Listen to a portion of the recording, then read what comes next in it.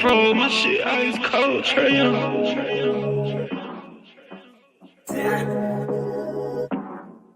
And you know I wear my heart on my sleeve. You hitting all the reads. Pack your shit like you finna leave. I go and hide your keys. Put you in position to win. Bless you without a sneeze. Bust you down in all the VV. That we was getting cheap. Overplay my part, I can't breathe. I feel the pain in my lungs. I thought we really was one. My heart cold like Trae Young.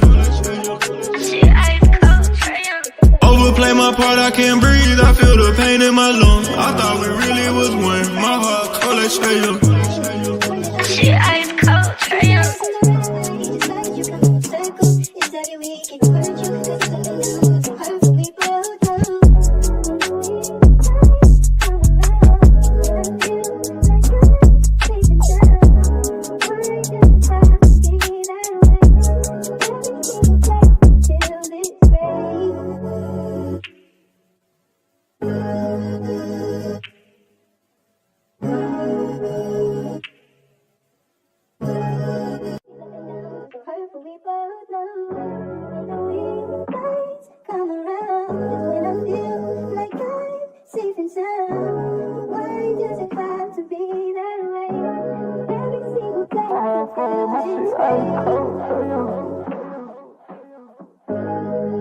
Fro, my shit ice cold, Trae Young.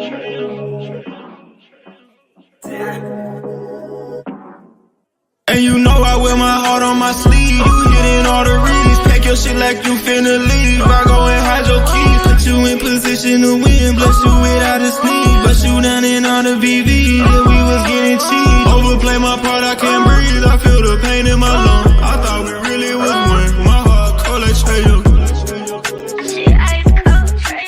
Overplay my part, I can't breathe. I feel the pain in my lungs. I thought we really was one. My heart cold like Trae Young. Shit ice cold, Trae Young.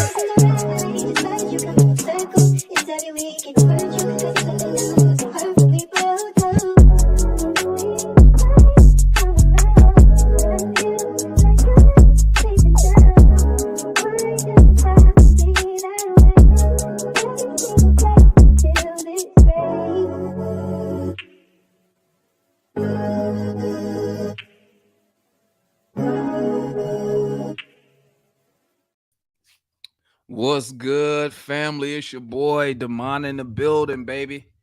Oop, I done messed up the camera. Hold up, family. Your boy done messed up his camera. Hold up. Hold up 1 second. Let's wipe this off. There we go. We in business.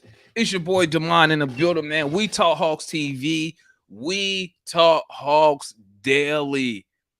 What's good, fam? It's been a hot minute since we did a show. Listen,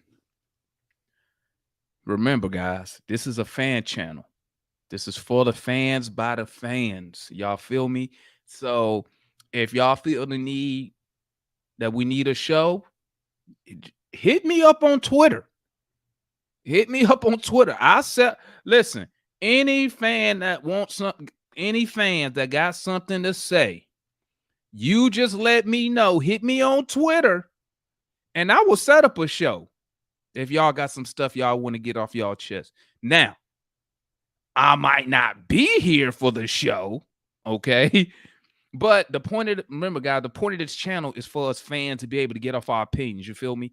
And the reason I do that stuff is because I don't want everybody waiting on me to make stuff happen. Not make stuff, but do a show, basically. If y'all got something to say, let me know, man. We could set up a show. That ain't nothing. You feel me? Had to get that out the way. Real quick. I see you, Ticket. I'm about to send the link right now. But you know, I got to shout out the chat. Shout out to homeboy Mike up at Black Mike in the building. A-Town Hawks. John in the building. Of course, Ticket in here. Bulldogs up in here. B-Rap in the building. Salute. Salute my guy Big Ant. Salute my guy Rashad. He said he need a 4-hour show. Hey. They don't get these dudes started. You know, they could talk all day now. Shout out to homeboy Cujo in the building. Shout out to homeboy Funk in the building. Rasheem in the building. Black Man Hawk in the building. What's good, family? Let's get the rapping. Let's get the rapping. Now, we got some stuff to talk about, guys. Let me go and drop that link. Shout out my guy Holiday in the building. let's go and drop this link real quick. Y'all know the routine, man. Make sure your camera is good. Make sure your audio is good. Please make sure you ain't got no background noise, all that blah, blah, blah, all that feedback in the background, please. Shout out my guy Pharaoh in the building. Let's drop this link real quick before I get started. All right. There go the link, family. If you got something to say, we're going to discuss Trae Young, the hate for Trae Young being snubbed from the Team USA, and just the hate from other fan bases that's been going around. And we also going to discuss the Siakam deal. How y'all feeling about it? I mean, myself, bro, I'm pretty much over it, to be honest. I'm gonna keep it a buck with y'all. You know, I like to get my business done early. You feel me? So all this waiting for Siakam, and if y'all didn't know, the offer was, and y'all let me know if y'all with it or not. The offer was AJ Griffin, DeAndre Hunter, I think, and like a first round pick, something to that effect. So y'all let me know how y'all feel about that. But let me get started. I got to get this off my chest, man. And then I'm gonna bring everybody on. Let me get this off my chest real quick. This hate for Trae Young, right? Let's talk about it. And hold on, I got the homeboy. Let me bring the homeboy Georgia. What's good, Georgia kid? What's popping, homie? Going on, Damon? How you doing today, sir? Chilling, man. Let me give y'all my thoughts real quick. As a lifetime Atlanta Hawk fan, right? This ain't the first time that shout out my guy Ticket in the building. This not the first time. Hey, Ticket, turn your volume down. I can hear myself. Yeah. Bro, let me get to the point. The reason Trae Young ain't getting nothing done, bro, is because he played for the Atlanta Hawks. I'm gonna tell you that right now. It's because he played for the Atlanta Hawks. And before you even try to say Damon, blah, blah, blah, let me tell you something. Look at how the media and casual fans are actually hyping up Jalen Brunson. You would think Jalen Brunson is a multiple all-star, all NBA player. The dude had a good playoff series last season, had an amazing season with the Knicks, and a good playoff run with the Knicks this year. And bro, you would think Jalen Brunson is a multiple all-star. And he getting all this stuff based off of a year and a half of work. Meanwhile, our guy is a career 25-9 guy. Career 25-9, meaning he just didn't do this 1 year. He just didn't do it 2 years. He's done it for 5 years. 5 years.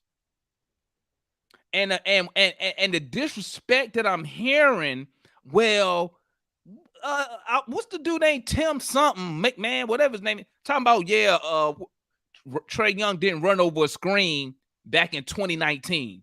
I'm like, what the fuck 2019 got to do with right now? What that got to do for right now? Nothing.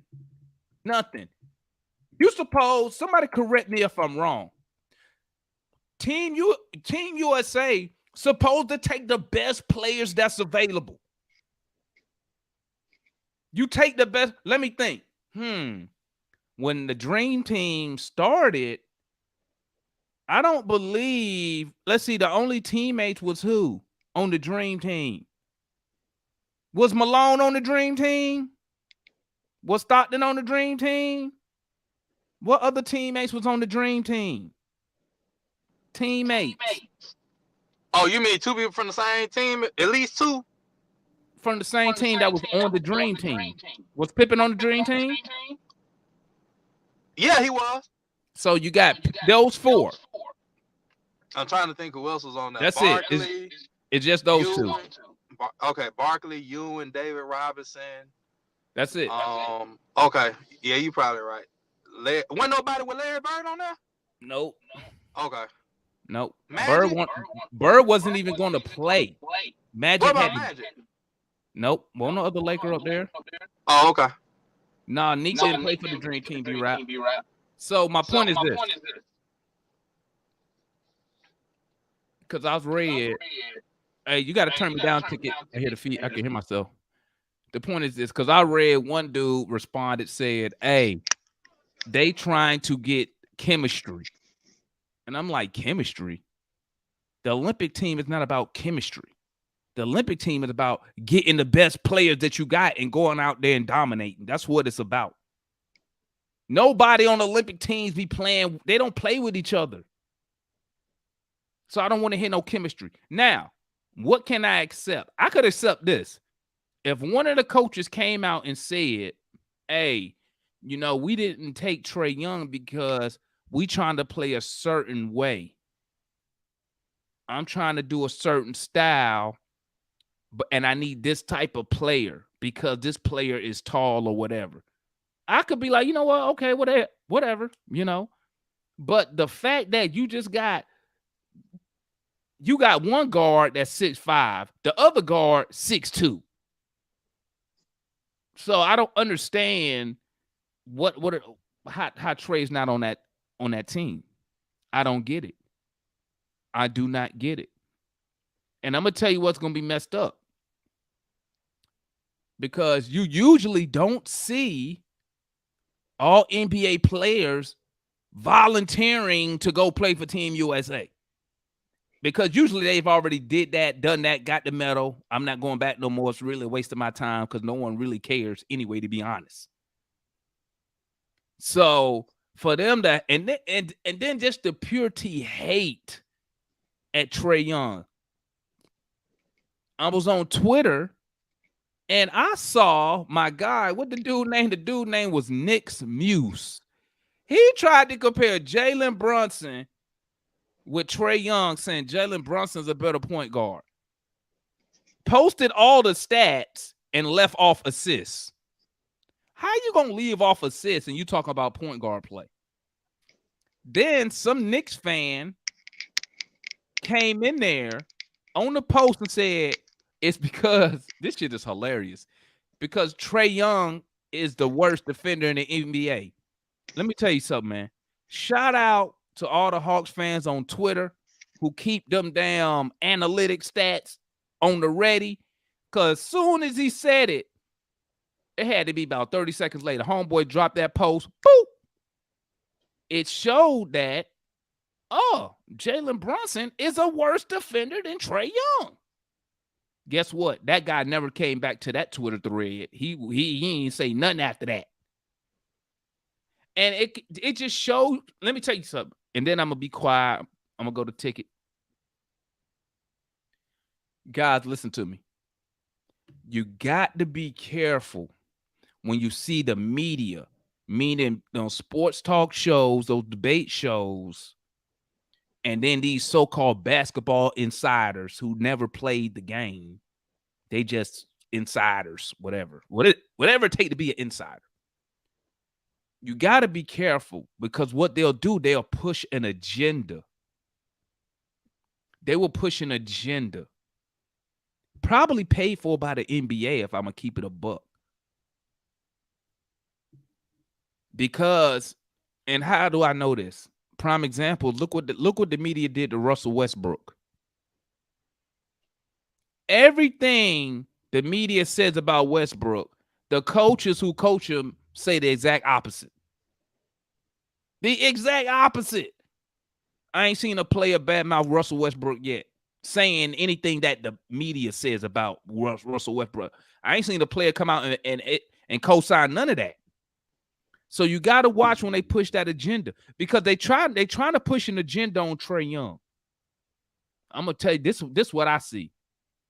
They trying to push an agenda on Trae Young. They want this guy to be the villain so bad. And I'm like, If I'm Trae, I'm not being no fucking villain. If that's not my natural, if that's not my character, I'm not playing. Listen, Trae Young is a multi all-star, a third team all NBA player. He don't got to be no villain. For what? Me as a Hawks fan, I don't care about none of that nonsense.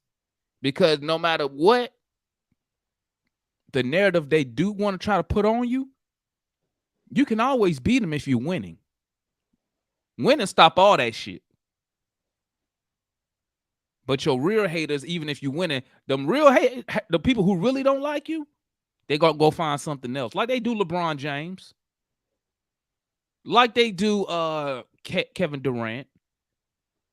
They build up all these players and then come right back down and try and be hating on them. And fans fall for that nonsense.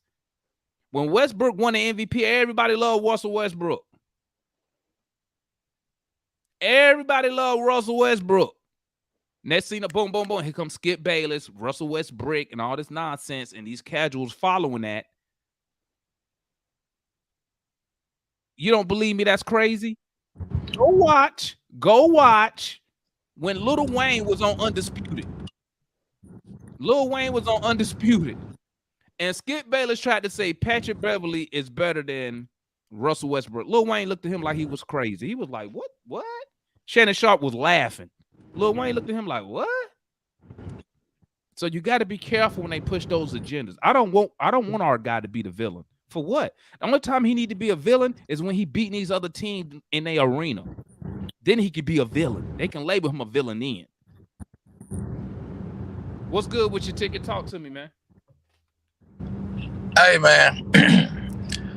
I'm not going to say all of the criticism and hate is deserved, but I will say that bottom line is he got to win.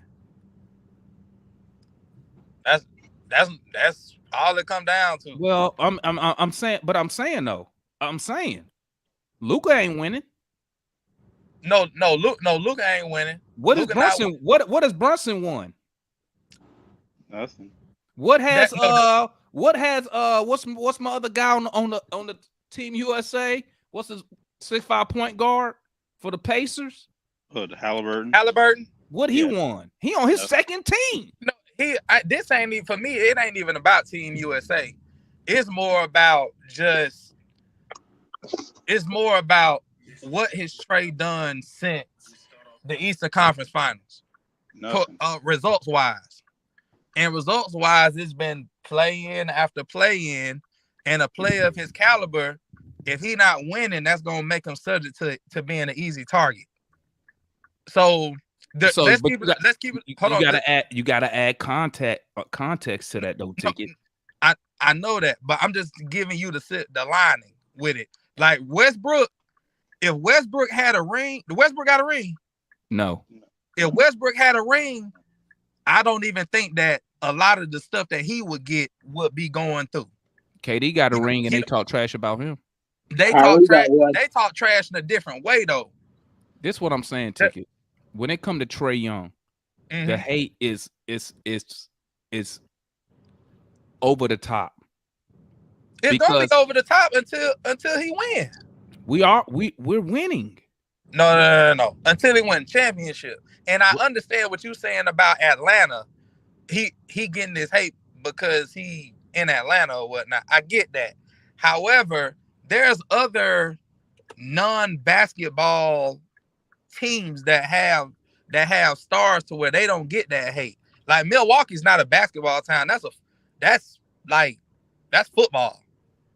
So, because you got the Packers down the street. But Giannis, he got a ring. They treat him a different way. Giannis get hated on. No, Giannis get hated on, but it ain't over the top. It ain't over the top. Like, the only thing they say, he can't shoot. But they don't pull up all this other stuff like with Trae that you saying is over the top. Well, now, Joker. Well, but the reason I say it's over the top is because once they try to say Trae Young is bad, but they can't use numbers to support it. So what they do is then they'll try to start nitpicking. Oh, well, he led the league in turnovers. Like fishing. But that's not lead the league in turnovers. That ain't good. Well, LeBron's done it, and no one cared. LeBron ain't. LeBron has led the league in turnovers. No, look, no, that stat Matt gave you were wrong. I looked it up. He ain't never led the league in turnovers. I looked it up. I'm gonna double check that. Now he is top 10 in history. I'm gonna double check in history in turnovers. But this is what I'm saying. This is what I'm saying. Mm-hmm. Leading the league in turnovers. Now you got to add context when you say that. He handles the ball for us probably 100% of the time when he on the court. He touched that basketball, right? He's our playmaker. Right. Turnovers gonna happen. What's the turnover to assist ratio? Is it bad? Is it good? It's they don't go in context with that. They find something and try to run with it. So what are you gonna say? So we win 50 games, we win 50, 55 games, go to the finals, and he still lead the league in turnovers. He's still a bad player. Until Trae Young win the championship, all this shit gonna be the same, bro. That's the only way you're gonna shut them up, especially in a market like ours, is winning. Well, it's not our market that's hating on them. It's a bunch of casuals and I'm saying he plays in our market. It ain't like New York. No, where it's because he played for the Atlanta Hawks. That's what it is. I know. I'm saying the only thing is going get that out the way is the winning. There ain't no other remedy for it. He not a New York Knick. He ain't a Laker. He ain't a Celtic. Any other big teams, maybe the Spurs. But yeah, he not in any of those markets. So he not gonna get the benefit of the doubt anywhere. He got to prove it. Well, how come Luka get the benefit of the doubt? Because he got an international fan base. He got a cheat card. But his fan, no. That's true. That's true. That's not true. Yeah, it is. What does an international fan base have to do with him not getting as much hate? They also want him to be one of the next faces of the league too. Well, that's the NBA though. That's the NBA pushing that, Pharaoh. I'm talking about fans. Hey, okay. Why do fans not hold Luka Doncic? You know what would happen if Trae Young went to the conference finals and then we missed the playoffs that following year? You know what type of slander this dude would have got? Trae Young got destroyed. Trae Young don't have the international fan base that Luka got. I'm saying Luka Why isn't the media and the fans here? I don't care about Europe. No one cares about the fans in Europe. I don't talk about the fans that's here in America who be talking cash shit about whatever NBA player. But when it comes to Luka Doncic, he don't even make the playoffs. But it's he make all NBA. It's a lot of non-American fans that live here, Damon. So what you're saying is because he has an international fan base, no one blasting him, no one holding him accountable. He gonna get more of a benefit of the doubt because he has an international fan base. Because it falls in line with what the NBA trying to do is expansion wise. So what you're saying right now? So what you're telling me is you agree with what I'm saying. Trae Young is getting done dirty. Yeah, I ain't say I disagree. I'm just saying that's just what it is, and Trae got to recognize that, and he got to play the card he dealt. With the cards he dealt, the only thing he can do is win. That's it. Ain't nothing else. Well, you're right to a point. You right on the winning part. He does have to win. My thing is when people talk about winning, you have to add context to winning. Like he can't pick the players himself. But he not in the market to where that's where the market come into play. He not in the market to where he can use that as an excuse. Because he ain't quote unquote. If you Atlanta, I put it like this. Atlanta don't bring in as much revenue, I would guess, to the NBA as say a Boston, a New York, or LA. They bring in more money as a franchise, so their players are gonna get more of the benefit of the doubt. What? Or at least they star guys. Wait, so you saying because the market? I don't agree with that one because the market he's in You get the benefit of the doubt. So basically, let's not say market, just say team. So the team. So since you play for the Celtics, let me reword it.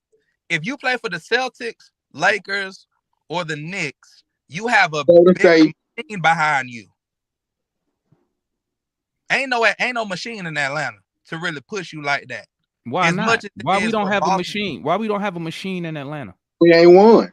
We ain't. You don't won have nothing. to win. You don't have to win to have a machine. What is the machine? That's how they got machines behind.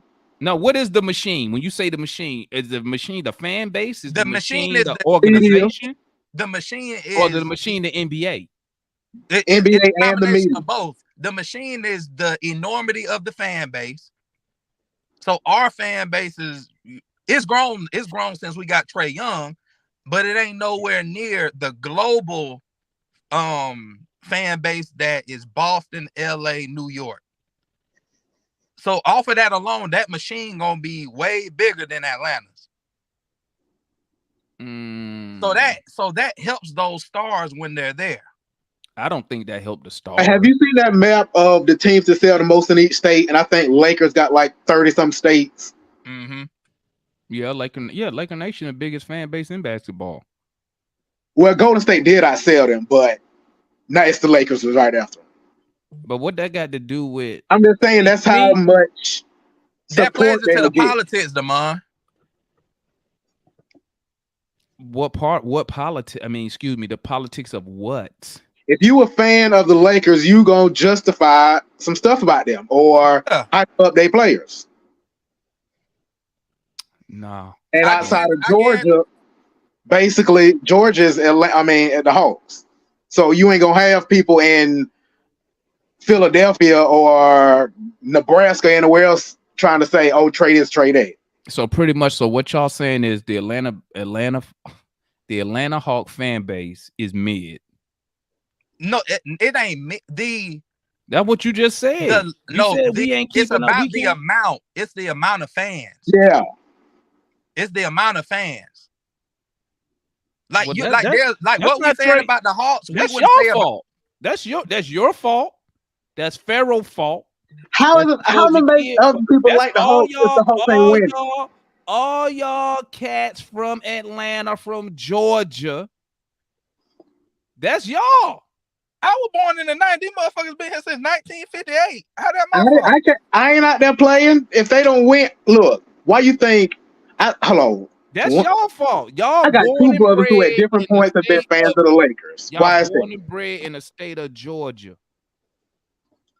Both of my brothers at different points have been one of my brothers fan just because LeBron there now. The other one was there because of Kobe. I didn't become born in Atlanta. How you think they're a fan of the Lakers? Because they big. How are you a fan of the Lakers and you live in Georgia and got a team? Because they like Kobe and the other one like LeBron. And here's another thing. I like LeBron. Damon, here's another thing.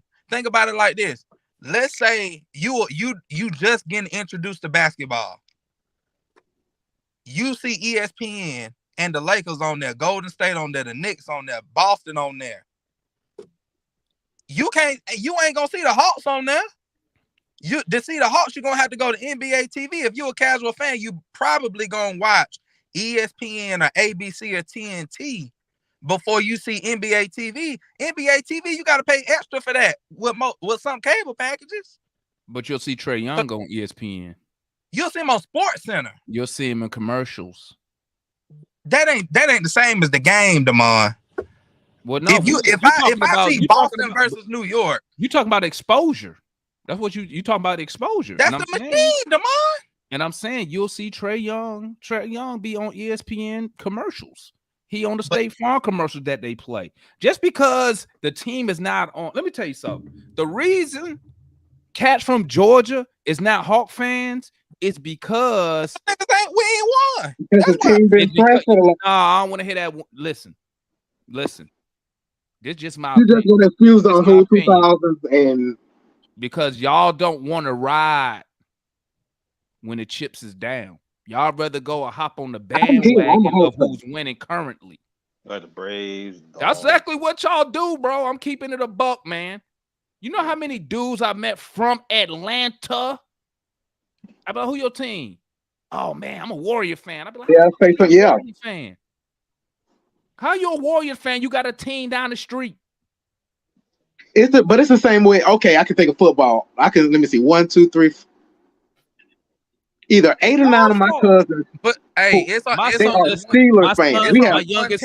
My youngest son is 11. You know who his team is? His basketball team is the Hawks. It's only one team in Atlanta where you ain't gonna find, unless they moved here, you not gonna find somebody that's gonna stay. Because they got a winning tradition. Mm-hmm. Yeah, Braves. Because they had when you say a winning tradition, what you telling me is this: you didn't want to grind with the Hawks when they were shitty. That's what you saying. I wasn't a fan till 2008. When you got a team down the street or in your vicinity, and you choose to root for another team because they're winning, it's because you're a bandwagon fan. When you choose not to root for your hometown team, where's the loyalty at? That's what be tripping me out when I meet cats from Atlanta. You know what's so funny? I'm not even gonna say Atlanta, I'm gonna say Georgia. You know why I'm gonna say it? Because let me tell you something. Cats from Georgia, they will rep the shit out of fucking college fucking sports. Yeah, but that's the southern thing. UGA, Georgia Tech, all the historical black colleges. You got some Auburn fans and Alabama fans too, because they were down the road. That's a southern thing though. Like up north, they don't have that. They probably live in West Georgia, probably. Yeah, because I'm from Columbus. That's West Georgia. Auburn, like 20 minutes away from, or 30 minutes away from Columbus. That makes sense. Yeah. Shout out to homeboy Funk up in the building, man. But the South is football first. But that's all I'm saying, man. This is what I'm saying. The reason you have in college before pro, the reason you have fan bases like the Lakers, the Celtics, the Warriors now. One, I'm gonna give it to you. You do have to win games. That's you got to win championships. You're correct. I'm not gonna disagree with that part. But how many of those people became fans when the Lakers wasn't winning championships? So from 2003 to 2010, when they won in 2010, went to the finals 2009, I think, if I'm not mistaken. I think it was a 1 year gap. Oh, you talking about Kobe? When they were losing. When Kobe. Oh yeah, no, I got you. Instead of they didn't run off, they stayed loyal to their team. But they had already built up. They was going to the finals damn near every other year, and they already had like 14 or 15. They could have just fell off the face of the map. They could have fell off the face of the map. But they already got 14 or 15 at that point.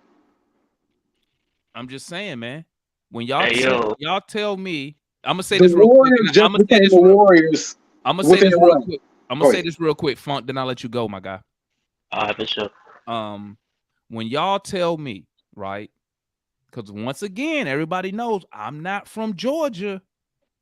So when I meet cat from Georgia, and who's your team? You follow the Hawks, man? What's good, man? They be thinking I'm from Georgia when I wear my Atlanta shit. They think, you know what? I'm gonna tell you what somebody told me, man. I met this cat from Atlanta when I was in the Army. He seen me with my Hawks jersey on. He just knew I was from Atlanta. He like, what part you from, Salty? What part you from? I said, I'm from Virginia. He like, you ain't from Atlanta? I was like, no. He say, why you wearing that shit then? I'm like, you're probably like, aren't you? Now, granted, this was like 6 years ago, right? I just looked at him like, I said, you not a Hawks fan? Hell no, I don't fuck with them niggas. Hell, and I'm just like, that's crazy to me. That's crazy. Go ahead, Funk. Go ahead. What's up, everybody? I'm Funk Shoe. You know what I'm saying? First off, let me just say, like, shout out to y'all, man. I've been watching the channel since goddamn, like, since the 2021 series and shit, since the 2021 playoffs. I've been watching y'all on there since then, bro. Shout out my guy. We appreciate you, my guy. Channel, bro. Great channel, bro. I love the Hawks talk and shit. This is my first time hopping up in here though. Go on, get it off, man. We welcome you. Hey, don't make it your last, man. Don't make it the last. For sure. Yeah, man. Look, I'm from Atlanta though, right? So like, I get what you're saying, right? But And like, and real quick, how old are you? I'm 28. Okay, so we got a young guy. Okay, go ahead. Yeah, young guy, but an old soul. You feel me? So like, I feel you. but yeah, I get what y'all saying, bro. But like, this is what it is, though, for real. Though. Like the thing with Luka, right? Like it's kind of like what Ticket was saying, bro. Like they really just push that man because they cash cow. Like with him being the forefront, the NBA they have a financial incentive to keep him in good graces, like in the eyes of the people type shit. You know what I'm saying? Because there's more revenue for them. With Trae, like he American, so it ain't really no bonus. He just like it's like Ticket said, you just gotta play, bro, because you're not bringing no fan base to the NBA like Luka is, because he from another country. You know what I'm saying? Like Giannis is, because he from another country. But granted, them boys is great. They great. You know what I'm saying? And so is Trae, but Trae is American, so he got to deal with that side of it. You gotta come harder. You know what I'm saying? Like you got to play harder, really. And you short, and as a short person myself, you know what I'm saying? I know how it is. Like you got to do like triple the work. You know what I'm saying? So Yeah. he know that shit. You know what I mean? So I feel like that's all that's really left for him to do. He can't do much else for real. Because the media done already made their decision on how they trying to portray him. That's why he just started the podcast.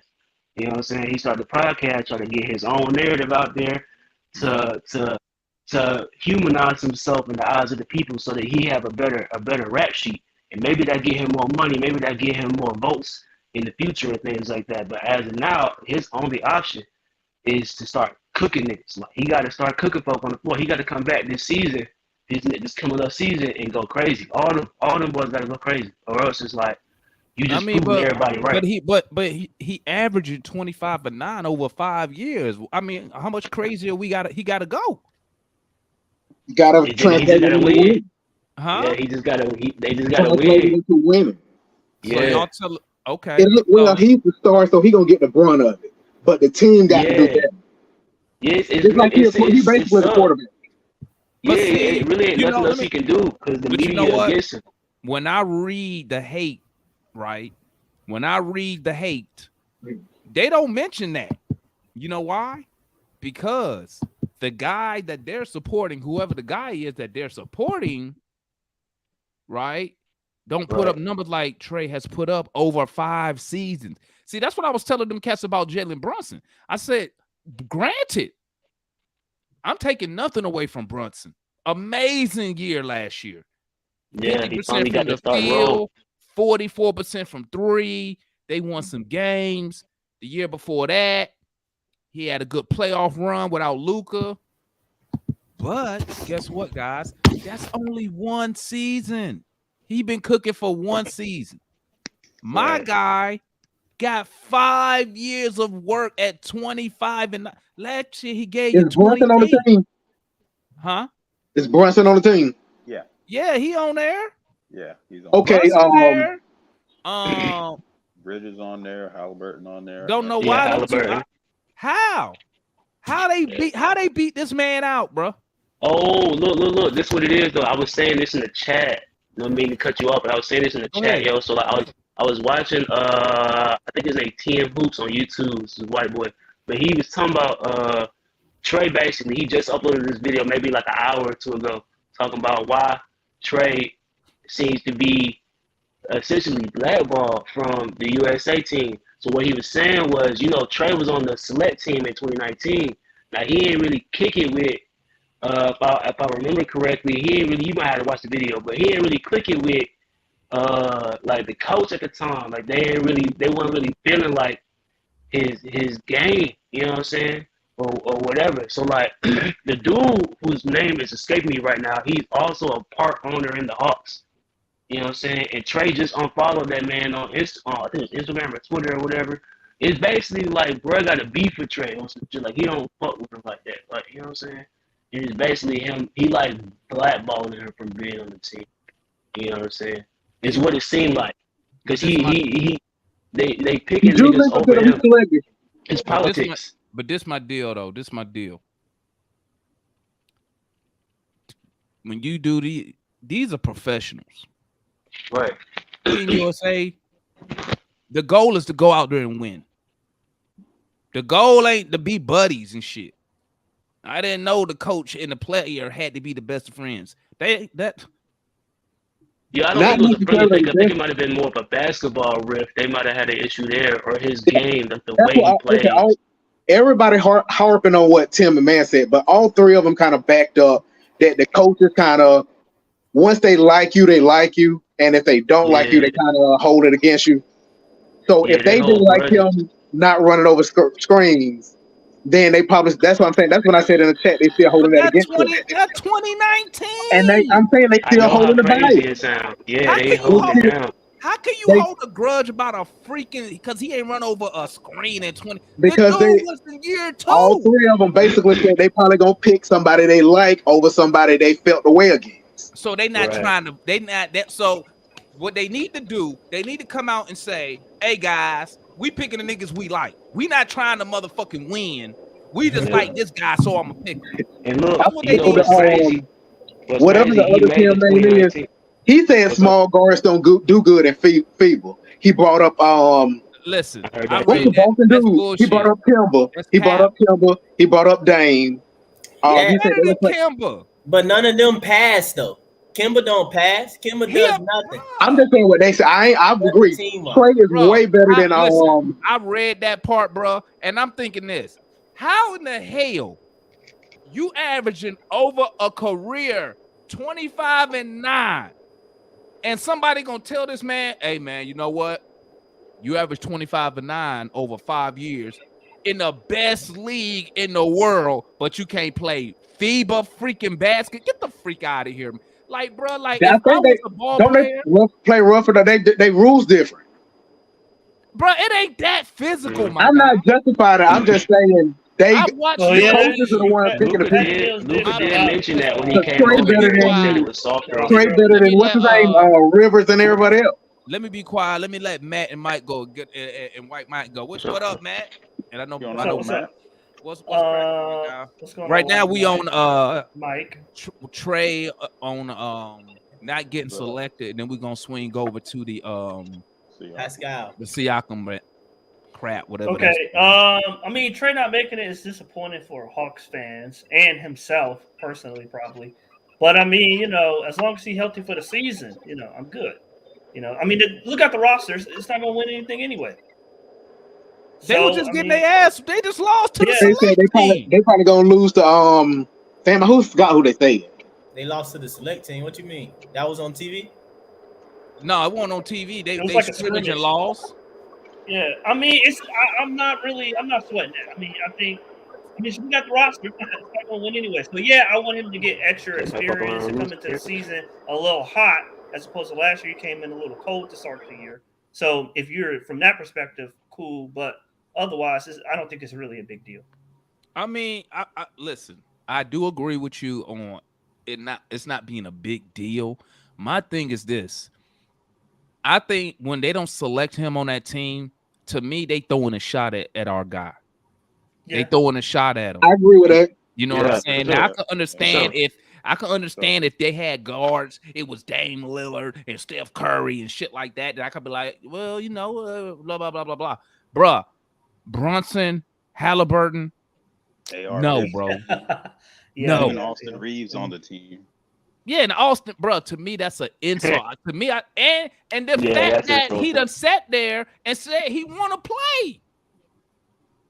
How many all NBA players that sat there and said, Oh, it's Reeves. A told me it was Rivers. Okay, never mind. none of them dudes want to play for Team USA. They like, man, y'all can have that little crappy metal crap. Yeah, Trae been you starving for a while. You got a guy who's saying, I want to go play, and they don't select him. Now, let me tell you what's going to happen. We're going to start winning some games. Next thing you know, the next little Team USA shit going to run around, and then they going to want them. Then you better be glad I ain't Trae Young, because I'm petty. But don't. Somebody brought it up. Ain't You Grant got to use Hill that as like motivation. on the the chairman of the team or something? Or is that Team USA? Grant Hill something, man. I don't know what He like chairman or something, vice chairman. Yeah, he's something like that. But I don't think it's Steve Kerr and the dude above him. I can't think his name right now. Who picked the people? Oh, okay. Well, according to Gilbert Arenas, Nike picked the people. And, Trae Adidas. So yeah, he Adidas guy. Yeah.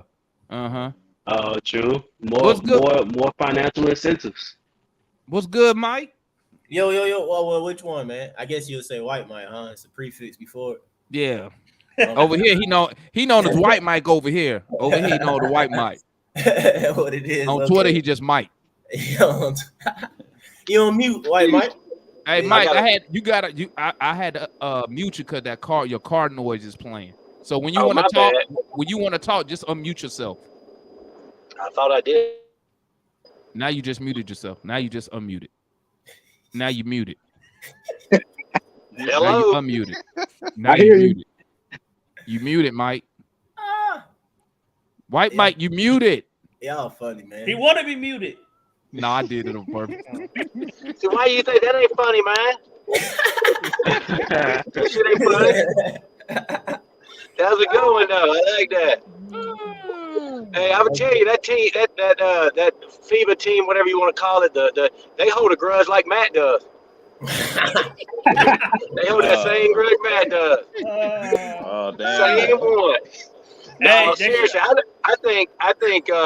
really think, especially with Steve Kerr, I just don't think a lot of people like Trae. Trae showboats a lot, talks a lot, nutmegs people. I just think that I think some of that stuff grew to rub people the wrong way, and then obviously he doesn't go over top of screens very much, but I believe that they don't like his showboating as much, and he dominates the ball. But I think he could play. I think he could definitely play. He could share the ball and set everybody up. But they just hating on Trae, man. You either like Trae or you don't. That's kind of he is polarizing, and you either love him or you hate him, and that's kind of the way I see it on that end. But you better be glad I ain't 6'5", because I'd be out that mug clowning. Yeah, exactly. I'm a shit talker, Well, man. I mean, I tell people that from jump. Like that's why, I don't even like playing against my friend. Cause I get the yapping and I mean that big. Nah, just play. We be getting the yapping. I be yapping, running my damn mouth, man. But sometimes you need a little bit of showboating out there, man, for the fans. Entertainment.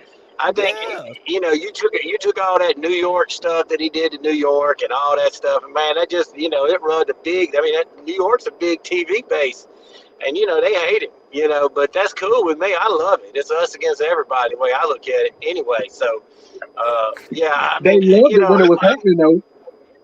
I'm with y'all, man. I'm kind of glad he didn't get it. Maybe he'll come back with a little chip on his shoulder and actually give a little bit more effort on D and just get a little bit better. Because I mean, that's how you get back. You get back at them, like you said. We start winning, and then they start begging you to come over there. Yeah, and you better be glad I ain't Trae, because I'd be like, nah, he can't do that, man. I would. They'd ban me forever. Cause That's what I'm saying. I'd be like, you didn't woke me in my prime. Nope, I ain't coming. Let me ask a question. And anybody, I don't care who answers, but y'all heard about this Derrick Jones Jr. signing? Oh, the Dallas. Yeah, so I'm assuming that's gonna take Clint out, right? No, I'm assuming that's gonna take Clint out. He just a dunker, dog. He ain't no big. He's Well, not a big. They got He a him wing. as the center, right? Hey, you breaking up, White Mike? And you got to pull over. So he'll drive through it in a minute, probably. Yeah, hold on. I'm going up a hill. Oh, okay. I'll cut the mic off. But since I got my boy Mike up in the building. He got his story. And let me ask y'all something, man. I said this earlier. I don't know if y'all caught this. I probably didn't. I was talking about Ticket was up here earlier. Mm-hmm. And we was talking about the fan base, right? And I said this. They said we don't have, basically Ticket was like, we don't got a fan base like the Lakers, blah, blah, blah, blah, blah. So I said, you know who fault it is? I said, it's your fault. Exactly. I don't see that. Hold on. I said it's your fault.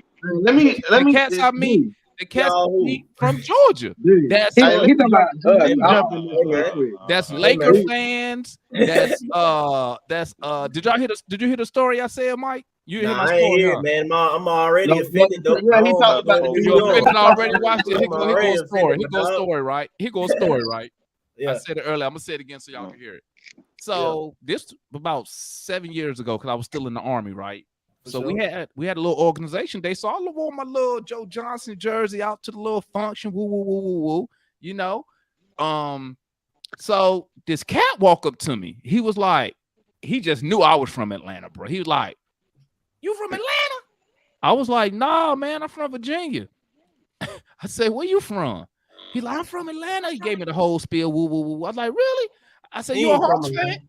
I said, "You a Hawks?" You're not from Atlanta. They ain't the way somebody from Atlanta talk, man. They was like, "Bro, you from the A?" That's what they would say. Yeah.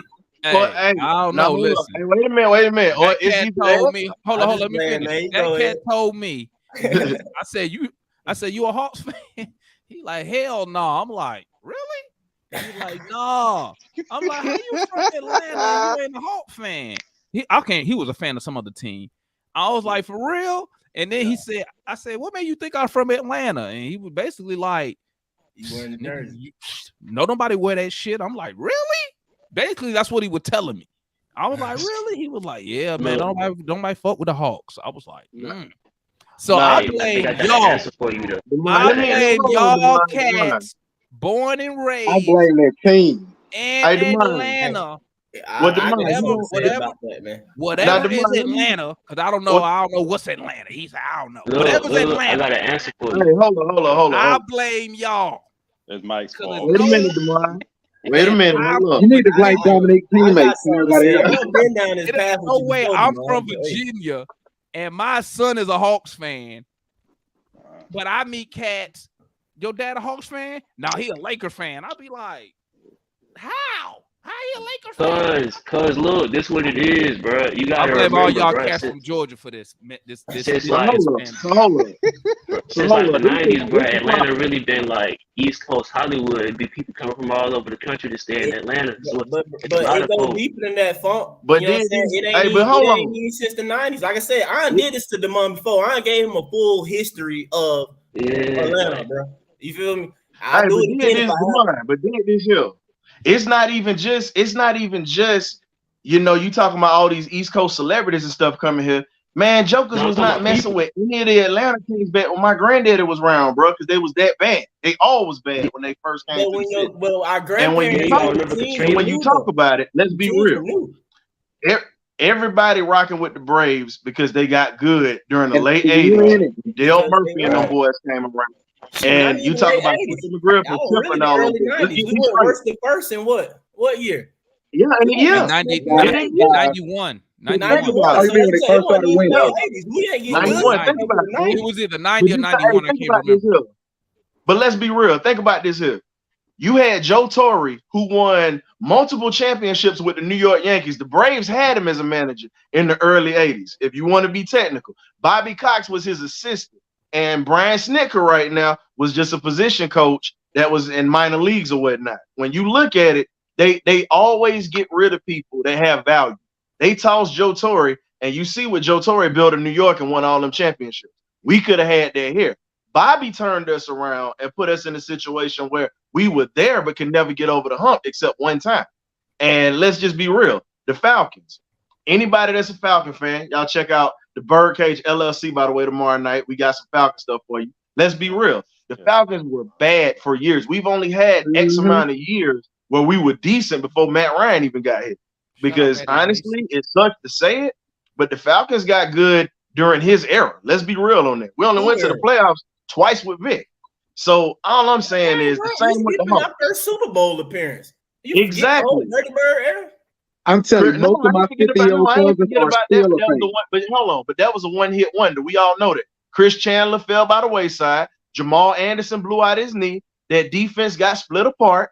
Eugene Robinson was retired after he had his bout with the prostitute at the Super Bowl. Let's be real if you're going to go there. I'm just saying. And the problem, Let's I'm just just be saying, Well, real if on you, it. hey, we if you really the want to city be was on real, fire, bro. if 98, you really hey, want to be 98, real, bro. Come on, hey I'm just Ron, if you saying, But that really was want the to be Dirty Bird real, stuff. Yeah. the everybody know Falcons the Dirty Bird probably, here. hey, Yo. the Falcons probably shouldn't have went to that first Super Bowl. Shout out But I'm Let's be just Minnesota. real saying on though, that. but in '98 though, the whole city was on fire, bro. Like Exactly. everybody and their mama had Dirty Bird shirts, Dirty Bird gear being Facts. sold on every Facts. corner. Facts. You feel me? As a Exactly. It was kid, a and whole since But Dirty Bird got Greg a whole nobody went. day. played pickup But football, nobody went everybody rocking want with to him do the the year Dirty Bird before. when you doggone catch the ball and you get your Hey, touchdown. The Hell city hey, was hold on yeah. on. fire. Hell Wait a yeah. minute. But you know, hey, buddy, but you know straight up that nobody wasn't rocking with him before that. Everybody know that. It was select But because you got no city rock with no team, bro, that don't win unless it's a no nah, good city. wait a That's minute, wait it. a minute. Hold on. I can tell you this here. Living up here, I moved from around Atlanta to Philly. Philly rock with their team year round, homie. All they sport. But They that's what I'm bad. saying. Philly So Them can I jokers have my Sacramento turn? too. Because I love history. You feel me? Yeah. So that's what I'm saying. I like to break stuff down. Folks got to understand that number one, we in the South. So number one, you got to understand what goes that trumps everything in the South, bro. It's Football. college. With That's college number one. football. And the reason College why football, college that money. trump most stuff, college, not just that, but college trump. When you compare us to a lot of other teams, number one, they won when their grandparents were younger, which was a long time ago, and those teams were in that city long time ago. The Hawks, Yep. the Falcons have not been in Atlanta when you want to start talking like 4 generations ago. You feel Oh, me? no. Compared to like the Pittsburgh Steelers or the 76ers or all these other franchise or the Boston Celtics or even the LA Lakers. We do not have that. We're still developing that to where grandkids are growing up saying that, oh, my grandparents was a fan of that, and now it's being triggered out. And then you combine that with the fact that, like I said, I love history. Now, one of my little t-shirt lines and stuff I had or whatever, I had Atlanta and Terminus written under, and it had the history right up on the sleeve. I don't know if y'all know what Terminus is. Y'all know what that is? Everybody? You do? Everybody Nah, do? let me know what's up. We heard listeners' history lesson. Terminus is the original name of Atlanta. Okay, so way back Okay, when, that's why you go to a United game, they knock down the gold spike, the train spike, and they blow the train horn. Oh yeah, That's paying homage to Atlanta history, being the Georgia Railroad. The railroad came a long time ago to the state of Georgia to set up a railroad to start to move in a sense the U.S. going westward. You feel me? So Atlanta was built and always have been a transient city. How you know how Hartsville, Jackson, or whatever the airport is the most busiest airport, and how people got to come here and then go elsewhere.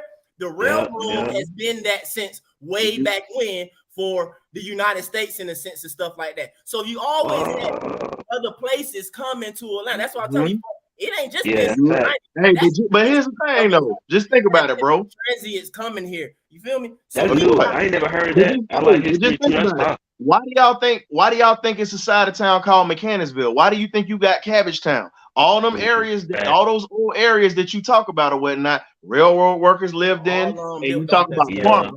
Like, just think about it. When you hit on something. Let's be real. The entire belt line is old railroads that was not being used anymore. They took the old railroads and I'm dead serious. That's what they created the belt line for. That's what they used to make the belt line. Where's Hawkstown? That's what I want to know. Hawkstown. Man, ain't no such thing. Well, if you want to go there, let's be real. Hey, Demond, come down here in 3 years. Tony Russell gonna have Hawkstown right next to him. Man, Hawkstown was left in St. Louis when they won the championship in '59, bro. When they knocked off Bill Russell and the Celtics, that was left in. We still trying to establish what we call an identity now. Now you talked about Trae Young or whatnot. Let's be real. The last time you had a guard that was his size that led the league in scoring and assists, and he was snubbed out of the MVP, and I'm gonna say that was Tiny Archibald. And Tiny was playing for Boston. And let's be real. Boston, as you said, they have a history of winning. We're the only team to knock off the great Bill Russell with the legendary Bob Pettit. Everybody sees that number 9 in the Raptors, but don't know that's the dude who gave Bill Russell issues. People don't talk about that. Bill had a whole team. Bob Pettit had to carry the Hawks by himself. Well, so if you want to talk about that, that's because the Hawks not consistent. That's the problem. Bob, that's the problem. See, But they can raise that. That was in banner. Atlanta though. I don't even. No, You That know, was in No, St. that Louis. was That's in why I St. said our Louis. history was That's left in St. St. Louis. there Louis. you go though. What you said though, that was in St. Louis. That's St. That was Louis. left in St. Louis, Yeah, but that's they St. That's still Louis. had again that though. trophy. That's something else there. When I said the Hawks, look, that's in Mm-hmm. St. Louis. So therefore, my granddad and all that type stuff, he wasn't no Hawks fan because it wasn't here. Nope. Okay, what about You when the feel Hawks me? was here? They Well, was in We Atlanta. ain't We never was, Hawks we was been, still establishing a Yes, basketball we identity did. in the city. Establishing. Like, No, but one let's thing do I this can though, give Demond. y'all, Let's do this though, Demond. one thing I Literally got over compare us. y'all, Compare us to other Southern NBA teams. Let's take New Orleans. Let's take Charlotte.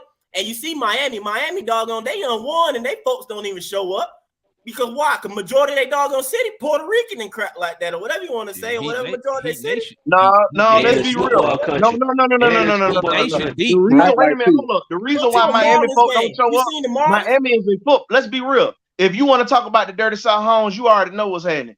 The But that was dirty the South first thing all I the way said, around though. is a That's the first football. thing I It's said. a We in the football South. That's country. facts. That's the Oh, We first let's thing be I know, real. said. we know We in what's the That's South. football. facts. In the Football. South. Listen, Not listen. just football, but college football Okay, trumps all to listen, begin with in the listen, South. listen. But that's We because know the this college teams already, go way gang. back, bro. We know Georgia this and Georgia already. Tech, bro, and Auburn and all that stuff go way Why back don't generations. y'all family members root for the Hawks?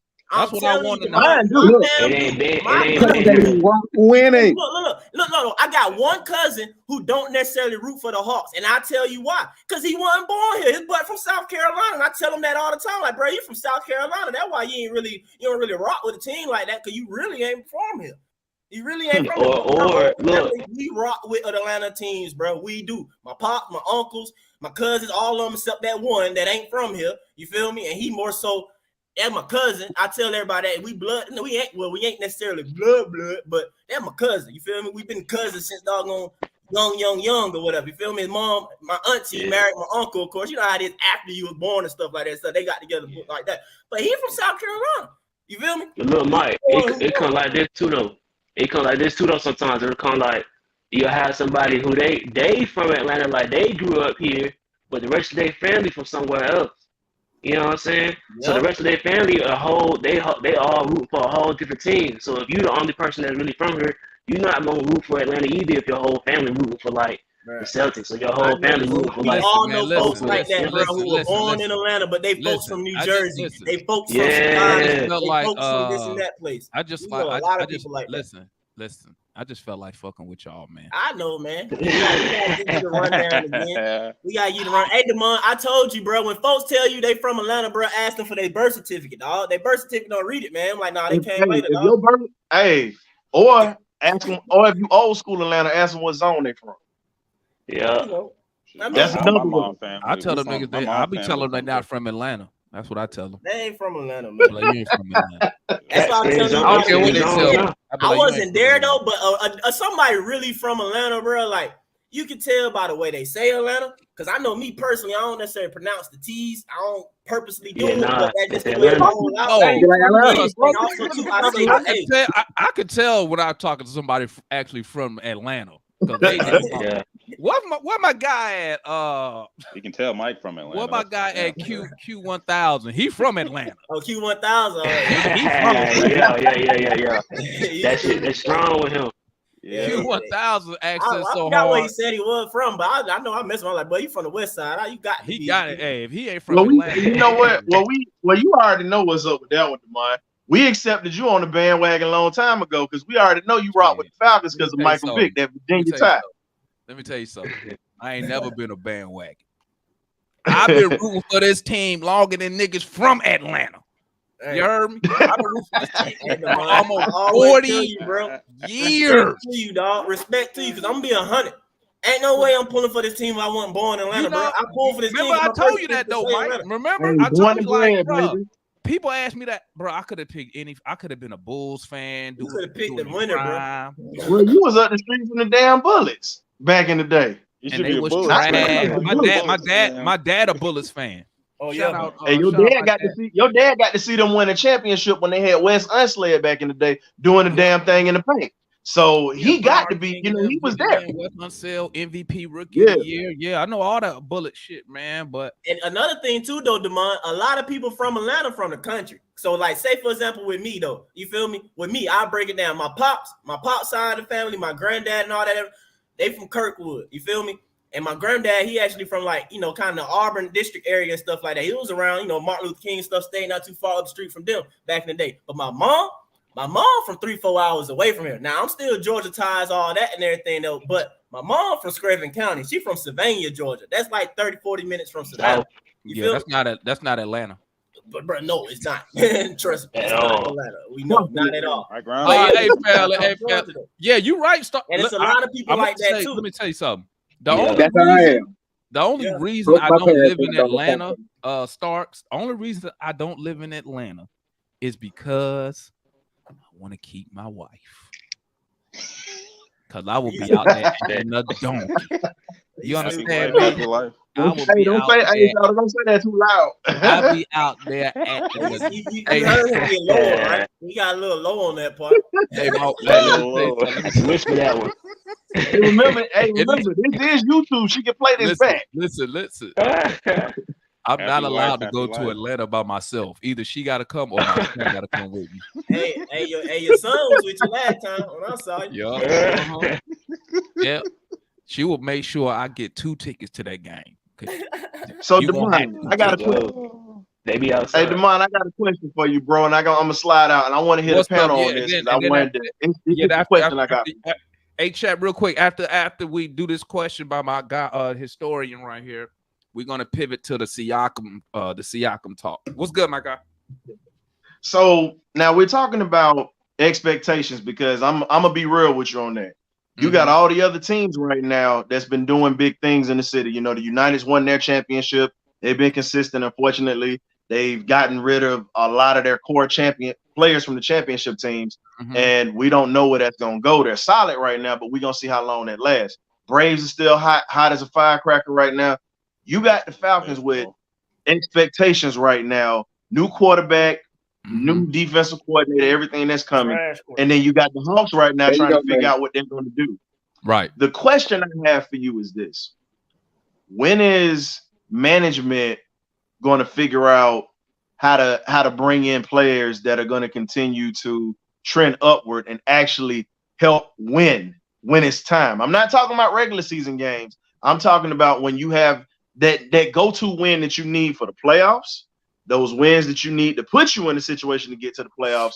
When are we going to start getting more help on all platforms with all these other Atlanta teams, man? Because the Dogs is winning. I think you see it happening. I think you see it happening now. I mean, one good thing about the DeJounte Murray extension, what that does is it puts us on a timeline because now Murray's contract expires the same time as Trae's does. So now we got a 3-year window, and I think you see them trying to make moves. Let's keep it real. Ain't nobody up here a new Hawks fan.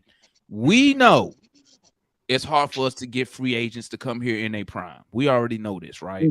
So that's why you see Landry Fields and them pushing for a Siakam trade. They trying to go after these A-list talents, and we understand as real Hawks fans our history. We know we're gonna have to overpay to get a guy like a Siakam, right? So I think you see the organization pivoting, trying to get players for us to win now.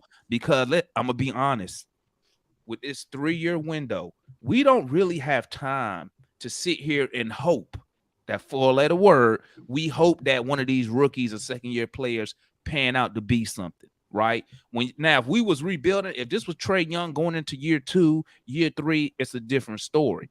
But him going into year 6 on this new deal, Murray on the new deal, you don't have time to waste, and you need to show Trae Young and Murray that, hey, we're trying to put players around y'all to compete for championships, not to make the playoffs.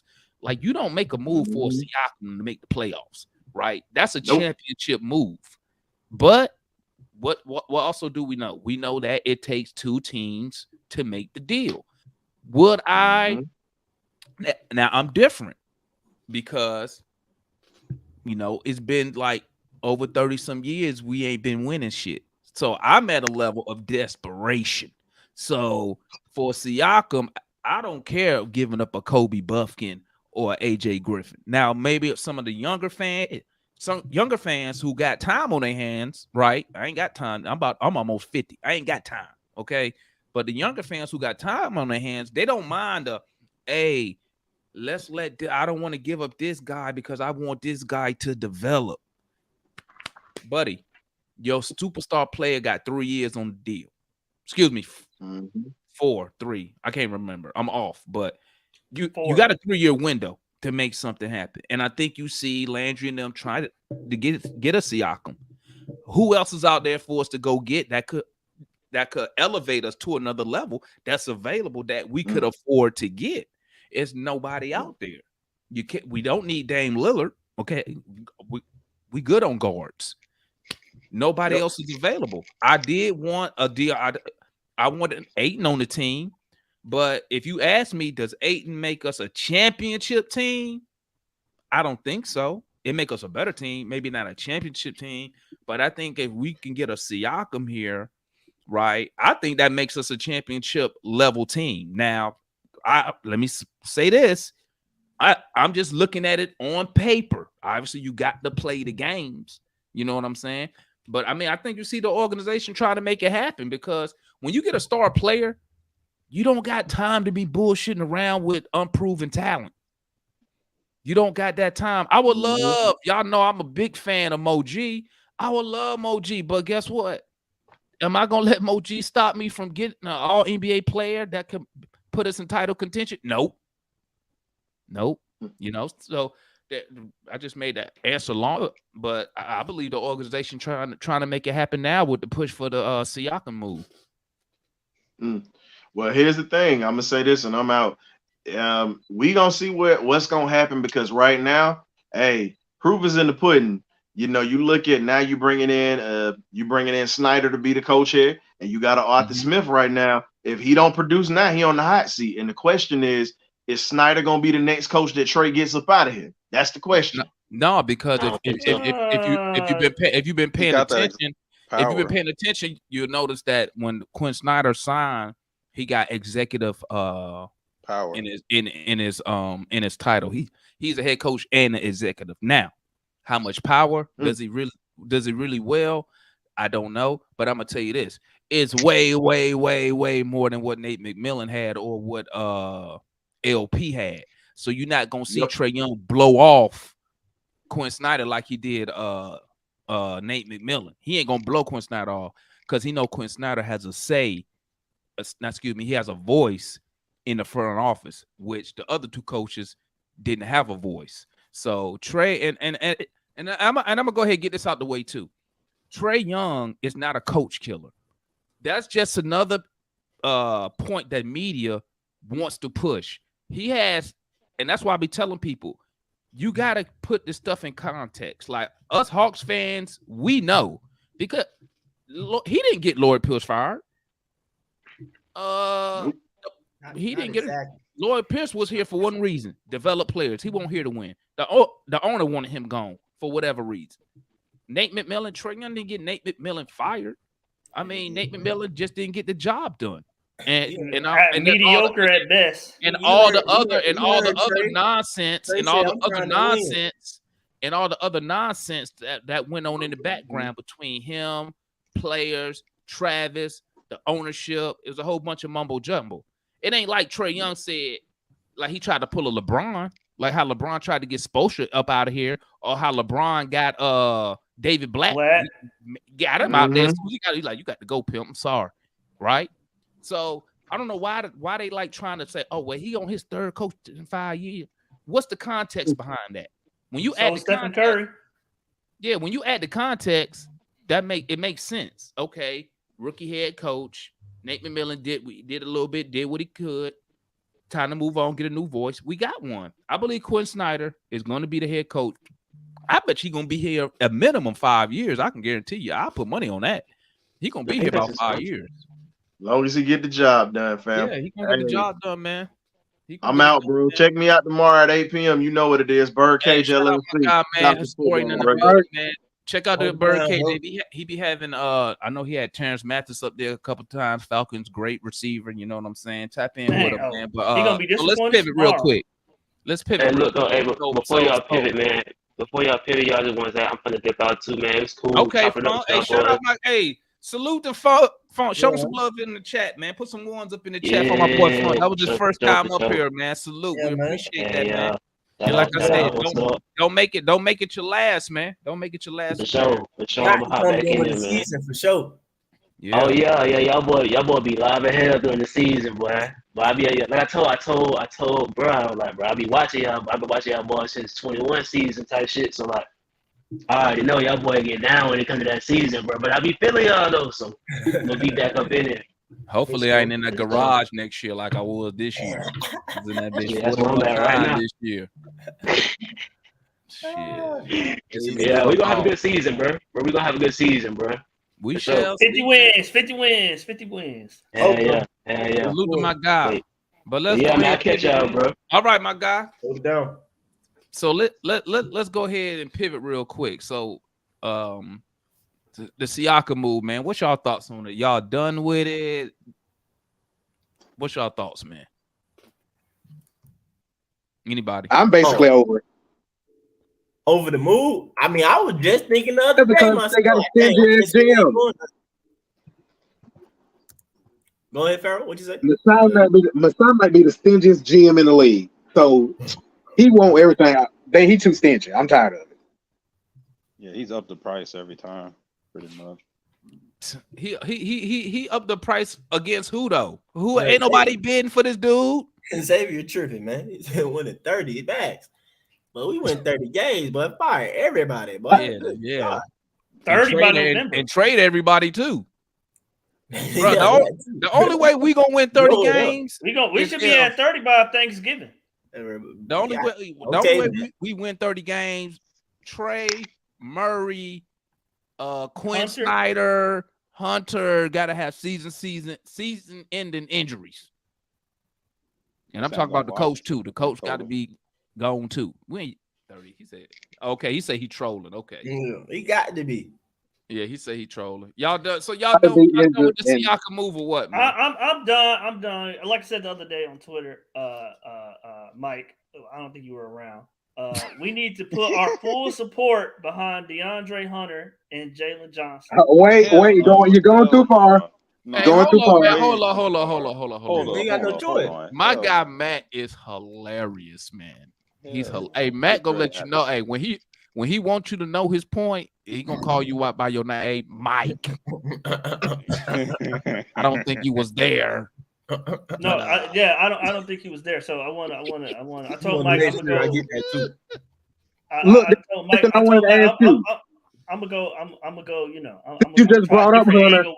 How do you feel about your boy Landry continuing to shop Hunter? Huh? Tell me. I mean, let's not get crazy. Continuing to shop. I mean, Continuing. He tried to ship him up to Indiana. He packaged him left and right to get him to Toronto. NBA player. Let's look at let's try a different thing. Hey, Dre knew JC. Dre knew JC. He about to be in every trade talk from now on, but probably for the next however long he here, he gonna be in every single trade talk. A top 7 pick and an all NBA player. I wouldn't be mad if Hunter got traded for either one of those two things. But not anything less. Okay, so how you feel about Indiana saying, hell no, we ain't taking him for no summer It was the money, Pharaoh. It was the money. It wasn't the player. Okay. Yeah. It was the money. It wasn't the player. But like I said, we need to get our full support behind Dre. Like I said, Dre, write it down. Behind Trae and Murray. August the 9th, 2023. Dre is going to give me 18, 6, and 2. Hey, let me write that down. You ain't getting 6 rebounds from Dre. I'm gonna tell you that right now. 18, 6, and 2. You said that for the full season, or you said a game in a game? Per game for the full season. I could believe the 18. I don't believe. I can't. Hold on. I don't even believe the 18 now that I think about it. Now that I think about it, I don't think he's gonna get 18 because hold up. So Trae, Murray, who's the third option? Hunter. Really? I mean, look at the roster. Man, you done fucked my head up right there, man. I thought we had somebody better. Oh, come on. So Dre, and I'm telling y'all, when Dre come off these pin, like with Hunter, when he come off these pin downs, he come off these curls, he get When Hey, bro, I don't know why I just heard like Dave Chappelle, Rick James voice for me. when Hunter is utilized correctly, this is gonna be like that Miami game 5 all over again. He not saying he's gonna score 35 a night, but when you put him in the right situations, he's going to explode this year. He's gonna have a breakout. It seems year. like the only He's right gonna situation. explode. It seemed like the only time he explodes is when nobody else can score. Why he can't explode when Trae scoring or explode when Murray Well, scoring? he needs the ball. He needs the ball, and he don't need the ball 35 feet away from the rim in isolation. He needs the ball coming off screens. He needs the ball early in the shot clock against mismatches in the post. He needs the ball where he can. Mismatches So how he gonna get all that with Trae post Murray? up. What you talking about? He don't get in the post. I'm saying that face up where he catches at the elbow. He face up. But we shooting threes now, 5 and out. And plus, how he gonna get all that with Trae and Murray? Because they're gonna pass the ball more this year. So he gonna post up when we doing 5 out. I'm saying he gonna get the ball. Yes, you can do 5 out, but he could get the ball early in the shot clock at the elbow. He ain't gonna. He not gonna. I don't think he gonna get that usage that he gonna need to get 18 points. I mean, John Collins not here no more. So John Collins attempts plus his attempts he already had. He's not gonna get all the Collins attempts. But okay, I'm about to say. No. He can get an extra 3 or 4. I agree with the chat. I believe Bogey's going to be third in usage. Bogey? Yeah, I think he's gonna be third. He's gonna be third in usage. I mean, he was third coming last off year. the bench. How you gonna be third in usage? Just like he was third last year, and he was second the year before. What are you talking about? Nah. He I got to don't fight see. AJ I don't see over Dre. minutes. I don't see Dre getting the usage, man. Unless he's shooting. Unless he gonna. No, how he gonna fight AJ over minutes? He gonna have to fight Quinn over the minutes. Quinn ain't gonna give him to him. Unless he gonna shoot 50% from the field and 40 from 3, I don't see how he gonna get you 18. He ain't gonna get to the free throw line. We know that already. Because he can't even get to the basket. Think about it. He's already at 15 and a half, and he don't even get out of his 12 attempts that he averaged. Maybe 4 is the right type of shots he should be shooting. The rest of the 8, he shouldn't be shooting them shots where he got to create all 8 by himself. He should be coming off screens. Like I said, screens, curls. He should be getting the ball assisted to him a lot more than what he does. And I think I don't think he can. I don't think he can run like that. To be honest, I still believe I'm his telling you, knees. he's trying to blow out the man's knees. I think his knees. I think his knees can't hold up. I think that's why they have him come stand at the 3-point line. Nah, man. No, that was Nate non-creative 2001 offense. Well, he did it. He did it under Quinn Snyder too. He stood at the 3-point line. Quinn didn't implement none. I don't know, bro. So when he stand at the 3-point line this year, he not. I mean, he might a little bit because we're gonna go with that. We're gonna go with that 5-out alignment. So he gonna be at the 3-point line again. A little bit again. And what's gonna be the excuse? I'm telling y'all, he gonna have a breakout year. Like I said, remember. I don't even know why we worried about it, because you know what? Masai gonna change his mind and he gonna be in Toronto. No. I mean, I'm just waiting for my guy to come take his spot. So I ain't even tripping. Moji. I like Moji. He Moji gonna 4. You see that boy balling in that pro-am game with Murray? I just saw. I like Moji. I think he a year away though, Demond. Sheesh. I'm just saying. You see him on that dude, man. I like Moji, man, but you know, the man you had like he showed more in the summer league. The little highlights I saw, he was just going up strong under the rim. Yeah, but he ain't had to do nothing. He was playing against some dudes that's not up to his level. So he's like, I'm just gonna yam on this dude head real fast. Since they ain't on his level, man, he should have been out there crossing foot left and right and all the type of the main thing, it was cool that him and DJ together, man. That's the main thing. For a second, I forgot. I was like, what he doing with the ball? Like, oh yeah, I forgot he got Washington ties. I forgot. I need Murray to save some of that. Hey, is that Xavier? Is that on YouTube? I need to check that out. Is Big O hooping in the Drew League? Oh yeah, I saw that. How he looking? He probably suck. I can't imagine Big O in no pro-am, bro. He probably ain't looking doing crap. good. Looking good. How? He looking good. But he shooting some jumpers. Shooting threes. You know, doing a little post move he be doing with the underhand hook shot. He look good. He look like he gonna be our starting It's center. like he finally getting a grown up body. You know, for the longest, man, I'd be like, Double O got that big 15-year-old. Y'all ever seen a huge 15-year-old? All he looked like for the beginning of his career for the longest for me, bro. I'm like, what's Double O? Double O what? 21? He just turned 21, huh? Becoming an adult, bro. Like he finally getting a little adult. I think he just turned 22. 21. Yeah, he's still young. He's still young. He's youngster. Nah, he's still young. Look at his face. He still look right on. And JJ, does JJ break out year 2? I got to see him shoot threes first. As Hawks fans, we definitely hope, man. I mean, I hope he is, but I got all them videos don't phase me. I ain't seen him shoot a 3 yet. Bro. I hate watching these training videos, bro. And then these big old dudes always doing stuff against these little trainers, bro. I'm like, you are never going to play against anybody that size, man. You better off him not being there. And like one thing I see Clint doing some work and everything. I'm like, dude, 6 feet guarding you, and he purposely jumping at the fake. So I'm like, man, he might as well not even be there, bro. You might as well just go through the drill without anybody there, Clint. Like, what's the point of this? Shit, you ain't see the one when he was doing the drill against the little trainer? He had to have about 6 inches on the trainer and was still missing the layup. I'm like, Clint, what you doing? How you just, bro? I wish I could just take my brain and put it in some of these players, man. Because if I'm Clint, I'm yamming that shit, yakka, every single time, you know.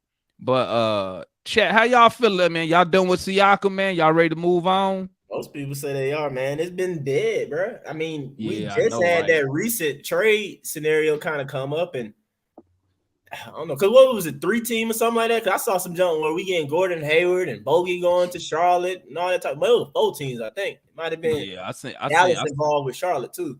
Yeah, I seen that. I seen them trade scenarios. People just throwing it out there, man. But at the end of the day, like I was telling people, man, it's really up to what Toronto want to do.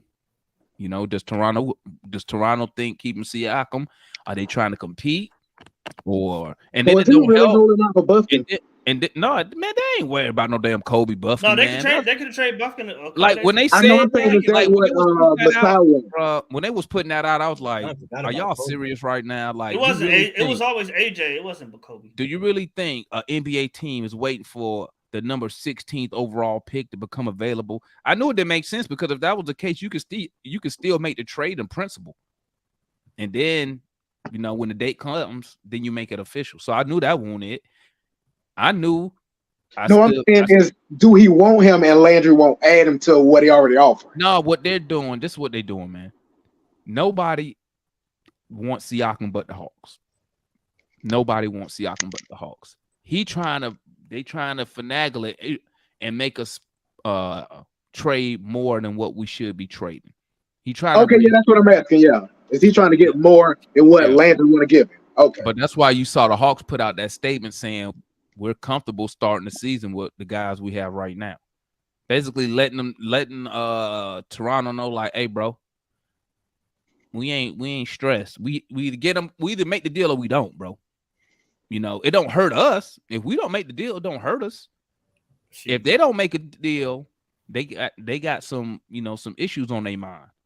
How their season gonna go? Does Siakam, is he gonna leave after the season for nothing? Or is he gonna have a baller season and they're gonna have to give him that supermax? So I mean, and then it don't help, Siakam come out and keep saying that he's not signing an extension. I just read that again today. He said he is not signing an extension. He don't care who trade for him. And he only saying that because he want to stay in Toronto, because Toronto the only one who give him the supermax over 5. That's why he don't want to leave. It's just a money thing. But the Raptors on their side is, do they really want to give him supermax? What if you go out here and make all NBA and they just a mid team, go out in the first round? You want to give him that supermax? You already saw what Jaylen Brown getting. And Siakam is already 30, if I'm not mistaken, or 29. He one of them. I think he'll be 30 this year. So you willing to give this guy a 5-year deal at supermax money, which is probably going to be starting at $60 million per year? And by the time it These ends, numbers dude, getting you're gonna be paying a 35-year-old probably $80 million to do what? So that's the type of things Toronto got to keep in mind. For us, getting crazy. Yeah, for us, it don't hurt us. We start with who we got, and guess what? Say Toronto season is terrible. Now, guess what's what's gonna happen? They're gonna get to that trade deadline, and if you think what we offered is bad, it's gonna get worse then. Because they're gonna be like, now you want to trade him for a half-season rental? Yeah, we'll give you Kobe Buffkin. Take it or leave it. And you might not even get that. So, I mean, it's up to what Toronto want to do at the end of the day. So, I mean, it don't matter to me, man. I'm over it, bro. I was excited at first because I thought something was gonna shake, but yeah, it is what it is. Definitely at this point, man. It is what it is. I won't be, bent either way, really. I mean, if it happens, it happens. If it don't, it is what it is. That's pretty much where I'm. We gonna ride with what we got anyway. So it's like, yeah, we gotta hope a lot of boys step up. I mean, I still want Clint gone, but hey, yeah, I do too. I think Clint. I think they gotta move him. I'm looking at if we playing any type of way we played in summer league, bro. And they still trying to shop him to Dallas. You didn't see one. Dallas still interested, yeah. If you go back and think about the summer league games we played, you notice. I think we had one like true big out there, and he didn't even play that many minutes. Number 33, the white guy. He was in and out. Mm-hmm. Everybody else on the court, even the cabin belly guy, could shoot the three. Yeah, that's what we go on. Pace. So I mean, I don't see. So now I'm looking at it. I'm like, well, if we keep Clint, how does Clint? I'm not even gonna say how does he help us. I'm just saying what would be his role. What would he be doing? He would be a liability on the offensive end, which he already is, because he's not gonna give you nothing. He can't shoot, no post game, and the rebounding is gonna be long boards. Most of them gonna be long rebounds anyway. So I mean, what does Clint give us if we play like we played in the summer league? You know what I'm saying? So I mean, they're gonna have to move him, because then you can also use that space and use that to pay Double O, because Double O gonna get about $20 million, I believe. Yeah, he gonna probably he gonna get paid, man. Like I said, I personally think, I see Ticket talking about it or whatever, but I think you can find somebody serviceable to kind of help with the rebounding, man. That gang rebound provide you. That's what I told Ticket, man. First of all, I didn't say rebounding is a liability. I never said that. I said the rebounds are going to be long, so you don't really need a traditional big out there. And like I said, go double check the summer league stats, man. We was gang rebounding. We was winning the battle of the board. Yeah, we was winning the battle of the board. Well, you just need your wings to crash. And who gives? Fuck the offensive glass. I mean, get back on defense. Cause I mean, what's your chances of getting the offensive rebounds? So just get back on defense and do what we got to do. But I don't see how Clint can be efficient if we play this style of basketball. I mean, he's not.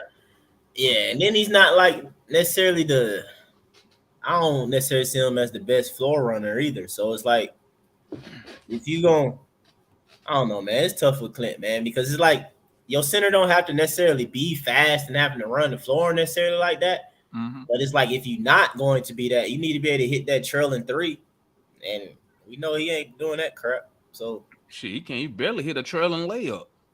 Yeah. Shit, why you bullshitting? Shoot. I don't even know who David Roddy is, analyst. What they say? What analysts were trying to say, what to trade Clint for. And then Steven Adams, he'll be a lot tougher type person to have on the team. But at the same time, though, I mean, he ain't spreading nothing. Yeah, what the fuck Steven Adams gonna do? He ain't getting out on the perimeter necessarily to defend anything either. But like I said, he'll be tougher. I think he'll be tougher than Clint when we always be talking about some hard-nosed stuff, and when stuff get to push and shove and all that stuff. Ain't nobody finna too much try Steven Adams. They already said he the strongest in the league, I think, or something. So Yeah, Hold ain't up. nobody, I ain't say who said Conwell hitting threes. You must be talking to Mac, and I ain't never said he hit threes like that. Oh yeah, I'm saying he hit Nah. three. He hit I think last Double year, O will. I think Double O can and will. and he been working on it this Coming offseason. into this season. I mean, you can tell from Double O coming in, and that's what the projection anyway was, that he'll be able to shoot. Number one, he shot a little bit in high school, and then you can just tell from his free throws that it won't be hard for him to develop a shot. You know what I'm saying? With Clint, bro, like he's sucking free throw. Like, dude can't shoot. It's just point blank, man. It ain't working. I mean, that's facts, and that's what I was saying. Like, I don't see how Clint fits in what we're trying to do right now. So, I mean, I know Ticket is a Clint supporter, and I know Gerald, he don't think. We're gonna be playing at over 105 possessions a game. Capella can't play in that. He's too slow. If foot ain't right either, he still ain't got good feet for it. I mean, all I'm saying is, listen, Ticket. I'm not saying rebound is not a concern, but obviously you can see the direction the Hawks are going in. I just don't see how Clint is going to be successful in what we're doing. Now, if you can prove to me otherwise, I'd love to hear it. But I don't see how he gonna fit what we doing. I see the direction I'm gonna let it be known. I'm not a big fan of this 5 and out. So if they make it work, I'll be happy. But if this shit start acting stupid, I'm gonna be the first one up here calling names. Well, how about this?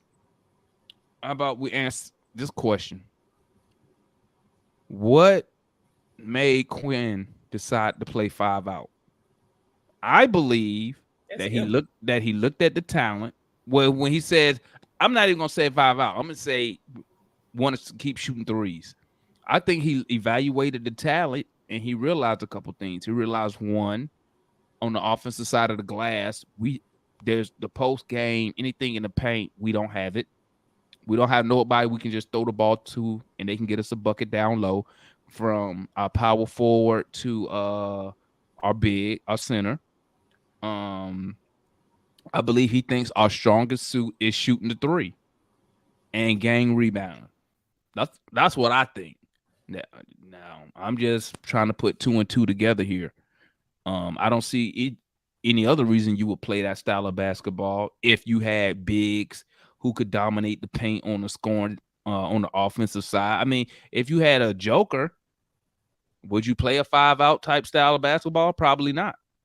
I mean, you can do it and switch it up. Yeah. You can make some adjustments, but I mean, if you had Joker, Mike, if you had Joker, would 5 out be your first? Would that be the first type of offensive scheme that come to your head? I mean, you'll do a little. I mean, of course, it'll be both, but at the same, I mean, in today's game, this pace and space crap or whatever, probably so, man. But you can do it with Jokic. He can shoot. He can shoot and he can pass. You feel me? Like right. You do it with So I see what you're saying. Like, yeah, because you could space out Joker and he can just knock them. You got to account for his ass out there. Exactly. And then even if he was at the top of the key, like, bruh, one cut for somebody, like, he gonna hit them. Like, dude, yeah, with Jokic, you can do it still. You know, Clint just don't offer you crap, bro. Like, he's not even a good passer, dog. Yeah, I'm trying. See, and remember in the summer league when we use Mo and them at the top of the key, you know, passing out the post, pinch post, you can't use Clinton like that. And that's what I'm saying. Like, when Ticket tried to defend Capella, all he can say is rebounds. That's it. And that's it. Boston did not have anybody in the top 10 individually in rebounding, but they led the league in defensive rebounding because Mazzulla made it a requirement that everybody gain rebound.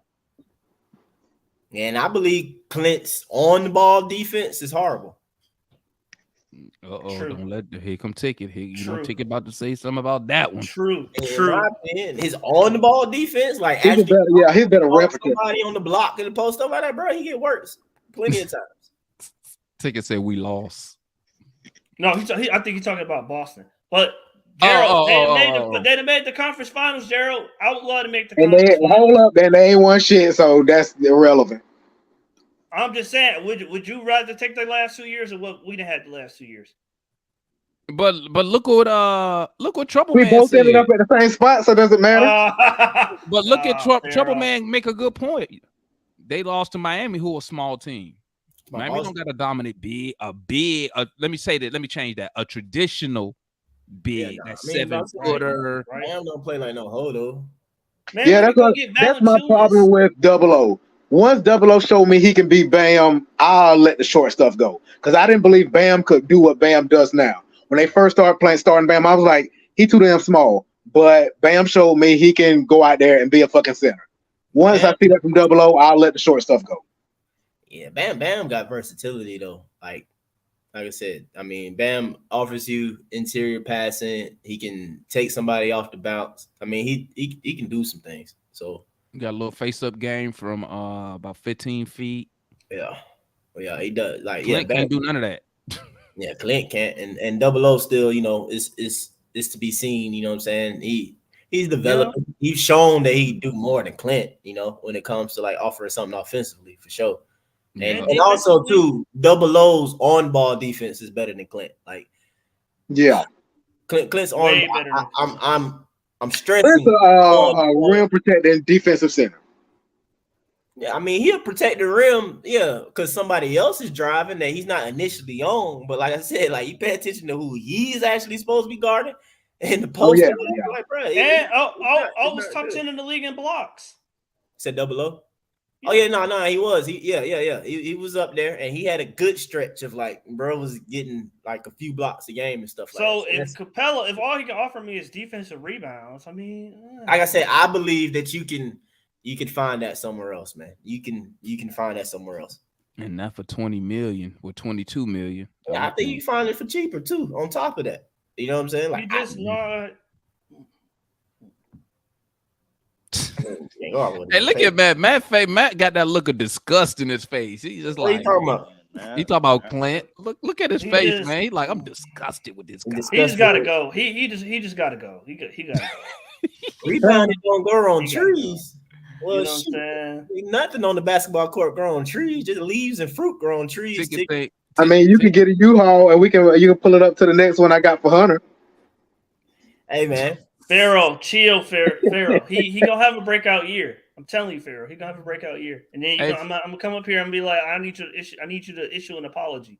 I'll be willing to do that, but he ain't finna have no 18 points. Hey, gang. Hey, I'm about to be up out of here, man. But analysts still got it because I know y'all still got some stuff. Yeah, I want to talk about. Get off y'all chest. Ghost analysts. Huh?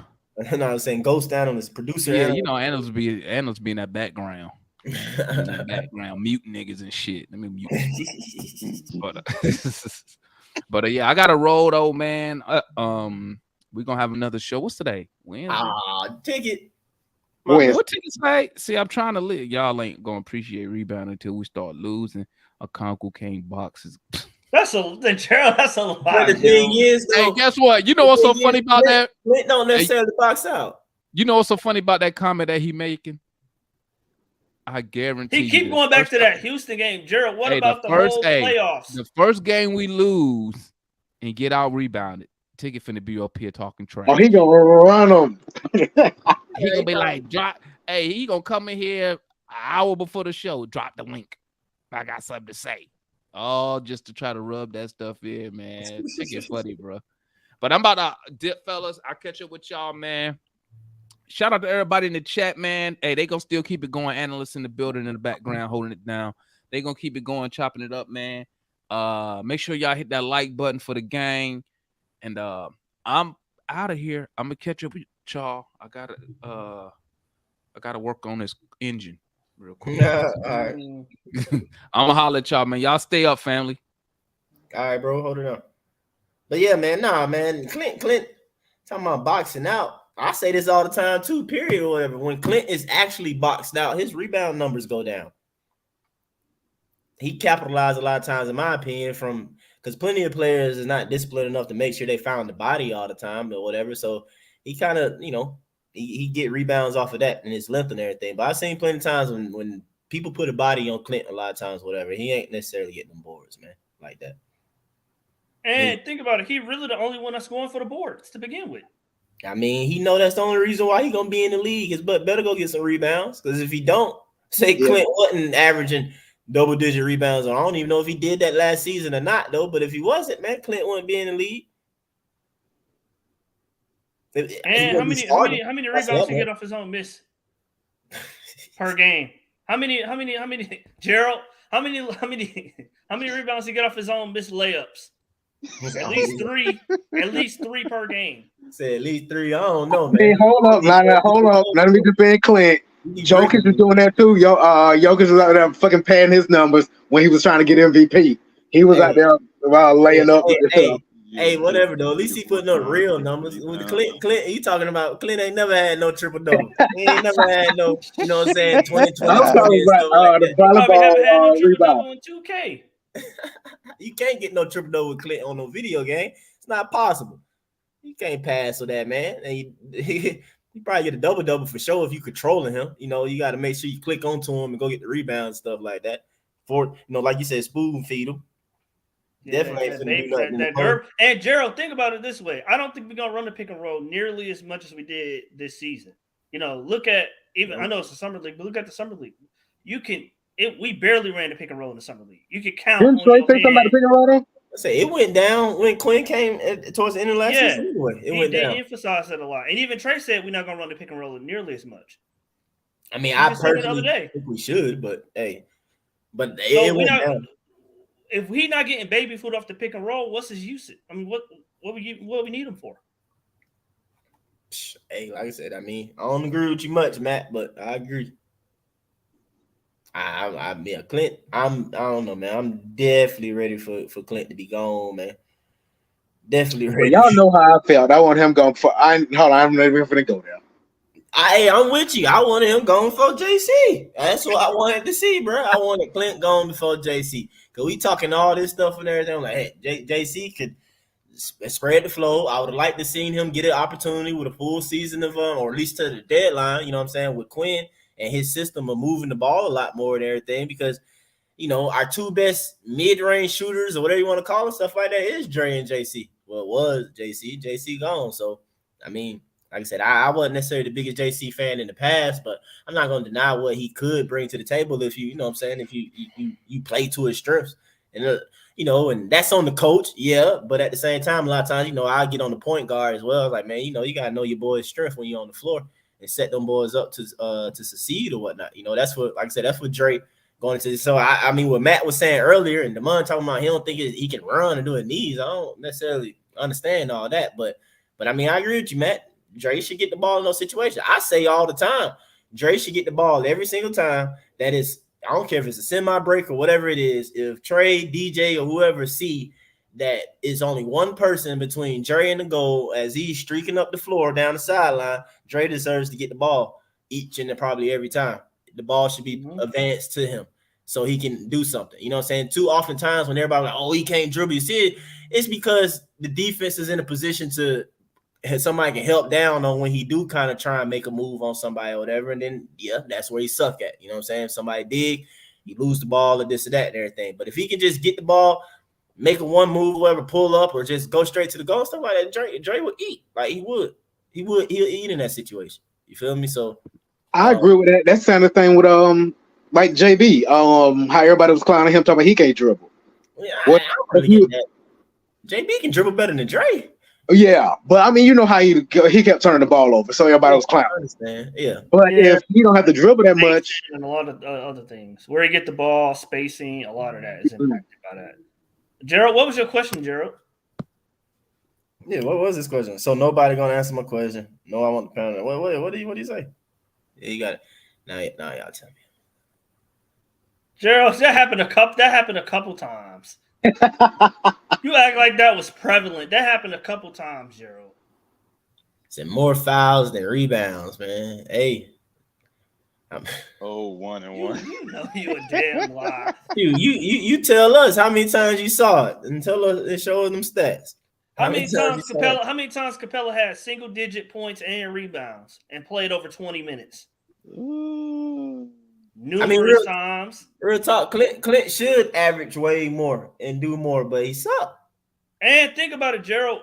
Capella get how much baby food he get from Trae Young compared to Onyeka? Almost none. Onyeka don't get no Gerber. He got all his stuff come from his own ability.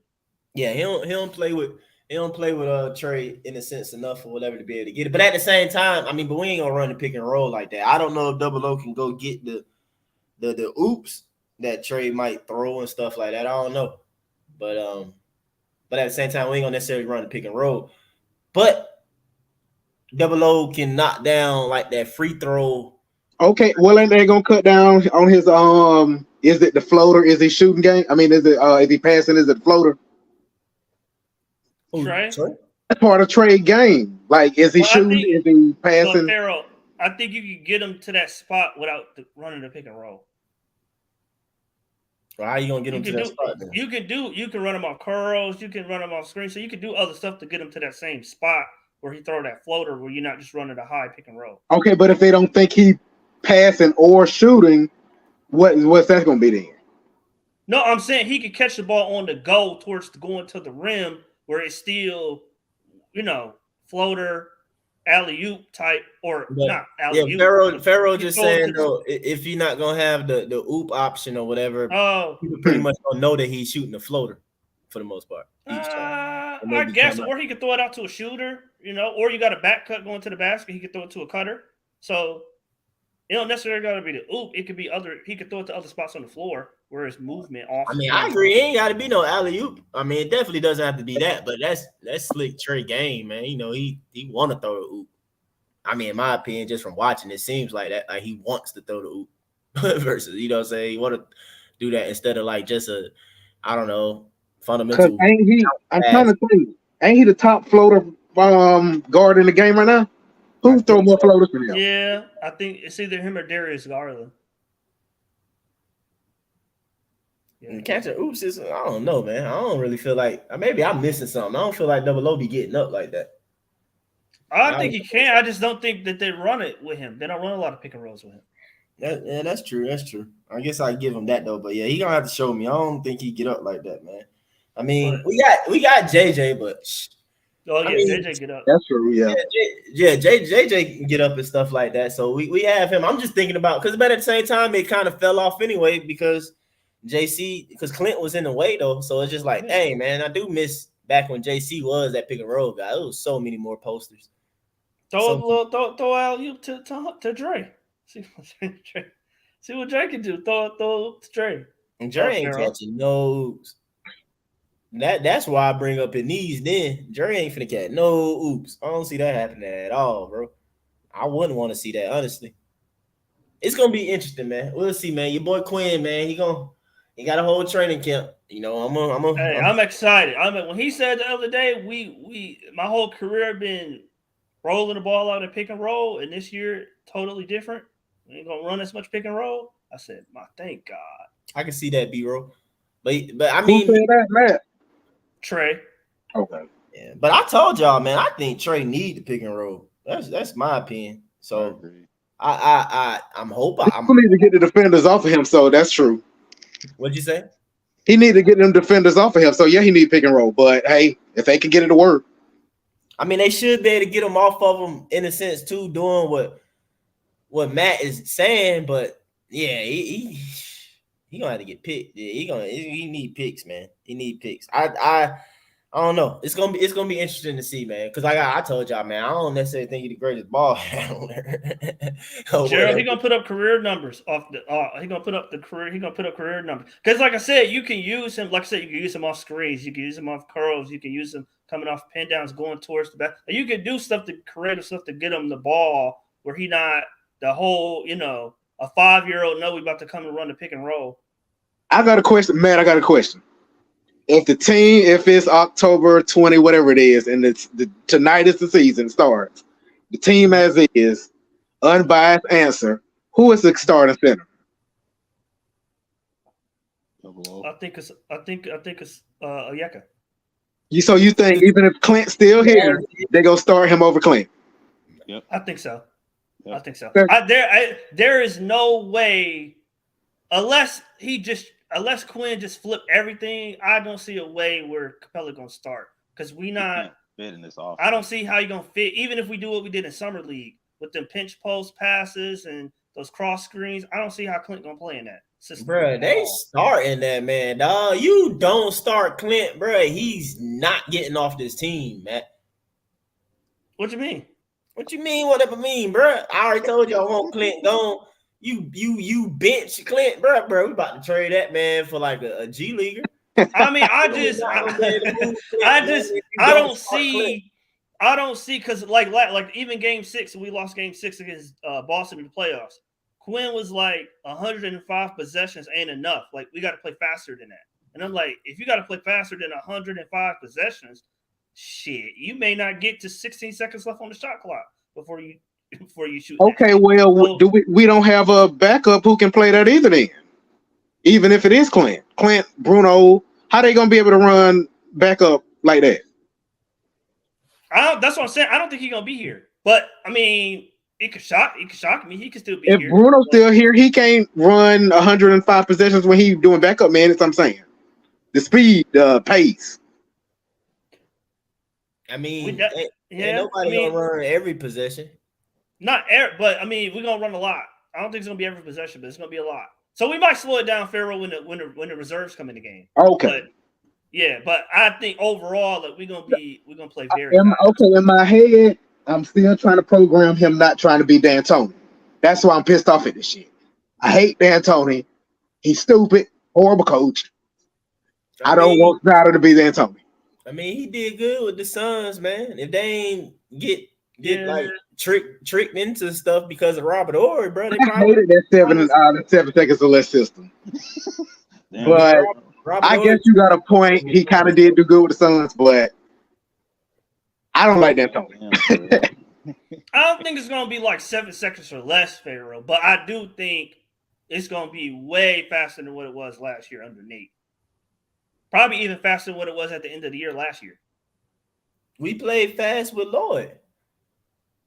Yeah, but the difference was, they was young, so they turned the ball over a lot. Yeah, true. But even Quinn, we ended second in pace, third in pace, and we still was top 5 in fewest turnovers last year at the end of the year. So you can play fast and not turn the ball over. I mean, yeah, you can, you definitely can.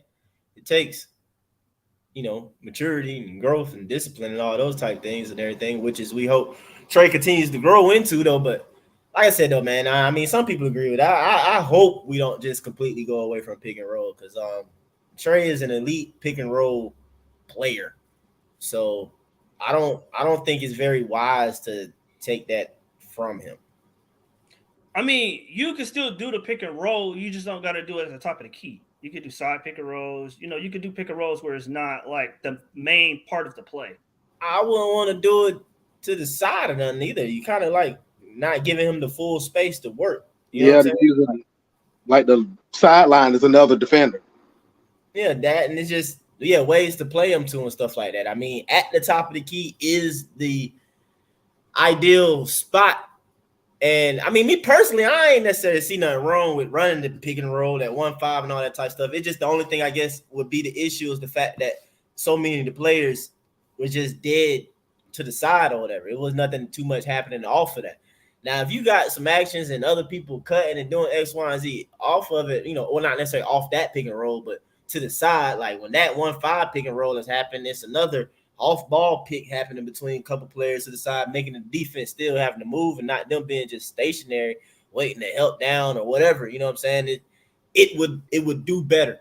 It would do better. And I don't know. Like I said, I hope Quinn sees that way. I really think that Trae is an elite pick and roll guy. Like he passes the ball. I mean, because I say it all the time. The only reason why people want Trae off the ball is because of the stupid Steph Curry comparison. Nobody says Chris Paul, you need to play off the ball. You know what I'm saying? Nobody said that ever. Nobody in Steve Nash's career said that he need to play off ball. Nobody has ever said that. Steve Nash was. Well, you got to think though, Mike, it's different because of where Trae can shoot it. I know he don't hit it as much, but the way he shoot it, he could do kind of what they, they're not shooting a lot of threes. They're not shooting Steve Nash was a great shooter He was in the mid range shooter than he Trae. was in the mid range, but he didn't shoot a lot of Steve threes. Nash in the mid range. Steve Nash was top of the key mid range or elbow. He not shooting 30-footers. Man, number one, anybody smart ain't shooting that deep. That's just these new dumb people, bro. It ain't no point. It all count the same, bro. Whether you at the line or not, or whatever. So, but Steve Nash was an elite shooter, bro. Steve Nash can shoot from whatever, wherever.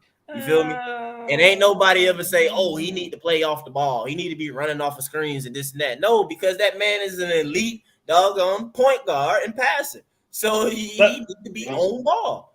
But Mike, well, you can't. Okay, if I'm not saying There's also a lot of shooting guards masquerading as point guards too. I mean, true, but I think I've always said if you put Trae in a movement-based system, mainly Curry. Because think of some of the passes he throw and it's random. Imagine what passes he could throw where dudes are actually moving, and he's moving too. It'll be better. Yeah, but he can do that on the ball, bro. You just need the folks to be moving when they don't have the ball. It's just too many times in the past under your favorite coach, Nate. Nobody else will be moving, bro. That's all it was.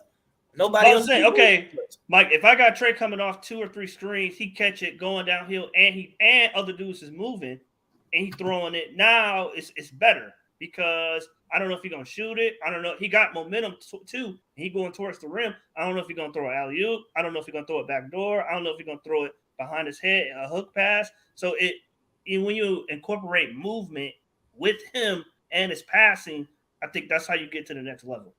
Again, I don't disagree with that. I do not disagree. I'm just saying that it ain't no point of taking him off the ball, and now you got to spend time and seconds or whatever trying to get him to the ball, going through some stuff, and then have people moving after that and everything like that, bro. No, he just got the ball, bro. He just set that initial pick. He can get that defender up off of him, and now he downhill, and movement is happening. Trae feeding folks. Well, he looking to score. Like it to me, it ain't rocket science or too much, man.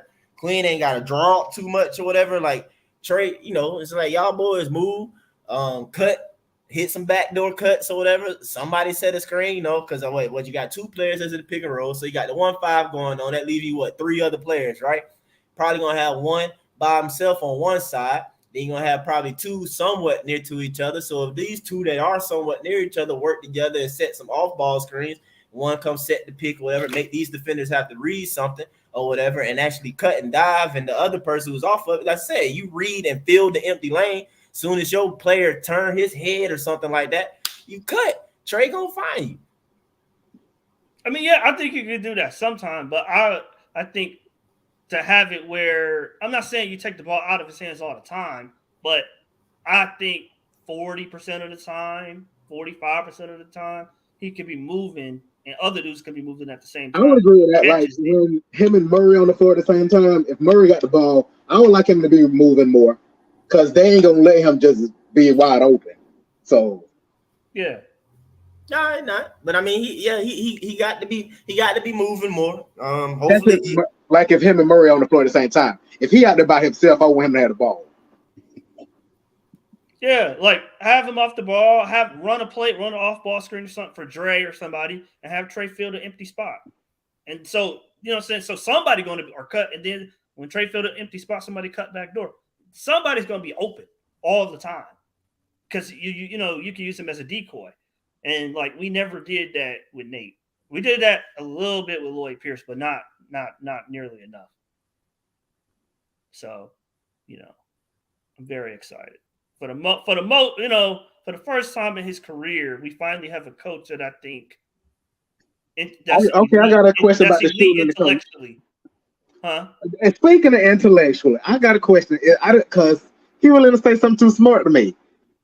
Didn't he say when we wanted more shooting, he said, "I want more threes."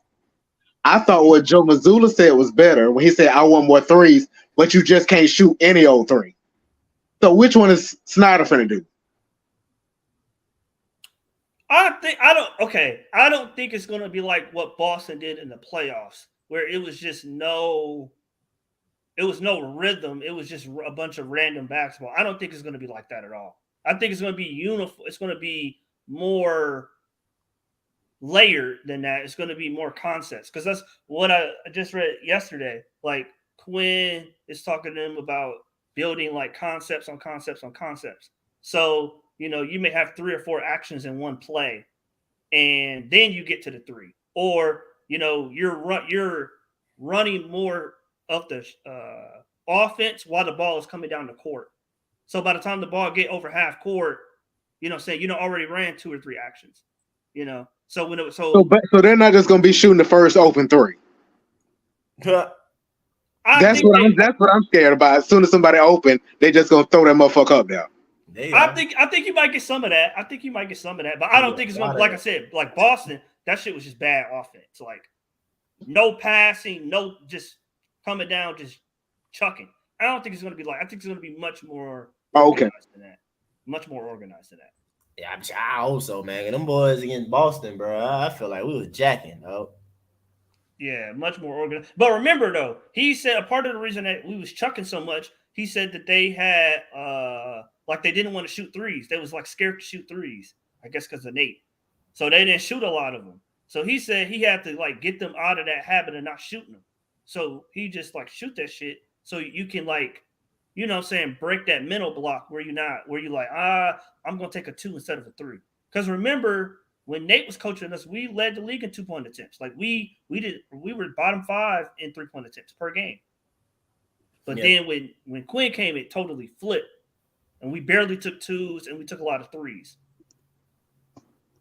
I mean, I guess that's the reason why. But yeah, them boys was jacking, dog. Them boys was jacking.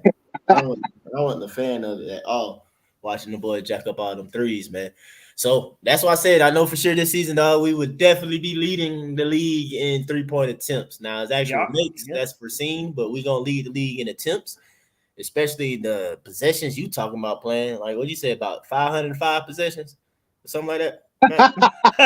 505. No, I agree. He said 105 possessions is not enough. We got to play faster than that. So I'm like, okay, if you're playing at 110, 115 possessions, I mean, that's faster than Denver. That's faster than Minnesota. So I mean, you they ain't gonna be able to do that when they go to Denver, though. Why not? Oh, they ain't gonna be able to run like they in Denver. I mean, you run you spread them out and you attack angles. I'm saying they're gonna be out of breath if they do that in Denver. Oh, they're yeah, gonna do it everywhere else. I'm like I said, I'm excited for this because I've been asking for this for 5 years. You know what I'm saying? Like a system where it's not predicated on Trae Young making every decision, coming down, reading the deep end. Like Mike don't like Trae's decision making. You know what I'm saying? So I want Trae. I want it to be a predetermined system. I want it to be a predetermined system where it's movement incorporated and it's multiple options per play, and Trae don't gotta think. So you're saying he's slow, huh? So you're saying he's a little slow. He's saying he's a little slow. No. So you telling me my point guard a little stupid? That's what it is. No. I think he's impulsive.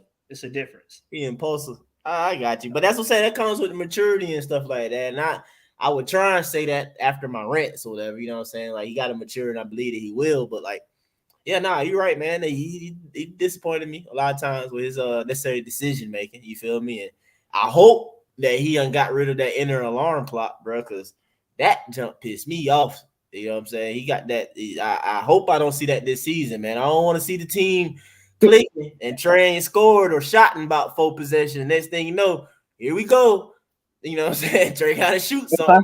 If I see it, I'm gonna come over here looking for Mike. I swear to you, bro, it'd be like something go off in Trae. Like, but I ain't shot in a minute. I gotta score. Like it's been a few possessions. I gotta score. He like, dang, Trae. Like, God, man, everything been going. The one that's in my mind is that game against Charlotte when Melo hit that 3, and he came back. That's the one. Every time you bring that up, that's the one I think about.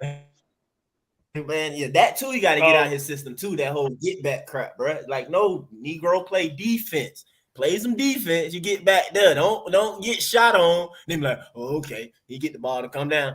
Step back, dribble. Woo, just stupid deep three. I'm like, God damn, Trae, now it's a 6-point swing the other way. And, that's where it's like, yep, stupid decision making. Matt ain't going to say it like that. But, yeah, that's what he mean when he won't pre-set plays because Trae is liable to do some dumb stuff. He's been liable to do it. You know what I'm saying? So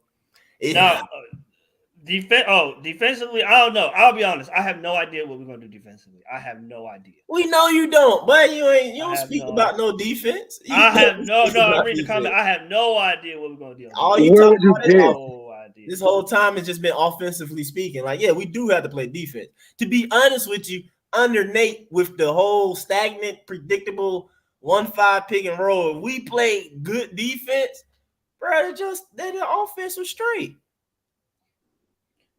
Have we finished above the top 5, above one of the worst 5 defensive teams in the last 4 years?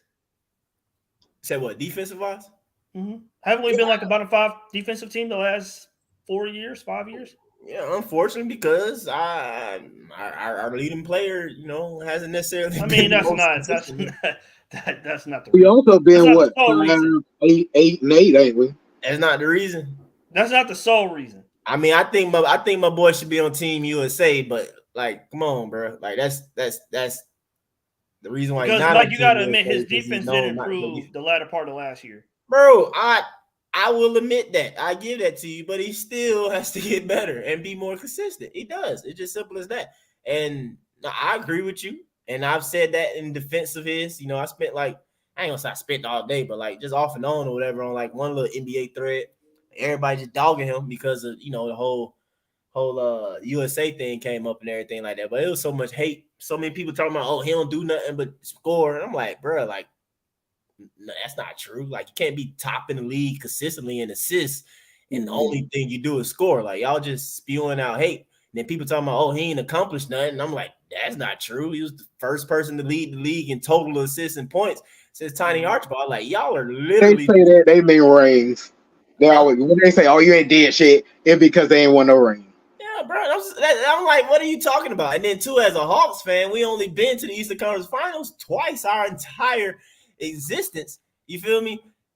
Our most known, like, quote unquote Hall of Fame player didn't go.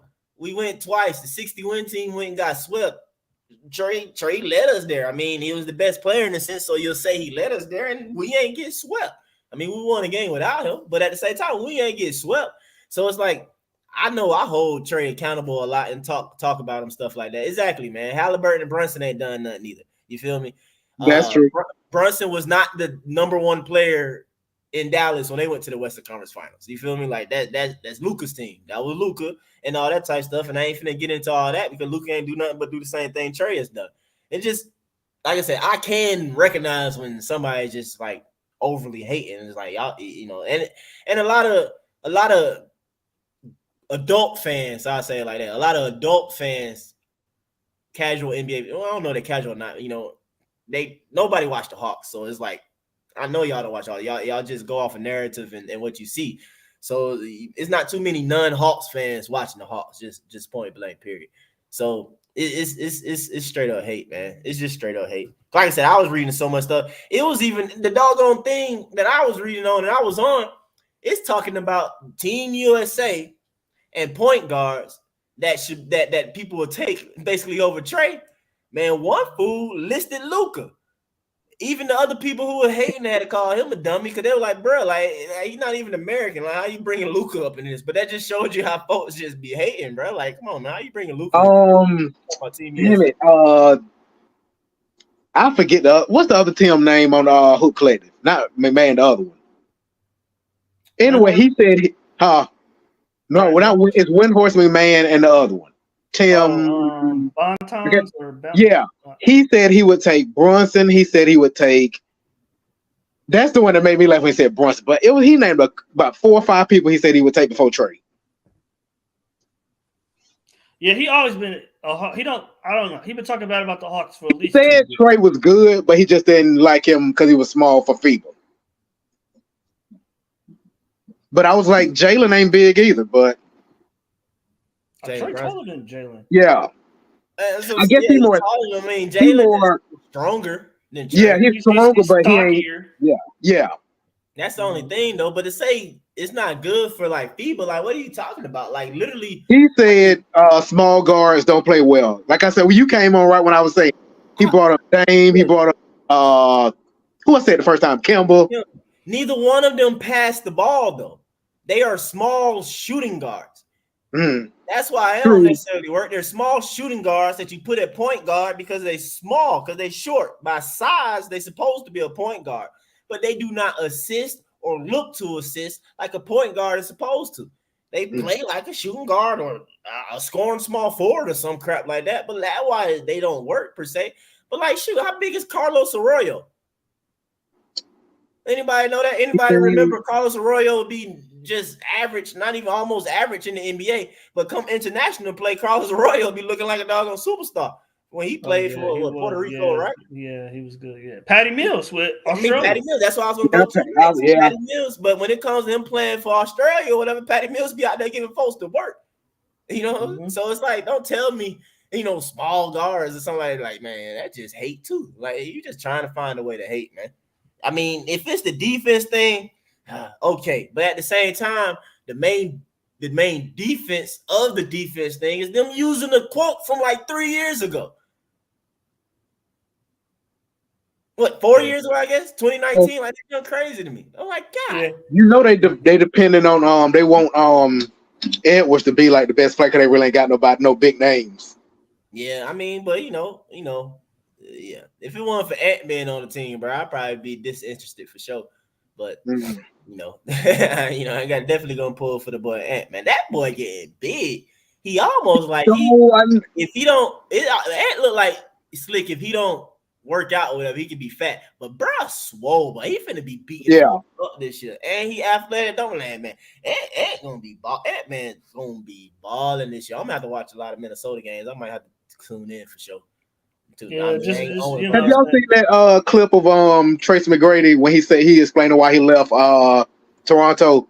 He's saying it wasn't because he couldn't work with Vince. It was because he wanted to go home and play with Orlando. No, I didn't see that. He wanted to go to Orlando. Yeah, that's when he went to Orlando. He said, I lived it was like 10 minutes down the road. That's why I left and went to Orlando.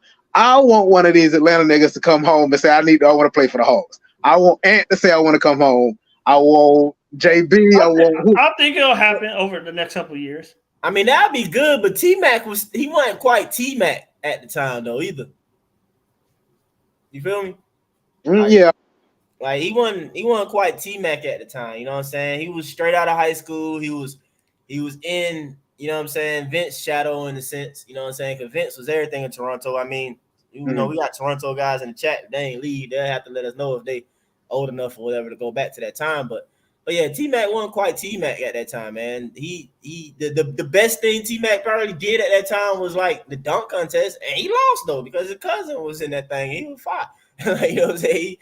Vince was Vince, but yeah, T-Mac definitely became T-Mac once he got to Orlando and stuff like that. That's when he really, became who it is that everybody know. And hate to go down that path. Y'all saw that joke with Jeff T was saying about T-Mac though. Oh yeah. I like Joe T. I like his when he be out talking. Man, I ain't even know Jeff T talk so much, bro. He has talked more. I heard his voice more than I ever heard before in his career. Same thing. So you just saw that boy mute. That first story he told, he was talking about Jimmy Butler when he came in with the shirt cut out. Ever since then, I've been listening to him. Yeah, Jeff T. Wow, I don't be messing with him, man. I commented on one of his things, whatever. He responded to me too, talking about some cool story, bro. I was like, lame. But anyway, it was something he said or whatever. I was like, bro, like, I had to be honest with y'all. Like, as a Hawks fan, Jeff T, like, this is upsetting hearing this. You know what I'm saying? Like as a Hawks fan, like, love you. You know what I'm saying? Pull for you and everything, but like, it goes to show why you ain't do much. You know what I'm saying? As a Hawk, because like, to be real with you, Jeff T had the potential. You feel me? To be better than what he was, but he's an example of like players that come into the NBA that's like really, you know what I'm saying? All right, cool that they made it. Like, you know what I'm saying? He cool, he made it. he gonna do enough to basically have a decent and long, in a sense, career. You feel me? To still be around and stuff like that. But Jeff Teague he wasn't necessarily the greatest of shooters or something like that, but he could. You know what I'm saying? He can attack and get to the paint. He'll defend. He'll rise up on you and dunk. Besides Josh Smith, Jeff Teague was like the only other player on our team that I knew for a fact that a layup was about to get blocked. If I saw Jeff Teague running you down or whatever, I was like, oh, Jeff about to go get that. Jeff is about to slap that against the backboard, you know? And it's like, I don't know, man. Jeff pissed me off, man, in a little podcast. I forgot what he had said exactly, though. But, bro, I was like, this you just said why you ain't doggone, you know what I'm saying, do anything, and was only a one-time All-Star with the 60-winning team. Like, he could have been way better than he was. He could have been better, man. John pissed me off. Like I said, as a Hawks fan, he just wanted the money. That's all it really was. Like, he was cool, just, you know what I'm saying? Like, he made it. Like, he lead, you know what I'm saying? He definitely had a better career than his brother. You feel me? Like, so it's just like I be forgetting his brother even was in the league. Yeah, I know, right? But yeah, like, you know, so yeah, I was like, dang, Jeff. Like, it was kind of disappointing. Like I said, I have to go find it. Cause like I said, it was funny. Cause like he actually replied to me on Instagram, whatever, telling me, like, cool story, bro. I'm like, man, even your comment lame, bro. He could have ignored it. Or whatever. But shoot, plenty of Hawks fans agreed with me though. People were like liking my comment left and right though. Cause if you're a Hawks fan, you had to feel that way, man. Like, dang, T, like you robbed us, dog. Like you should have been more for us, man. Like you really should have, man. Like you really should have. Jeff was decent. Jeff, I mean, he didn't start pissing me off to the point where when we first got Schroeder, I was one of them folks that was like, man, bump Jeff and Rob Dennis. But nah, Dennis is a bench guy. Dennis showed me once he started getting that point guard, I'm like, nah, Dennis, you don't want to pass the doggone ball. I know a lot of people was upset with Dwight during that time, whatever, but man, Dennis would just look at Dwight and still drive straight to the goal. I'm like, bro, if you don't pass that man the ball in the post or whatever, you know, it's just never mind. Maybe not. I don't want to go down that path. The main thing I remember, what was that? I can't remember. What was that sideline joke? Dwight Howard and Dennis Schroeder was doing with that sideline reporter. Oh, that'd be like D's or something like that. It was something. That's the main. When I think about them two at that time when they was both on the team, I think about that interview. Nah, Trouble, man, it was something else. I ain't talking about the playoff with Jimmy story. It was something else, man. Like I said, I don't know. I wish I knew how to search Instagram to find out exactly what it was, though. But it was something he said or whatever, man. But it was along the lines that he basically admitting to the fact that like he ain't really cared too much like that, man. It was like mother, you know what I'm saying? But it was one cool story he did say or whatever, and it was cool to hear though because it's like you knew Joe cared to an extent, but at the same time, Joe wasn't the one that like really show it like that. But he was talking about how Joe cussed him out, talking about, man, what the like, why you take that shot? You know, like he really getting in his grill about it. I was like, dang, like that's what's up, man. Because you shouldn't have, nigga. Like, should have gave the ball to Joe. What's wrong with you? Like, who you think we could be a championship team now if we had prime ISO Joe. Oh yeah, it was the D stuff they used to say, the D or whatever. Oh, I mean, ISO Joe was created out of the inability of Woody to coach. Yeah, you know I really wasn't a fan of Woody either. Kind of like how Matt stay on Nate and his 1-5. Man, I was just thinking as you said that, I said, damn, we done had some Woody was offensive coaches. The time period that we had Woody, he was horrible offensively as a coach, and that's why ISO Joe became a thing. It's like, Joe, you are fine enough to just go get us something. And it's just like, bro, like, that's all he can do. I mean, our best play with Woody and Joe was like, y'all remember when Mike Bibby was set the pick? Mm-hmm. Yeah. When Mike Bibby was like set the pick, that was like probably the best play, bro. Dang. When Mike Bibby was set the pick, and then he'll be able to, you know, either do his thing or he'll throw it to Bibby and Bibby knock down 3. You know what I'm saying? I used to call Bibby parentheses. Cause like when he was with us, bro, like I don't know, but that boy was slow and his legs, his legs was like parentheses with us, bro. When he running down the court. Hey man, hey, real talk though, Mike Bibby, that was a good pickup. We wouldn't have made the playoffs, man. We didn't pick up Bibby that year. That got us into that AC making that move. I was slick amp when we. I like Mike Bibby. Yeah, I like Mike Bibby too though, but like we always do, we always get people late. Bibby. That's what I'm about to say. Look at him late. Maybe he could barely walk with us, bro. I don't even know how he was still in the league. Bro was like literally, you do that little hop crap, bro. That's how he come down the court. Even like he kind of hopping a little bit. Like, baby, what's wrong with you, man? Legs broke. But like I said, I call them parentheses though. That way his leg was. Analyst, you ain't watched none of them games. He knows. Say, what year was that? So he seen the highlights. But With Joe Johnson, my favorite moment to this day, cause I'm trying to think if Trae did something. Anyway, my favorite moment is Joe Johnson against the Celtics, and what's that, game 4? When he went off in the damn near the whole game, but that fourth quarter. Was it game 4? It was 3 or 4, but yeah, one of the games at home. Yep. Yeah, he scored all the points. Well, it wasn't all of them. It was just him and Josh Smith. Him and Josh Smith was the only two who scored in that fourth quarter. They were the only two people that scored. Like Josh was having a great game, balling and stuff like that. Man, that was a team. But I like that team, man. That was a team for real, man. Them boys. And even then, when they like to talk about Atlanta and this and that and everything, man, the city was on fire then, man, for them boys, man. The home games and stuff. And that was the first time it was in the playoffs in a minute.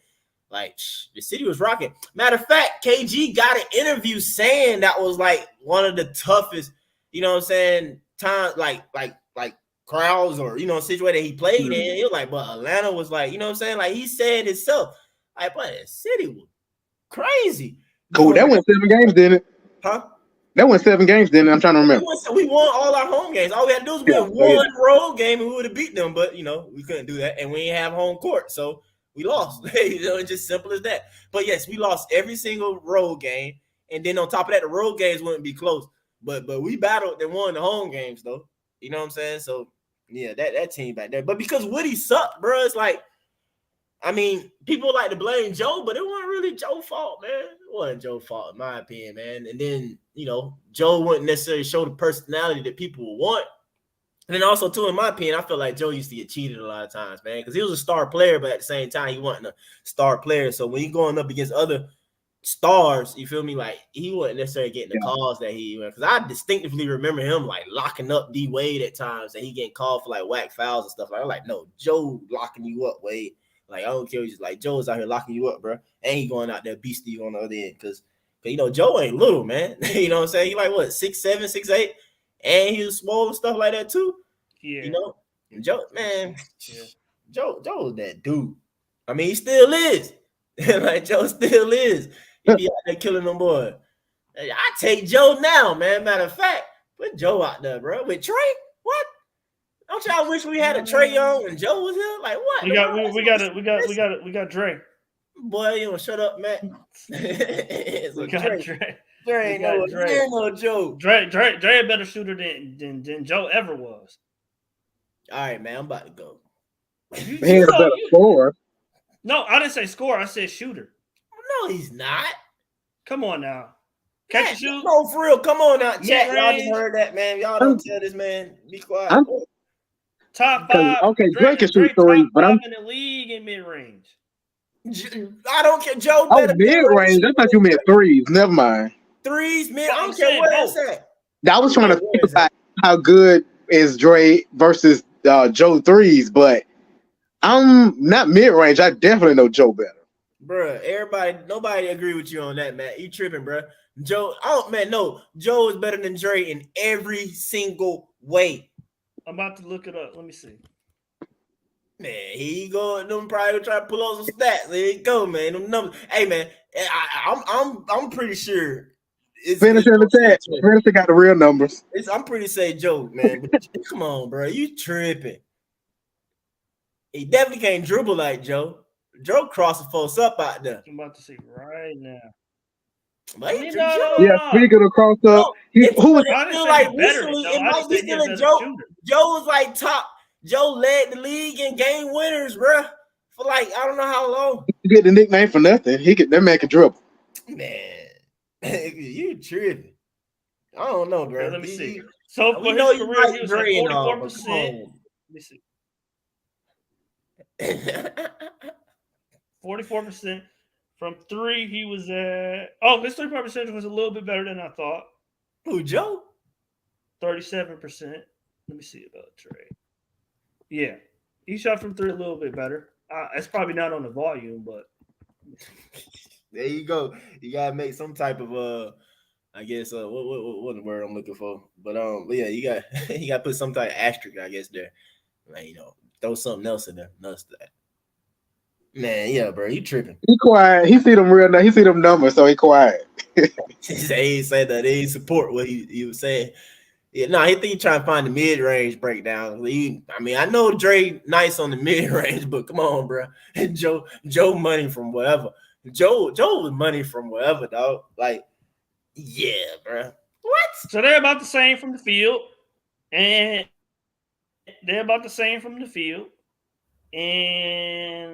Dre a little bit down in the 3-point shooting, but it's basically the same. Oh yeah, he broke Paul Pierce down. Hey, you remember your picture looked kind of young, B-Roll, but that same game that Pharaoh was talking about, he broke down Leon Poe. Yeah, Poe was on the ground. You talking about? I jumped up out my chair. It was yelling like a crazy motherfucker when he did that. Arena went crazy, man.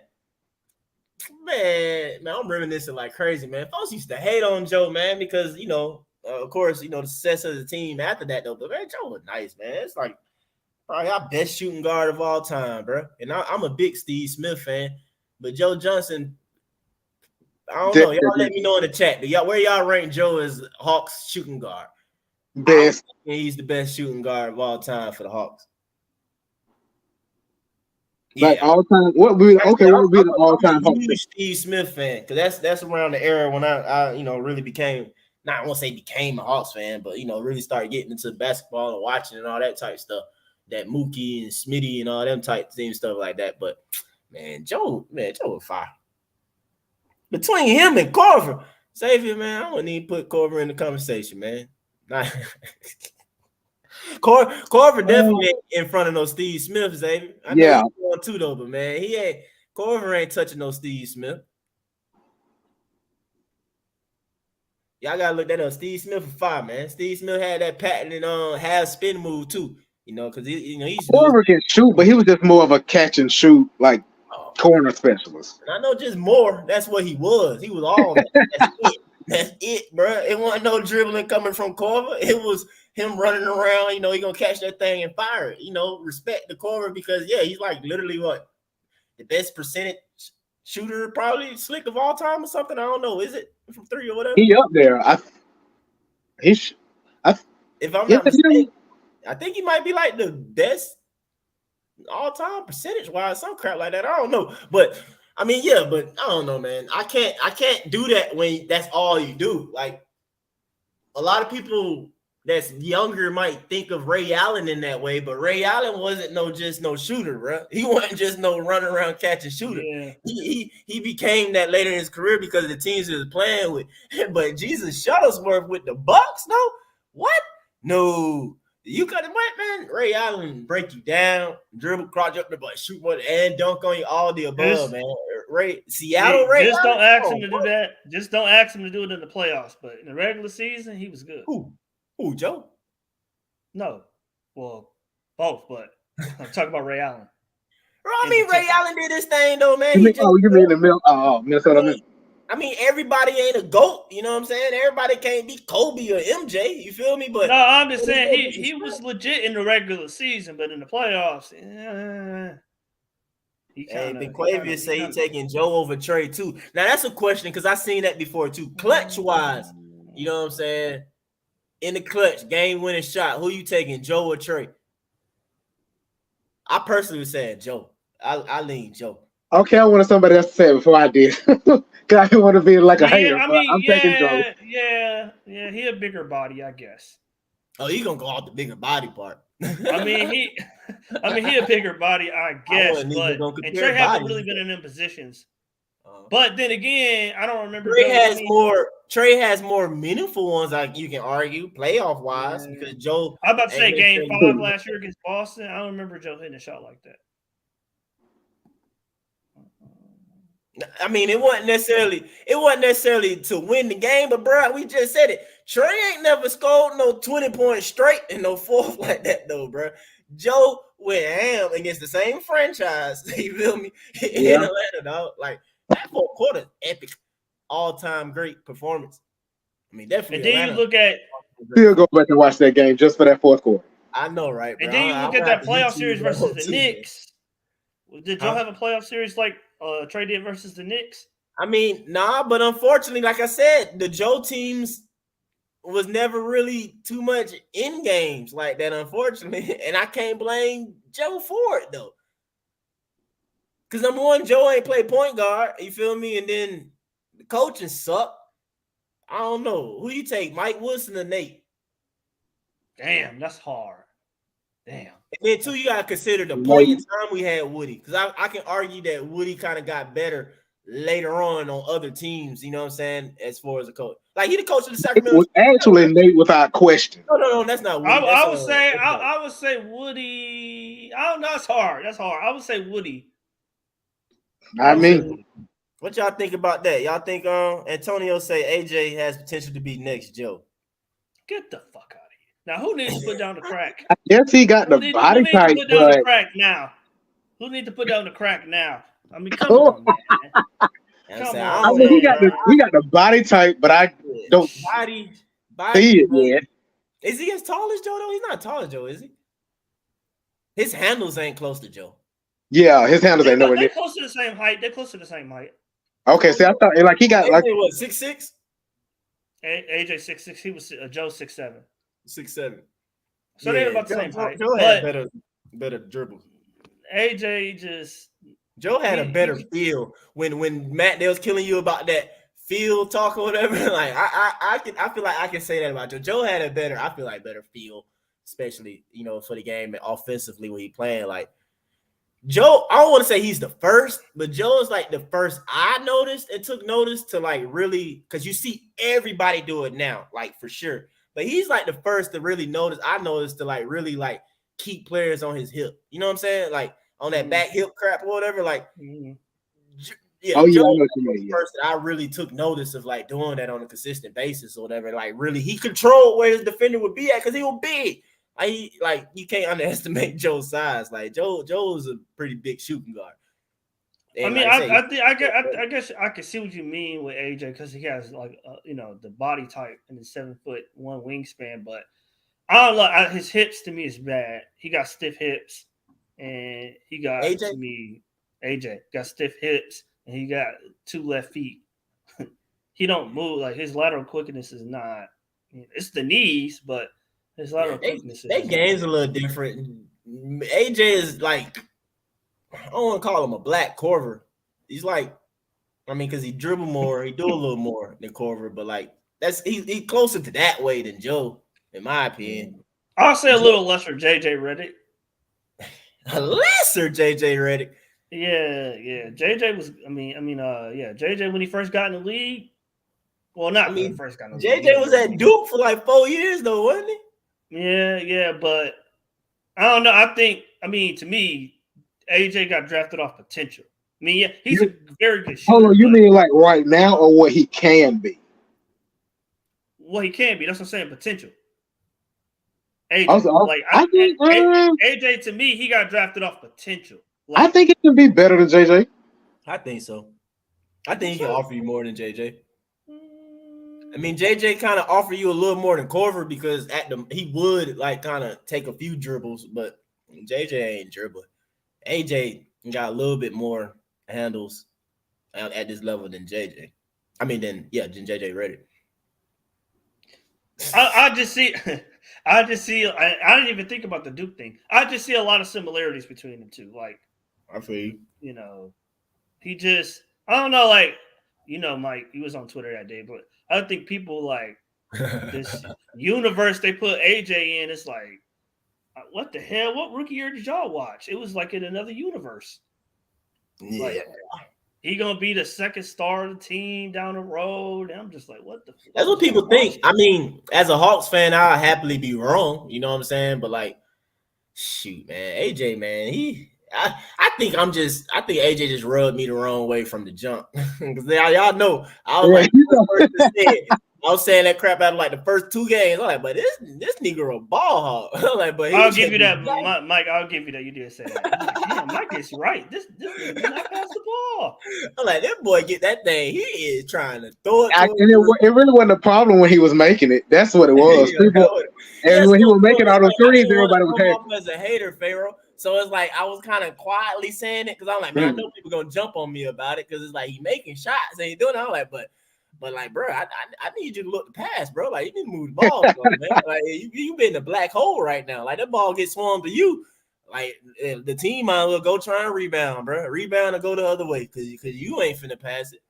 I'm like, nope, AJ ain't passing that at all. And if he used that some of the time to move the ball to somebody that's open, I wouldn't even say nothing. But it's like, damn. I mean, yeah, bro.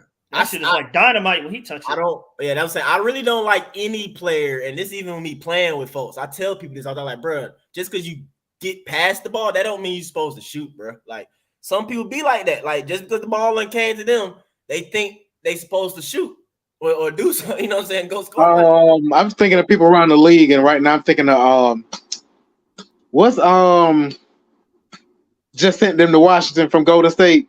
Jordan Poole, but I wouldn't like Poole, bro. Like, who would like? No, it's a clip. Matter of fact, I think somebody showed it on Facebook the other day when like Curry got in trouble for throwing his mouthpiece out because he was trying to get the ball. I remember that one. It was like, bro, Poole gone for multiple reasons. You know what I'm saying? I feel like I don't really think a lot of them boys necessarily like playing with Jordan Poole, and like he had a good year because that one season because his shot was falling.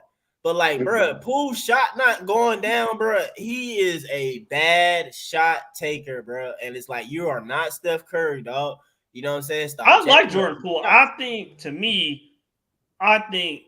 he should have played more than Draymond did. Like, Poole? That's never gonna happen because that's like it's still him and Steph. Yeah, I know the whole history thing, but I'm saying like I think that's where Steve Kerr went wrong in the Lakers series. Like they needed a dude like Jordan Poole who can score off script. Like Draymond not giving you nothing offensively, but Jordan Poole, he might take some bad shots, he might have some turnovers, but then he might get hot and he might score 16 and a quarter. Hey dog, Matt though, I ain't got no time for no Mike. I mean, I'm just saying he might score 16 and a quarter. You got to take the good with the bad. No, that Mike will piss you me one of off. those people who thinking he's gonna be an all-star this year.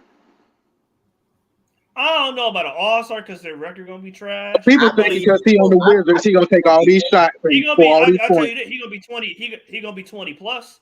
I can be wrong, but I think he's gonna be extremely inefficient. I think he's gonna be taking a lot of shots and inefficient. I done seen people say he's gonna be 25 plus points and be an all-star.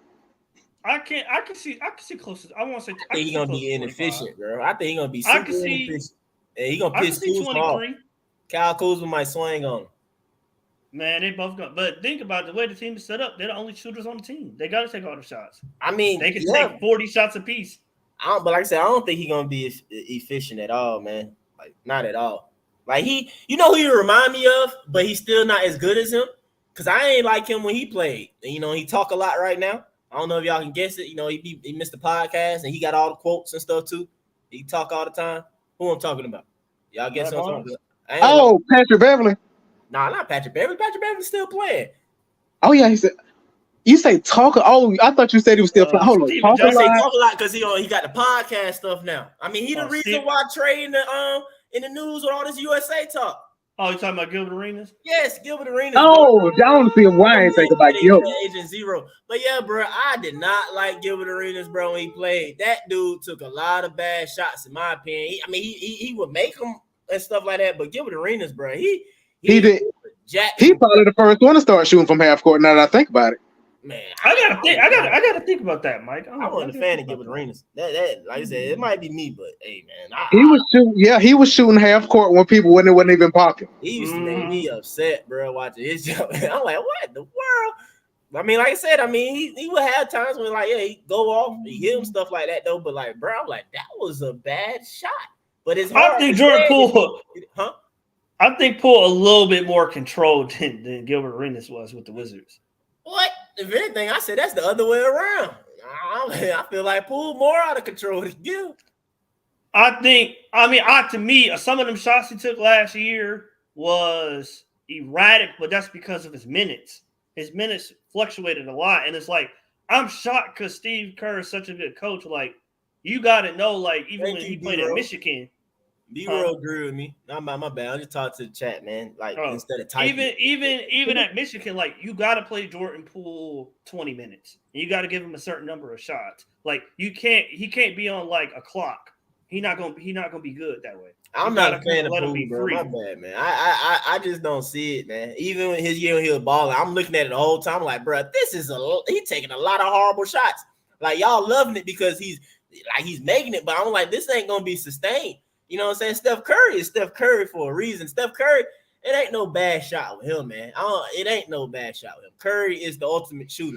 Poole, I'm just like, bro, I don't know who you think you is. You obviously think you Curry or something like that, but bro, He thought he was another Splash brother, bro. I'll say this. I think Golden State gonna regret that for years to come. I don't think so. For years to come. I mean, we all got our opinions, and it's yet to be proven. You know, I could be wrong, you could be wrong, whatever. But yeah, I don't see it, man. Like I said, I think Poole gonna wind up making some Washington fans mad, bro. Because I don't think that boy gonna be efficient. And now ain't nobody in the way. You feel me? Ain't no, you know what I'm saying? He definitely finna think he that dude. Like, bro, finna be jacking shots, man. He'll have a good year. I think he's gonna have a really good year. No, he wasn't a second round pick. He was picked 20 late in the first round, 27 maybe, 28, something like that. I was just seeing Virgo. There's a lot of light skin energy on the Wizards. Hold up, now we ain't finna do this light skin slander shit again. Nah, I feel you, bro. That's funny. But that's what they finna be depending on. I mean, that's like the Warriors, you know what I'm saying? And then Draymond, he throw in the Black Air Force energy. He balanced it out slightly. He got, but I don't know. I hope Milwaukee regrets. That would be great for us. I still think they're gonna be a top 3 seed. Yeah, I'm saying. I mean, you still got Giannis, man. I mean, season wise, and then Drew's solid. Philly probably gonna be the one to regress. Yeah, Middleton probably be who? Philly. You think Philly will regress? Probably because James probably gonna play like I don't want to be here. Yeah. You gonna put the fat suit on again? The clump suit. The fact that people actually thought he had a fat suit on is crazy. I think we're gonna get a top 4 seed this year, as is. But the analyst, you talking about Poole? That man said, I guess he talking about, but not 13 for 89. Did that man take 89 shots in the game, dog? Like I said, bro, that's a fight. Yeah, Poole, I bet you Poole average. He might lead the league in attempts. I can see that. I can see Jordan Poole leading the league in attempts next season. Like, yeah, because he ain't really got nobody to stop him now. So yeah, somebody gonna have to punch him, bro. Like Draymond, somebody gonna have to swing on, bro. If you taking 30 shots up a game, bro, and you only hit 12 of them all, bro, I'm telling you, man, like somebody gonna be on you, man. Because I don't know, man. Poole, like I said, I ain't a big Poole fan. That's just me. I'm not a fan. Y'all, if y'all can already tell, I ain't a big fan of anybody that really jacking up a lot of shots like that. I'm not really a fan of, and then you don't pass. The Poole definitely don't offer you no assistant or setting somebody up. Yeah, no. So you can't be all that, bro. Like that would piss me off. You know what I'm saying? At least Trae passes the ball. Like I can give Trae that. Trae passes the ball. He'll hit you. You know what I'm saying? Stuff like that. The only thing that make me mad about Trae, I don't ever too much bring that part up. It'd be the lack of his defense or not getting back on defense, stuff like that. As a teammate, that would make me mad. I'm like, bro, what are you doing? Like, you just turned the ball over, or why are you down there crying about a foul while everybody running down the court? You know what I'm saying? Like, get back, fool. But yeah, Poole don't offer nothing, bro. And then on top of that, you can't even say he's a good defender. On top of that, all you talk about is his shot jacking. That's it. Like I said. Enough about Poole, man. I ain't like I said, I ain't the biggest fan of Poole. I'm glad he with Washington. We ain't got to worry about Washington in our division whatsoever. Miami still be an issue. Shoot. So Yeah, man. But I think, like you said, go back to it, man. To get back to the Hawks, man. I think DJ elevate his game more this year too, man. DJ low key I hope is not paid attention to. He went to another level last season. You feel me? In his career wise, man, you looking like that, dog. But you cannot tell me he ain't shot percentage wise I better. was ignoring it, but I saw it. Why is he elevating his game? Man, you be a hater, bro. Well, I mean, can you define that? Can you define that for me? What do you mean by that? I can. Then I Just how you saying Hunter had his best year last year, so did DJ.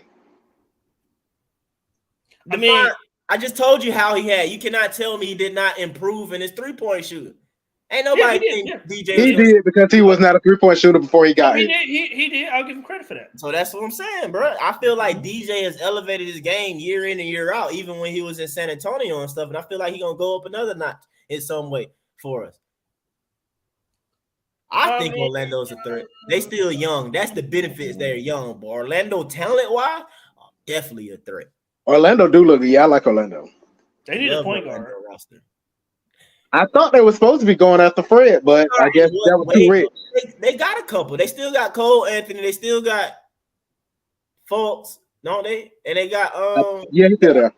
What's the other boy? I mean, they need a legit point guard that's not trying to, establish himself. They need a guy that's going to distribute the ball, and they need a veteran point guard. It ain't too many like that. I mean, ain't got too much to be a veteran, but if they had like a Halliburton or something like that, but they'll be, or even a Caruso, or they had Trae, of course, that would be Caruso. Passer. Caruso. I can't. I ain't gonna act like I mean, he not a dime. He's not a maestro, but I think he'll put the ball where it needs to go. But I'm willing to, Mike. I'm willing to give. They got Suggs. That's his name, and I forget who Black is, but they got some point guards. Now. Oh, they did draft Anthony Black. You're right. Okay. They got some point guards. Oh yeah, I forgot that's who they drafted. True. I'm not counting on a rookie though. Anthony Black. I don't too much know his game like that, so I can't talk about it. But that's 4 guards though, right there. Kind of. I mean, he's he's not as good, I don't think, but kind of like a watered down Darren Williams a little bit. That's what I feel about Anthony Black. Watered down Darren Williams. Now Darren Williams is my guy. I like Darren Williams. I like Darren Williams before. He should have been here after they made that other mistake that they take it to. Bruh, just after that, that's what makes the Marvin Williams thing so much, because everybody focuses on Chris Paul, but we pass up on Chris Paul and the Darren Williams. Again, think about that, y'all. We were just talking about Joe Johnson, but imagine if Joe Johnson had Darren Williams. I mean, come on, we know he passed up on Chris Paul, but Chris Paul could have been next to Joe Johnson. But if Darren Williams was next to Joe Johnson, what? Man. Yeah. I like Darren Williams. I like them better. That might have been the dumbest draft we ever had. I was the same way, Matt. I was more Darren Williams than Chris Paul because, again, Jason Kidd was my favorite growing up. So I leaned towards bigger guards. You know what I'm saying? Like Chris Paul is small. You know what I'm saying? Whatever. But Darren Williams, he had the size and he'll boom on you. He'll dunk on you. You feel me? He gave me like Big Diddy vibes. You know what I'm saying? I used to like Baron Davis a lot too, though. Baron Davis wasn't hurt. I like him. Baron Davis ain't had to fight injuries his whole career. Baron Davis would have been somebody that would have been crazy. I mean, he was already crazy.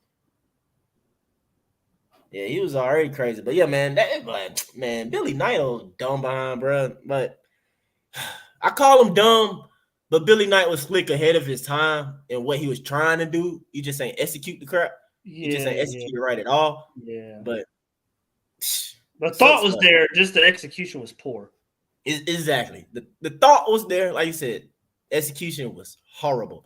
And then also, too, Speedy Claxton, like, just in a nutshell, raped us. I mean, he robbed us, everything, bro. You know what I'm saying? He pulled the snowfall. You feel me? Like what the dude in the first season? He robbed him on the jump and he raped bro. Like I said, like he say that was Speedy Claxton, man. Speedy Claxton, he thinking Speedy Claxton was gonna finally get out there on the floor, but I don't even know why he thought Speedy Claxton was so. It ain't like he did anything with the Spurs or whatever, so. Yeah, Billy. That was stupid. But I think he was leading on Joe being at point. Well, I don't want to call him point forward, but I mean Joe had a small forward body, but he played shooting guard, and that's too. They wanted Joe to do a lot of the ball handling and stuff like that, though. But Sheldon Williams was worse than Marvin Williams, to be honest. That was the worst, or even worse pick. I can't think of who we should have took per se off the top, but yeah, Sheldon Williams was definitely extremely bad pick. Extremely bad. Them is probably the two worst. I can't know who we should have took it, but it's just on my mind that we had Chris and Williams. So I'm trying to think who we could have got instead of him. Instead of who? Sheldon? Yeah. Yeah, I can't remember, but Sheldon was horrible. Chills was alright. No, that was terrible. Chills was alright. That was a terrible pick. But Chills wasn't early like that though, was he? Or what happened? We got Chills and Josh the same draft, didn't we? We got Chills and Josh the same draft, right? I thought was it the fact? Oh, we passed on Brandon Roy for Sheldon Williams? Yeah, that was bad. That was my favorite player growing up, Brandon Roy. Oh, Brandon Roy. I always say if he didn't mess up them knees, he would have gave Kobe a run for his money if he didn't tear up his knees. I don't know he gave Kobe a run for his money now. But he was fine though. I mean, but I say this all the time too, because even right now, you got the young group of guys. Like who all fall in that category? You got Trae, you got Ja, you got SGA, you got who all young stars, but because it happens every era. You feel me? Like young, like the beginning of careers and stuff like that. You got a lot of good players, but you can never. It's always some players that's gonna get hurt, and injuries gonna keep them from being what we thought they were gonna be. You feel me? Like, the early part of their career, they X, Y, and Z, but like it happens every single era. You know what I'm saying? I mean, shoot, prime example, Grant Hill. People thought Grant Hill was gonna be something, super crazy. Injuries kept T-Mac from being what we thought he could be. You know what I'm saying? Lonzo. You said Lonzo got. I don't put him in a star category though, but yeah. Yeah, I mean, Ja. Who knows if Ja can come back and stay in the right headspace this year? I mean, they gonna make sure they want him to be one of the next faces. Because they ain't got no top American right now who's like under 25. That's why they Kool-Aid, my bad. Technically, we didn't pass up on Paul Gasol. We drafted Paul Gasol. We just traded him. Yeah. I said technically, we ain't pass up. I don't know if it counts as the same, whatever, but I don't know. Maybe that make it worse. Like we actually did take him. But maybe that make it worse. Because who else? I want to say, did we take Jamal Tinsley? I don't know. I can't recall. Y'all let me know. I want to say we did, but we moved him too. But yeah, that's how we got Sharif. That's how we got to do Raheem here. And I can't be too mad at it. Career-wise, the way it turned out, yeah. Should have kept Gasol. But Sharif was an all-star for us. You know what I'm saying? Like, we got him. I mean, it ain't like he was a bum necessarily. Like, Sharif played well for us. Yeah, Sharif played well for us. I like Sharif for doing him when he was here. He played well for us. I mean, then, too, he was a Georgia boy. That never hurt. But, yeah, you got Ant-Man, you got Booker. Yeah, all them guys or whatever. Somebody, I hate to say it, somebody is not going to be, you know what I'm saying, what we think and where they are right now when it's all said and done. Because, I mean, another prime example is Derrick Rose. Derrick Rose, an early MVP of ball. Derrick Rose, everything is based off of that early thing, but Derrick Rose ain't get a chance to do his whole career that way. You know, like you named Brandon Roy. Zion already started that way. Yeah, there you go right there. It's like, that boy. It always happens. Every single era, man, it's the same every single time, man. So you can never fully say, I mean, hey, I be saying that about with Luka. Like, you never know. You know what I'm saying? Luka or something like that. Might not, you feel me? And we won because we got the one who end up having the long career of being sustained greatness in a sense versus, 7 years and they fall off due to consistent injuries and all that type crap. Like I said, or overeating. Somebody said Dre Hunter. I know you see that, Matt. You know hey, look, he's not a superstar, but I'm telling y'all, Dre gonna have a breakout year. Hey, I'm gonna hold all y'all to it. Hey, he was picked what, number 3, wasn't he? What was he picked, Pharaoh? 4. Four, and everybody thought he was gonna be the next Kawhi. Shoot, already. I could have told y'all that wasn't gonna happen the day we picked it. Hey, he wasn't picked again. I keep saying that he was never picked to be no franchise changer. Kawhi is my guy. I knew he was. I said if he could be like a Kawhi when he sleep and ain't thinking about basketball, I was like, okay, that'll be good defense. But I knew he wasn't gonna be no Kawhi when Kawhi was healthy. I want to see what he looked like before the injury. I mean, you know, if Drake never would have got hurt. Zion's Pharaoh, you pretty know, amazing. he was saying, That's Pharaoh, true. Pharaoh, Antonio, he was you our gotta second best explain that. player. Don't deny that. He was our second best player before he tore his knee. Dre? Who? Dre. Which year? It's been so long now, bro. That's why it's hard to remember. But Dre His was second- balling. his second year. He was balling that year. He was balling that year. And he was got it hurt. his second year or third year? It might have been his third year, Pharaoh. I mean, hey. I think it was his third year. Hey, well then Dre fall in that category. Then it just happened early. It just happened quick. I mean, yeah. I mean, you tear your knee twice, the same knee. Yeah, that's a great comparison, Trouble, man. Zion is more of a Larry Johnson than LeBron. I can't say he don't pass the ball or handle the ball like a LeBron for me to say he can be LeBron, even if he stayed in shape and all that type stuff. Yeah, Zion more of a Larry Johnson, Sean Kemp type. He soon he turning into Anthony Bennett. Hey man, I don't know what happened to Anthony Bennett, but Anthony Bennett was fire. I don't know how that happened, but Anthony Bennett was fire. If that makes sense, but like I mean, dude had the skills and stuff coming out of college, man. He really did, yeah. Anthony Bennett, slick. If he got drafted now, he probably would have a better career.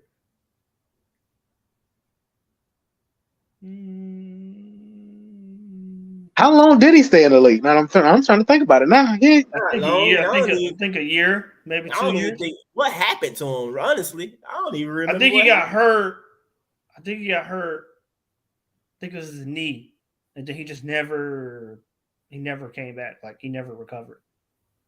He just never came back from that knee. I'm saying. I mean, he came back, but he was like never the same. Yeah, never the same. Yeah, Anthony Bennett was. I mean, Cleveland deserved that. Same thing with Cousins. After he got hurt, he got hurt right before he was supposed to get money. Oh, Boogie. Trying to think who Victor Oladipo about to get paid. He got hurt. Man, they not doing that. I mean, we probably would do that. So you say you trade JJ and AJ for Zion. New Orleans wouldn't even do that anyway, though. I would not. No, you wouldn't do it. Maybe if we did this year one, maybe, but not after. I don't. Well, I'm gonna sound like a hater, but I don't think Zion their best player. I mean, he can't be healthy. But real talk though, with recent developments, it's probably not smart for Zion to be in Atlanta. I mean, he liked to fly him out, so it wouldn't matter. He said he like to fly him out, so it don't matter. Yeah. I mean, facts. Pharaoh go to New Orleans, of course he'd like to fly him out. Facts. It ain't nothing to fly him out though, but like, yeah, shoot, you ain't got to fly him to the A. You feel me? Like you ain't got to fly him out. What it do, Foot? Man, I had an HOA meeting. Pharaoh, you been in New Orleans? He got to fly. I had an HOA meeting, on the president, so I had to get some things straight because some dudes going up. What you saying, Matt? No, I was telling Pharaoh. I said, Pharaoh, you been in New Orleans? You got to fly him out. He said, you got to fly him. Look, he wasn't flying out no top notch holes. So, what y'all talking about, Zion? Yeah, I was just saying they're probably not smart him being in Atlanta with recent developments and stuff. See, he already know about Atlanta because he used to be in Atlanta all the time. So he's playing at AU in South Carolina. I've seen him. See, he don't need to be over here. Yeah. He too hurt anyway. Yeah, Zion, I don't know what that boy doing, man. Zion, it's a disappointment for real though. I was kind of looking forward to see what he do in the league and everything. And it's just, it's just crazy. Man. I know What was that? That was 3, 4, whenever it was. People was I was Ja. I wanted Ja for we weren't number one, but you know what I mean. I was saying Ja was the number one pick. Gotta be Zion. I ain't gonna lie. If Zion played, then yes. But he didn't play. You know, I think there was some controversy. People like, well, he still should get. No, he done. He didn't play. He was hurt. So, in my opinion, right, that's it went to the right person. And it's unfortunate because he was injured, but he probably won. He would have won if he would have played. No, I'm talking about the draft. Oh, draft? Nah, I feel like Josh should have went number one. I mean, Yeah, my I agree. argument was the fact how the league is more of a point guard in the sense, you know, type league and stuff. And I'm like, man, Ja was nice. I actually was hoping we slick drafted him. People were like, we already got Trae. I was like, I don't care, play them together. Yeah, I agree with that too because I think we got 2 right now. So Zion to me, he still can't shoot. Yeah, he need to get better at shooting. Yeah, so he's just all power, right? Oh, it's my Zion? Yes. Yeah, Zion. He got his little stupid set shot he do. Man, he can't shoot no jumpers. He can get to the rack. rack. Jump on him, but he got a little flat-footed set. Yeah, he'll get to the rack. Yeah, that's one thing he can do well. He'll rebound. He's powerful. But in today's game, you need more than that. Mm-hmm. Yeah. You need a little bit more finesse from him. I mean, I can agree. I can agree. I mean, you definitely needed to continue that and have a long career. His style of play, even if he was quote unquote in shape of playing, it's not necessarily set up to be very, very long. I mean, to be honest with you, Ja like that. You know, when I'm talking about it happens every single era, Ja's game is set up to where he probably be the one to fall off. Because with D Rose, he got hurt and everything because, like, bro, that's not basket so much. Yeah, you can't be putting that type of torque and like how D Rose used to dunk on folks and go up. Like, bro, y'all remember that dunk he had on I think when Dragic played for Phoenix? Boy, stop. And how he went up on Dragic on the like, but D Rose used to get up. But that D Rose boy, before this Ja thing, it was D Rose. Yeah. No, D-Rose that's what I'm saying, like, bro. But it ain't. But them knees ain't built to do that for a long time, man.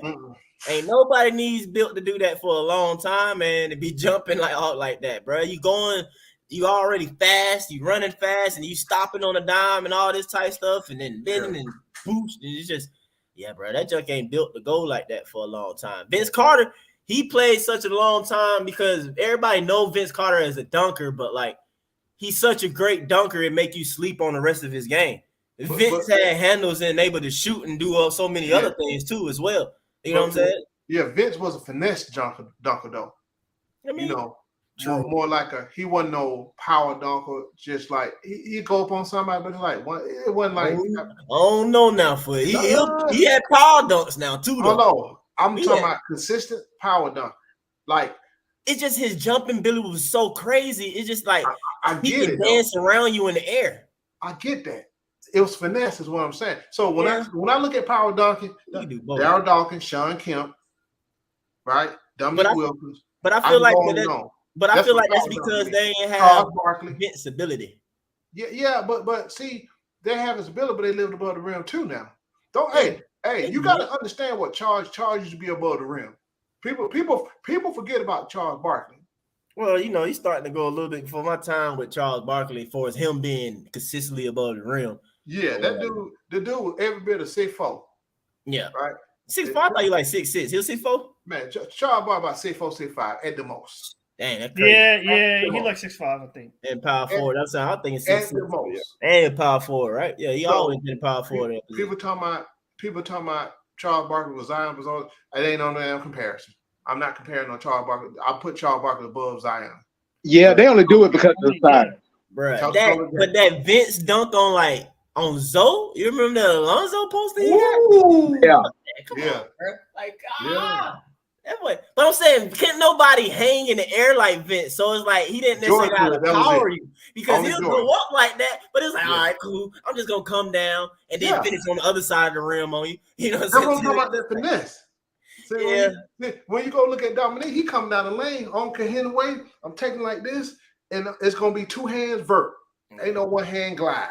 I just feel like only Vince can sit in the air, have a cup of coffee. Yes, he can. And decide to dunk. Him, Jordan, and Dr. J. Like, I might even throw. You know what? I might even throw the Iceman in that thing. George Gervin. I can see that. I might even throw that in there. That's before my time. I'm tripping. Get Zion right. NBA be on notice. Yeah, yep. Hey, Kim man, and Larry Johnson was power dunkers, man. Kim was disrespectful. Oh, what? Kim was disrespectful. Larry Johnson had a game. Larry Johnson was similar to Charles Barkley too. Cause like how tall he was, like 6'6" or something like that. Yeah, but he playing guard though.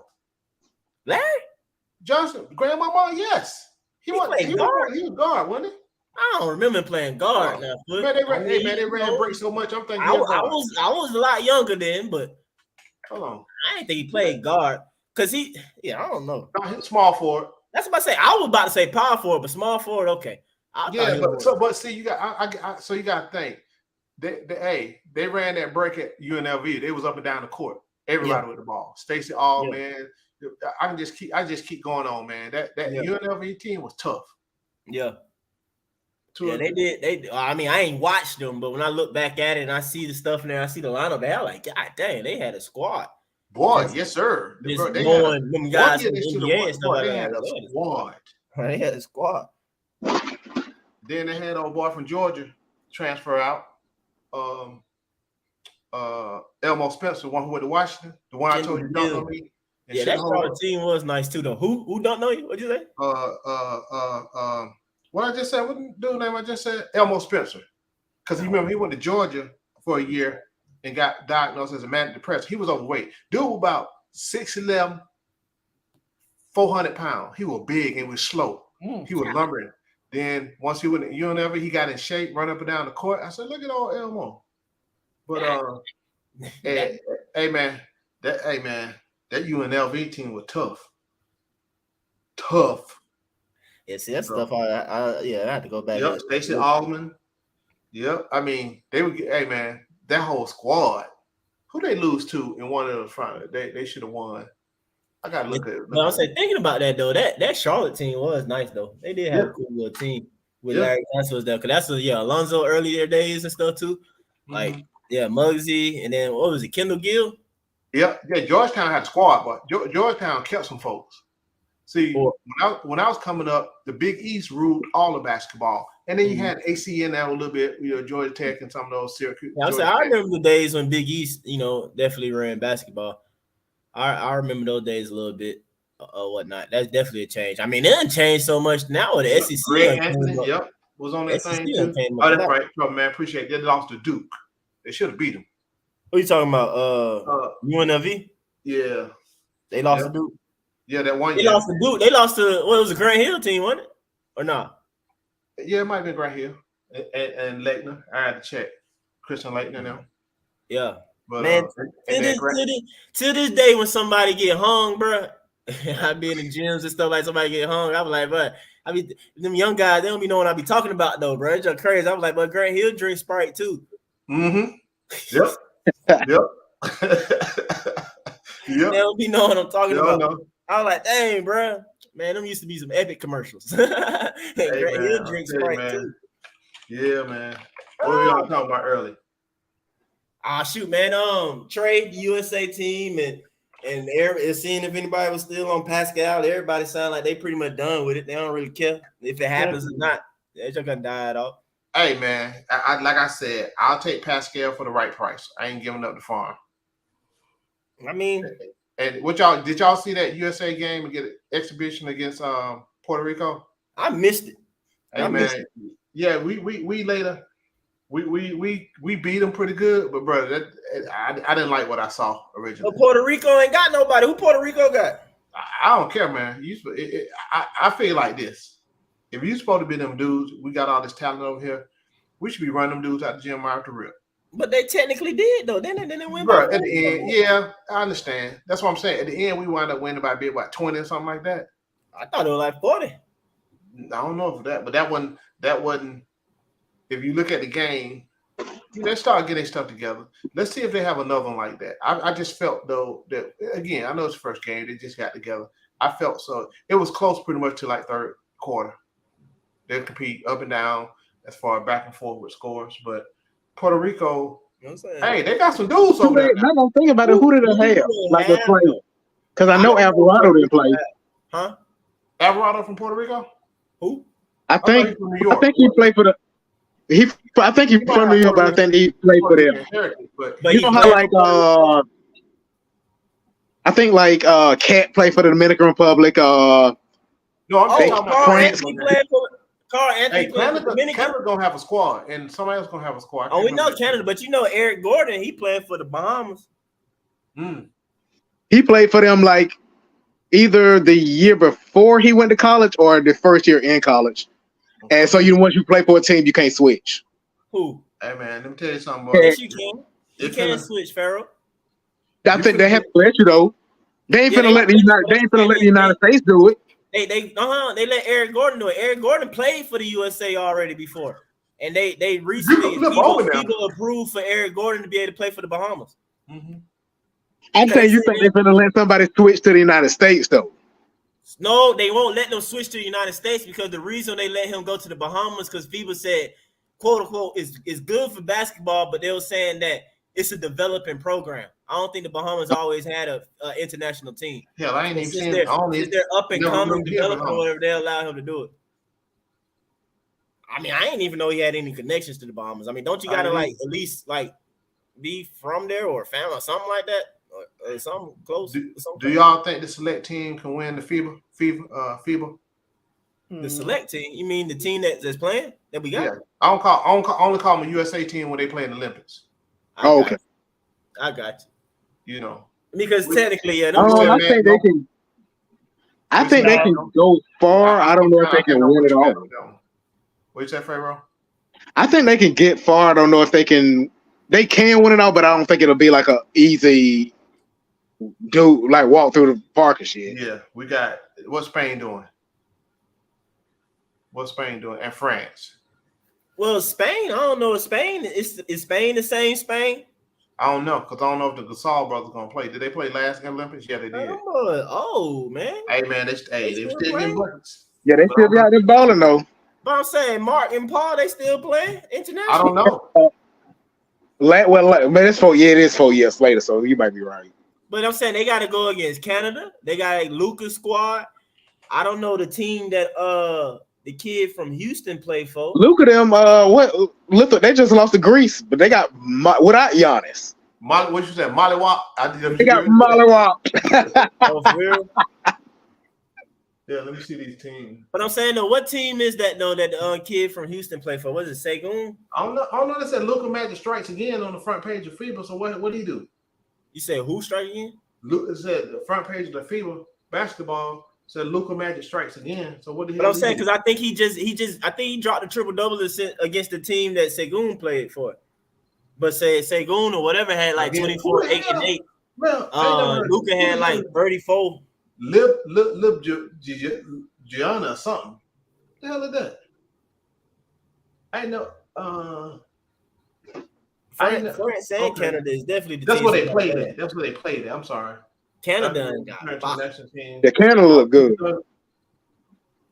They played Slovenia. Okay, that was just where they played. I thought that was a team. So did they win? Yeah, but was also able to capture the win. Oh, they won. Luka. Yo, 104 to 100. I'm saying they beat Segun team. I want to say that's his team that they Slovakia. Beat. You know, I started mixing up all the Euro teams. They red. They played Slovenia. I don't know. They red. They color. No, yeah, he's Slovenian. So who the hell they play? They played the red team. The red team. So I started messing up all them. I started messing up them Euro countries, but them foreign countries. Start messing them things up. I don't be knowing who Jokic play for. Serbia. Yeah. Him and Bogey. Him and Bogey play together, right? They said Bogey went crazy today. He did. Bogey, but people be sleep on Bogey internationally. Like I said, though. You know, I was listening. Bogey did an interview. Bogey thought he was gonna win a ring before Jokic. Well, actually, all of their friends did. But they thought Bogey was gonna win a ring Before Jokic. an NBA championship. I mean, because Bogey in a sense that guy. You feel me? He came first. You know what I'm saying? And Jokic, yeah. I mean, but Jokic is a beast though, for sure. Oh, he from Turkey. I ain't know where Segun was from. Hey man, you're gonna have I mean, Matt said, Matt, wake up, man. Why are you so quiet? I ain't used to Matt being quiet. He said because man, you ain't talking about Dre. You ain't hating on hey man, hey Foot. We gonna rewind. This fool said, this man said that Joe. No, what he said? Wait, how he phrased it? Dre is a better shooter than Joe or something like that. You said he's not a better scorer. He's a better pure shooter. Then who? Did Joe Johnson? Hell no. He can't hold it. Joe, bro, let me tell you something. I'll take Joe Johnson's skills right now. I think we was talking about that on Twitter or something. Joe Johnson don't get the respect he deserves. He's a 6'8" 2 guard that can play defense, that can shoot, that can win you a game, get buckets. But swole. I said it earlier. If he was on this team right now in his prime, we would be a championship team. Absolutely. He would have kept dunking if he had never broke his face. Mm-hmm. Exactly. Yeah. You forget about that. But Joe just ain't dunk no more after he broke his face. Yeah. Bro, he like, nah, I ain't doing that no more. Joe like, man, I ain't going up no more. Yeah. He broke it. He had the whole face. No, when did he do it? Was it doing a fever or some shit like this? Nah, it was with Phoenix on a break, bro. It was with Phoenix on a break. Yeah. Nah, it was with Phoenix on a break. He swung off that rim, broke his face. But that jump done. But he still ain't never seen nothing like that. Like, how you do that? But that was an accident for real. I don't blame him though. Joe was like, "But that floaters." The only thing I can compare, they the same size, basically. Man, Dre can get bullied by Joe. But you ain't no way here you gonna tell me he is a pure shooter.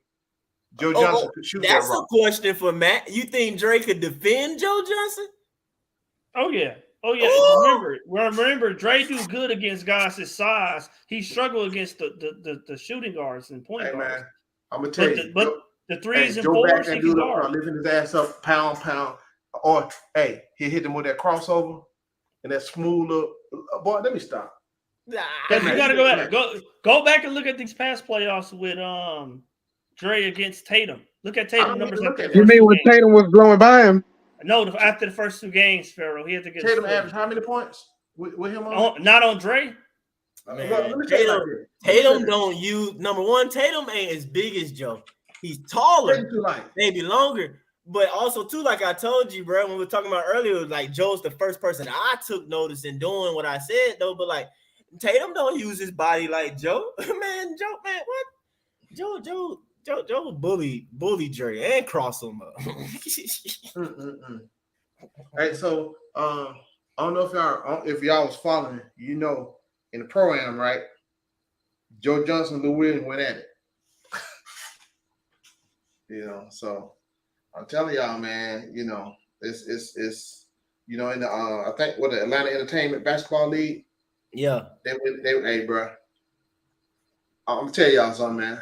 Joe Johnson, that dude, he don't get enough credit. He don't even get enough credit with the Hawks. He didn't have nobody. He didn't have nobody with him. Who had Al, Josh Smith, who had a horrible coach. So yeah, like I said, Mike Bibby, he had the likes of like, what I'm saying? He had Mo Evans, Murray, Mike Bibby, you know what I'm saying? He had guys like that. Yeah, Mo Evans, Maurice Evans, Flip Murray. If we was podcasting, not podcasting, but doing the lives for them games, I would be Matt talking about Woody. I can't hear Woody. Oh, Big Matt be all on Woody. The way he is now, yeah, Matt would be getting in. Hey, Matt, we know we like Dre. Actually, I like Dre. I'm not one for getting rid of him.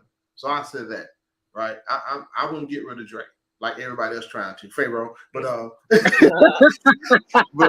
but at the end of the day, man, there's two different players. He need to come up to play up his capabilities, but again, Joe Johnson, his whole game, his aura. And truth be told, that year he played in Big 3, he should have been in the league. Even last couple of years, he didn't get his fair share. When he was put out there, he produced. Again, that's just how this league is. You know, the favoritism, I'm paying him this money.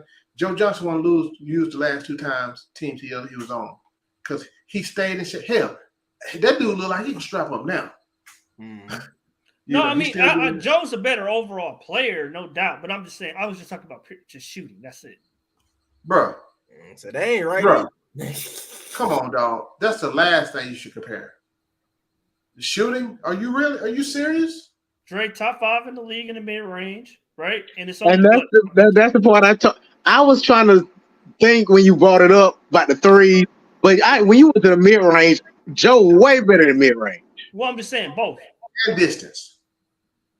How many games Joe won us? Who the ball went to crunch time? Oh, to get a bucket. But Mike talked about that. How bad of a coach Woody was.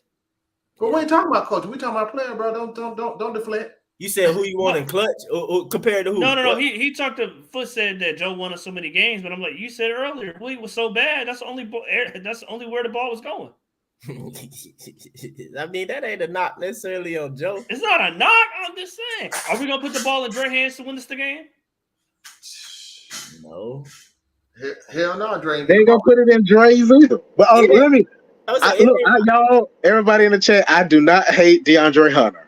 Hate him with a passion. Look, I just don't want him to be an Atlanta Hawk. I think he's a starter in the league. I just don't think he's a good starter for us. Fair enough. So you ain't never said it like that, Pharaoh. We heard something opposite, but I can respect that. Because anytime his name, you always brought his name up. Like he was like the scum of the earth. So yeah, I don't hate him. I think he's an NBA starter. Mm-hmm. I wouldn't bring him off the bench or anything. So I mean, okay, fair enough. That's the best I can give you because I want him to go. I can respect that. That's fair. That's fair. You know, because I'm going through because when Toronto finally agreed to this deal, I'm gonna come throw a party. It ain't happening, Pharaoh. It ain't happening. We're gonna go in. It's still a possibility now. I mean, slim. It doesn't need to see his name, man. It doesn't need to happen right now. You can wait. How long you gonna wait? Training camp 4 weeks away. That's training camp ain't 4 weeks away. That's or 5. What's this month? September. It's October. Training camp until October. You sure? I thought training camp in October. It was the end October. of September. They got to be early in October though, right? Because preseason, like in October, so the season started in November, don't it? The season start. I thought on Halloween. No, I'm about to say season start late October. Matter of fact, I thought training camp. I thought training camp was like. I'm saying training camp got to be a little earlier. Before they played preseason training, they had like 1 week or something, a week and a half in training camp or something. It's usually like the end of October, the past 4 or 5 years. Yeah, so I training camp like the season November. So yeah, you start towards the end of October, like first games of the season. Mm-hmm. Preseason lasts what? Okay, here we go. Okay, training camp October 3rd. Training camp open team participated in preseason games outside of North America on September 30th. First allowable date for veterans and players to report to the team is October. Timeout. They having preseason games before training camp? Is that what you just said? Outside North America. Well, no, they just said teams participating in preseason outside of North America. They can come in 3-4 days early for training camp. Because they're going to have some Abu Dhabi. Oh, they got Abu Dhabi games. That's yeah, we not in Abu Dhabi. I think this year we got preseason in Mexico City. Or no? Is who? I think that's a regular season game. Oh, that's regular season. We got a regular season game in Mexico City. Mm-hmm. Yeah, the 9th of November. Because I was thinking about look at they doing that. Look at somebody trying to get some money, make some money. It's a home game. It's a home game. Well, I'm thinking about going that BS. Huh? Silver trying to make some money. Cool. I'm gonna drop that link in the chat. This the first season they starting at, right? Check that chat. So. I mean, yeah. I'll drop it on Facebook. I think it's the first year. I heard when they talking about trying to get a team in Mexico City, but nobody want to do that. No, they still talking about it. Oh, really? I know they're doing one in Seattle and Las Vegas. Won't that be That's like where being the in two likely teams gonna be. The point I've been trying to make to the group when everybody on chat, Facebook, and all this talking about development and preseason. Preseason start October the training camp start October the 3rd, right? So and preseason end October 20th. Like I tell folks, they don't have a lot of time with them players. So then regular season start, preseason ends October 20th, opening day is October 23rd. They don't have a lot of time with these guys. When folks talking about Quinn and development, they don't have time. That's why I keep saying they need to be working on their own. More than off season. Because the off season, they don't have a long season. They don't have a lot of, there's not football. You got OTAs, then you got training camp, then yes. It's 3 weeks of training camp and preseason. 3 weeks. So the rookies come in, bruh, that's why they don't get no play. That ain't ready. The ones that are not ready. You know, obviously Trae was gonna be a starter anyway, so that's different. So yep, I keep telling folks, training camp is 3 weeks, and that includes preseason games. Yeah, dang, that's crazy. They doing it. No, it's not. They've been doing it. Oh, they got us listed right here, though. Yeah, bro, we got an NBA game in Mexico City, the Hawks versus the Magic. That's lame. Yep. Mm-hmm. I might pull up. I don't know. I'm thinking about it. I ain't going to Mexico. That's lame, bro. Boy, go to Mexico. You ain't gonna go? Oh, bro, they robbing the fans like crazy. If you want to, bro. All right. I can't. Hey, I can't carry my shit, so I can't go. Oh. I'm just saying. If you see me, it's on me. I can't take it down. And they crazy out there.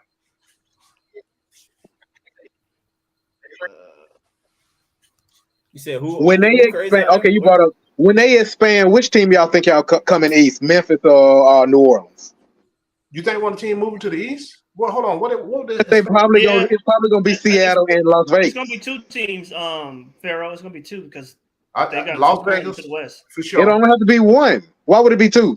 If they putting two in the west, then one got to come east. Ain't it 15 in both conferences? Yeah. So if they're gonna put two, no. Oh yeah, then that would be two. It would make sense to move New Orleans to the east.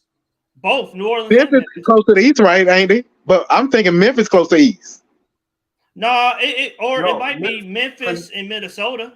Because where's Indiana? Think about that. They're in the east. True. Yeah. So I would say they might move New Orleans to the east because they gonna put a team in Las Vegas, just like they did NFL. Team going to Las Vegas, and I'm still thinking Seattle still vying to get back in the game.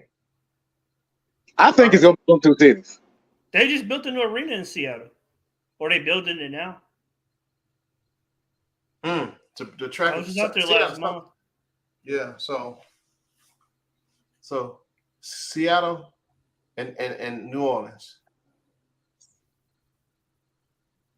I'm gonna say Seattle and Las Vegas is going to the west.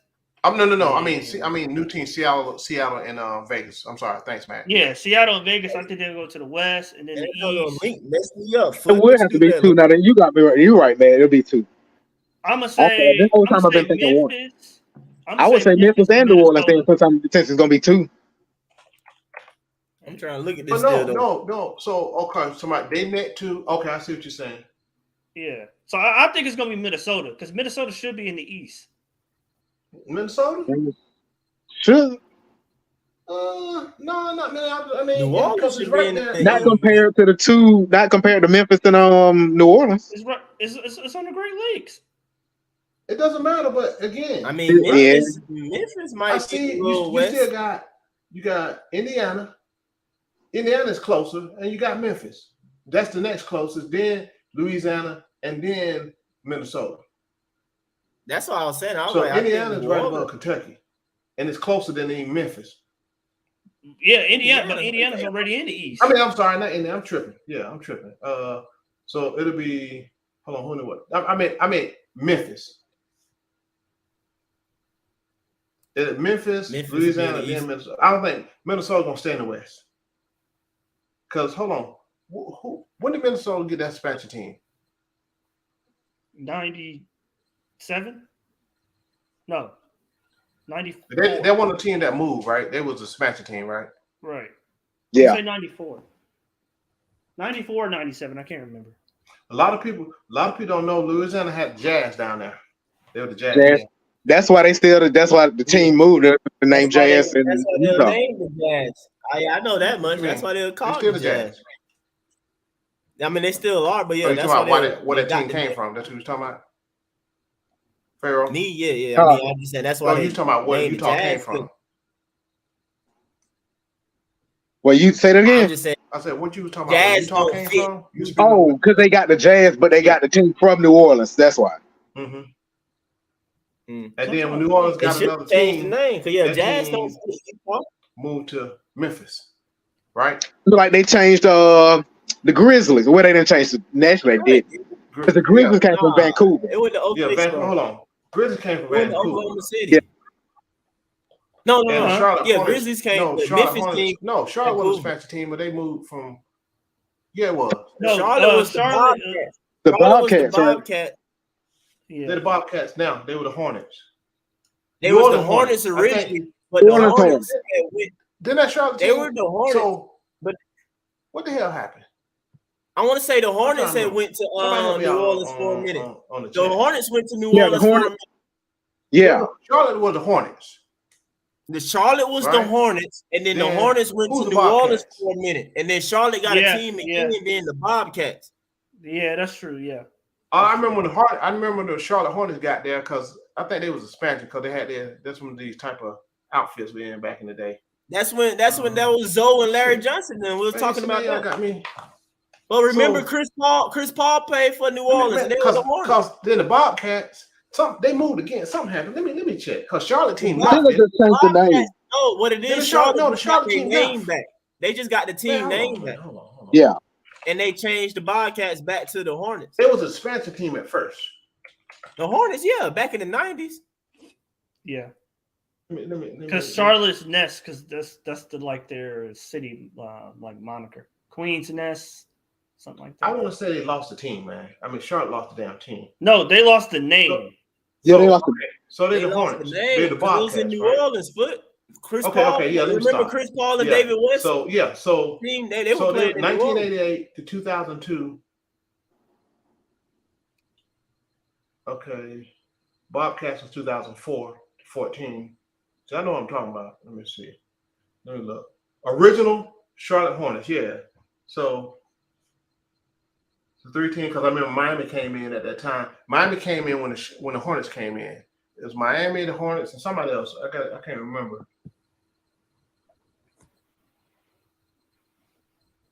Let's see. Because OKC researching. Well, OKC Seattle. 4 expansion teams. Shit. Because OKC from Seattle, but at the same time, didn't OKC get the team because of Katrina with New Orleans? No, they went up to they was playing in OKC. They got Seattle because Seattle they didn't want to build them a new arena or something like that. No, I know why. I know why Seattle went to OKC. Seattle Supersonics went to Oklahoma. First year Kevin Durant. That's when they was in OKC. Yeah. Wasn't it after? Did he play in Seattle 1 year? Kevin Durant did. Yeah, he might have played 1 year. He did. I know he had a. I know he had a Suns jersey on. I think in 2006. Look it up, because I'm confused now. Because I want to say when Katrina happened, isn't that when New Orleans lost the Hornets? Yeah, because that's when they was playing in Oklahoma before. That's what I'm saying. Because didn't the Hornets go to OKC before they got? Yeah, see, I know it right. So they relocated to New Orleans. Charlotte Hornets relocated to New Orleans, right? 2004 to 2014. I know I ain't crazy. I don't know. I forgot. That is slick confusing because I want to say that's what Yeah, during Katrina they played in Oklahoma, and then when they built it, they came back, and then they saw that Oklahoma had a good whatever. It was a fan base, or whatever. They gave them Seattle. I think that's what became the Louisiana, whatever the fuck they had. They changed the name because they put another. Matter of fact, they was expansion team twice. The Hornets in Charlotte. Charlotte, I mean, yeah, you know what I meant, but yeah, because they got the Bobcats. Yeah, the Bobcats. So dang, so Charlotte didn't have a team for a minute. Yeah. So they were the Bobcats. Okay, and sure, I barely even remember that era in that time. So dang, Charlotte didn't even have a team for a minute. Mm-hmm. And that's weird because the Pelicans in the West, but during that time period, New Orleans had to be in the East. Then 2014. New Orleans was still in the East then at that time. Weren't they? Or not? They changed the name. So Charlotte. Chris Paul, I don't think Chris Paul was in the West. Huh? Or? Say what now? New Orleans. Yeah, so they got another expansion team called the Charlotte Bobcats, right? And it was New Orleans. So somehow they changed the name to whatever. And then when Jordan got in, he bought the old name back. They figured out the Bobcat or whatever. Yeah. Yeah. And then like they state animal or something like that. Yeah. Oh man, I know I ain't crazy. I knew something had something to do with New Orleans. So the expansion team, they became a expansion team twice. New Ain't that funny? And it wasn't even a 20-year span because they left. Yeah, man. Ain't like the Bobcat like they state animal or something like that. Ain't that like North Carolina State animal or something? That's why they got the Bobcat name. I don't know what they got. I think the Hornets was in New Orleans. What they call them? New Orleans Hornets? They didn't call them New Orleans Hornets. Yeah, they did. They were Hornets. When they moved. They were the Hornets in New Orleans. Yeah, because they went. Because that's why they changed when they changed it to the Pelicans. So that's their state bird. Okay, and, then they changed it to the Pelicans. That's right. Yeah. Because once they changed it, then that's when Jordan got that name back. When Jordan came on. Yeah, that's what I'm saying. Seattle. So what it was. Well, when did Seattle lose their team? When they moved out. So the owner moved out, and I think they almost immediately got an expansion team quickly. So when Seattle lose their team, the Bobcats 2004, because that New Orleans Hornets team was in OKC. It was the year KD got drafted. 2 years later, after they moved, I think they moved in 2002. Yeah, 19. Hold on. Yeah, I gotta look it up. So.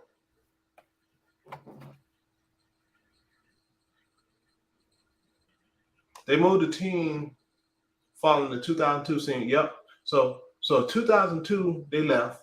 Then 2002 years later they got another team, a new expansion team. So they had a expansion team that did it twice. So then they regained the Hornets name. After they was Bobcat, then they regained the Hornets name.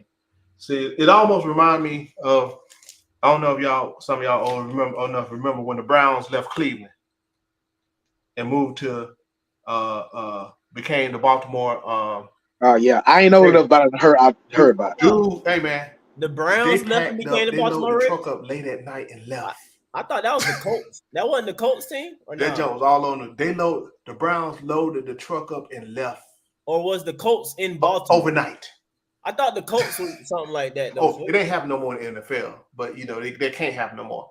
They literally packed up the truck late at night, the moving vans, and they was up out of there. And he went to Baltimore. That's crazy. Them dog pound were mad. Then they got the Browns again. So technically, that wasn't the original Browns. The Baltimore Ravens is the original Browns. A lot of people don't know that. But that's what I'm saying. I thought that was like. Man, we got so many expansion teams. Tennessee Titans. NBA, all through the NBA. Toronto. The Colts in Baltimore or something like that originally. The Grizzlies. Yeah, you're not just saying that. I'm thinking about it. I'm not. Like I said, I ain't know enough, so I don't know. Canada had two teams.